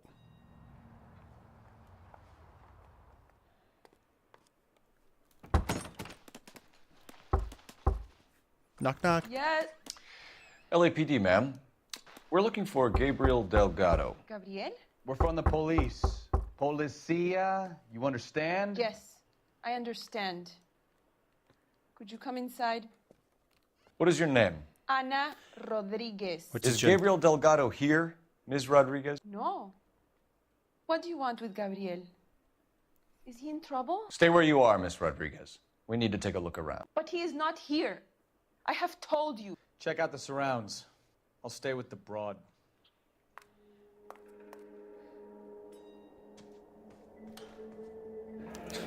Souvenirs are a dumb move. So how far along are you, Anna?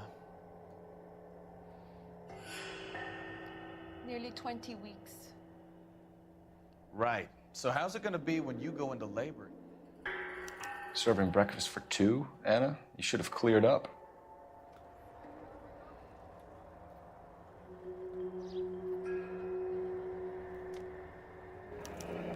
Diplomatic license plates.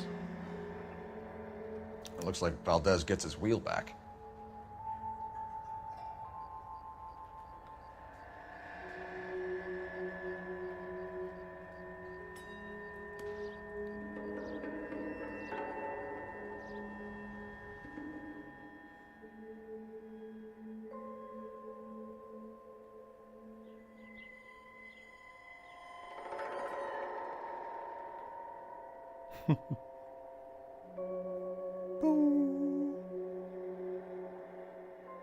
What do you want?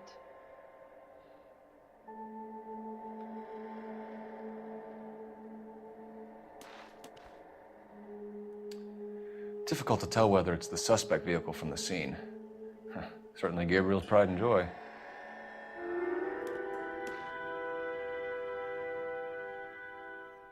Let's try this again. Why did he steal the car, Anna? The customer insulted him. He has his honor, no? Gabriel. Are you serious? That's the wrong answer too? All right, man, I'm just really bad at this. Before. I'm so bad at this. Oh, man.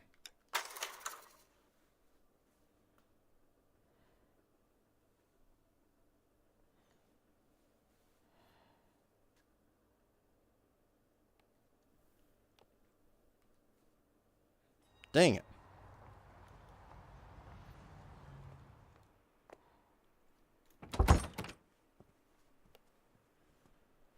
Yes. LAPD, ma'am. We're looking for Gabriel Delgado. Gabriel? We're from the police. Policia. Policia. You understand? Yes. Policia. Policia? Policia.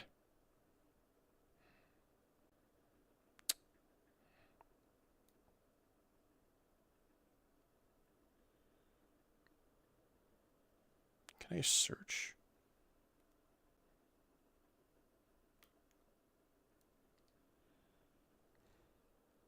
I do that. Oh, sort.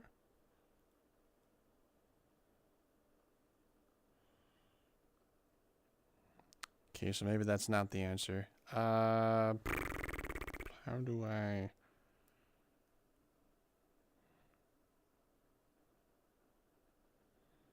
Wish there was a way to open up a browser. I don't know if there is. Trying to find out if I can do that. I guess I'll have to do it from the main page there.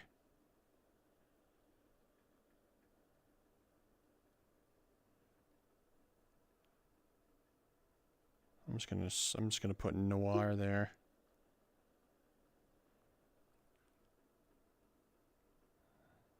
Here we go.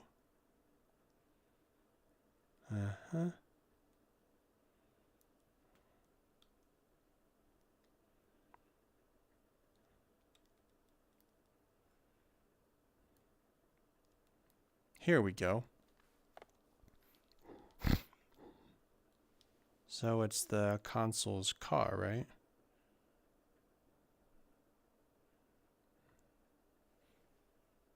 So this is Ana Rodriguez.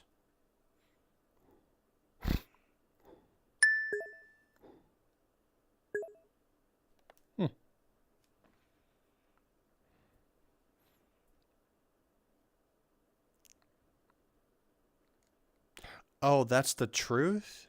Oh, no wonder I messed it up. I understand. Could you come inside? Okay. What is your name? Ana Rodriguez. Is Gabriel Delgado here, Ms. Rodriguez? No.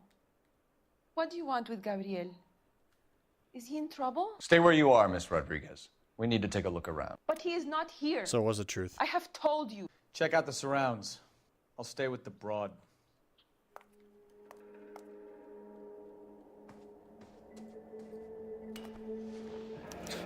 Souvenirs are a dumb move. Are you, Ana? Nearly 20. Serving breakfast for two, Ana? You should have cleared up.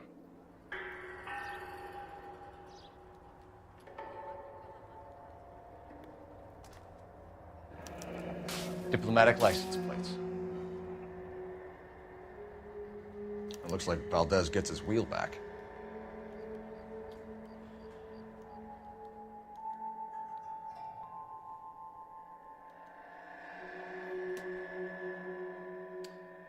Difficult to tell whether it's the suspect vehicle from the scene. Certainly Gabriel's pride and joy.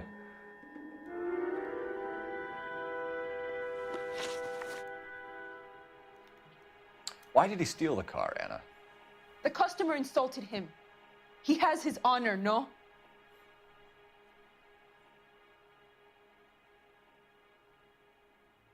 Okay. His honor, Ana? He said Dewey's friend tried to make a woman out of him. Oh. He no longer respects this man, Dewey. He took the car to show this maricón that he is a man. I see. Tell us the truth, Ana. Has Gabriel been here? I haven't seen him for at least 3 nights. You keep lying to me, and I'll send you and your baby to jail. He lives here, but he hasn't come home. I swear it.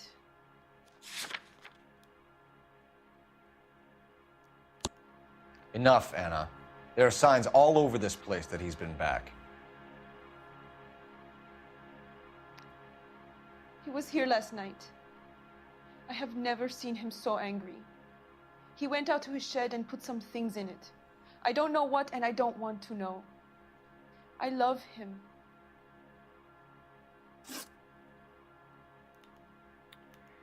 We found a license plate matching our stolen vehicle in the shed. Add in the assortment of parts, and we can make Gabriel for a dozen other thefts. It's time to get serious, Ana. You must ask these questions of Gabriel. I know nothing of these car parts. I know nothing of these car parts.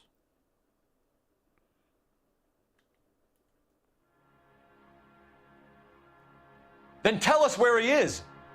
If your baby is born in prison, Anna, the corrections officers will take it from you. You will see your son or daughter through a metal grate for half an hour a week. The start line is on 1st and Santa Fe. There is a spillway under the bridge that leads to the river. Many policia have wrecked trying to follow him. We will put in a good word for you, Anna. As far as we're concerned, this sits with Gabriel. Start line. That sounds like a street race to me. It's gotten out of hand this last year. No wonder Delgado has such an eye for fine automobiles. I'm stumped. Ideas? We need to shut down the race and shut down Delgado. Let's get moving. We know where the kid is. Let's go stop these clowns and get them off the streets.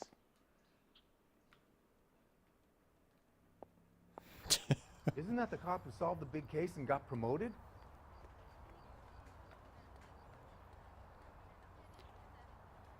I sure did.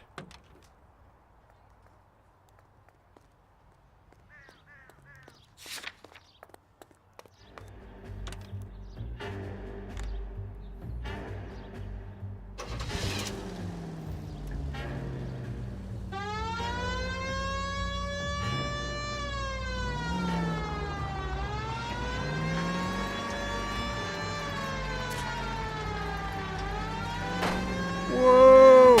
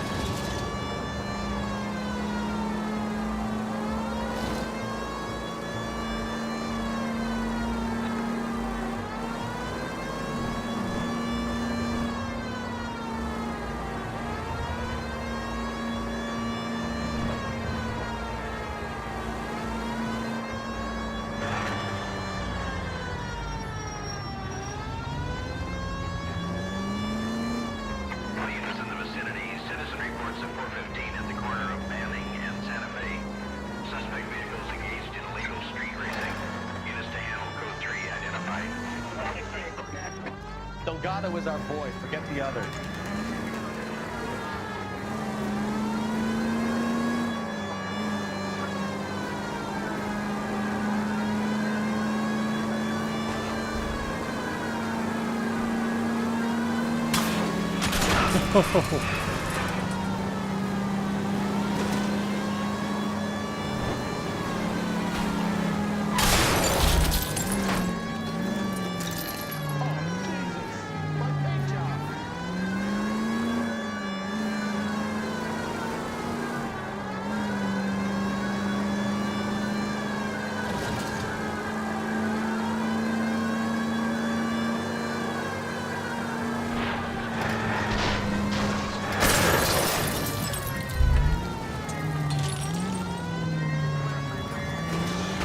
Delgado is our boy. Forget the others.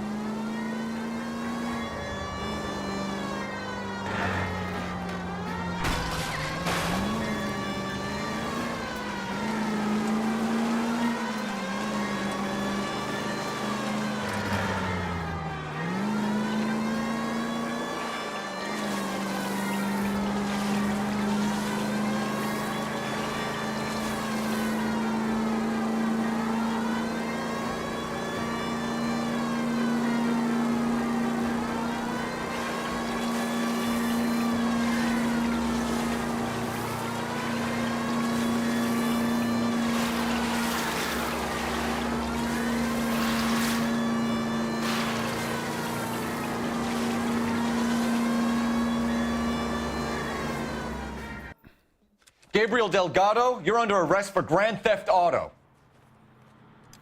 Fuck you, puto. You should speak to the maricon. Valdez, I showed him. Now who's the man? I should have burned his fucking car. Mm-mm.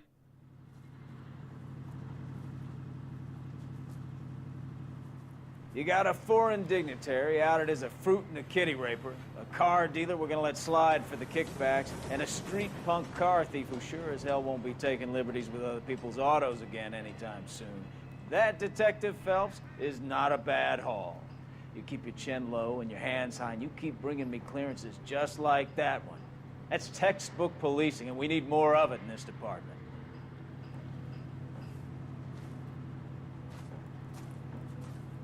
Was that the end of it? Are you serious? Wait, what? Wait, what?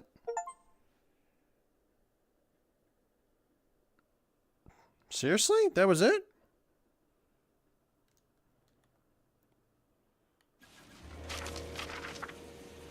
I thought there was more to that.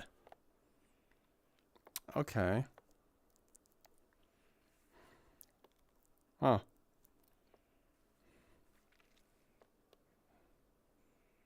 I guess that was it.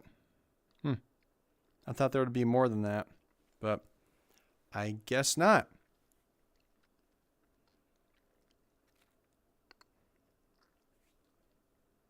Okay. All right. Well, that is all the time that I have for today. Thank you all so much for watching tonight's stream. Appreciate it. I am going to go to bed now, so I will be back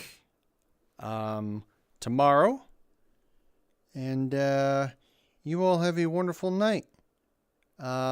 See you tomorrow for Retro Tuesday. We're going to be playing Sin, so I hope to see all of you there. Thanks again for watching. Really appreciate it. Let's see, where's my chair? My chair's over here. Right here. Oh no, it's over here actually. Oh, there it is.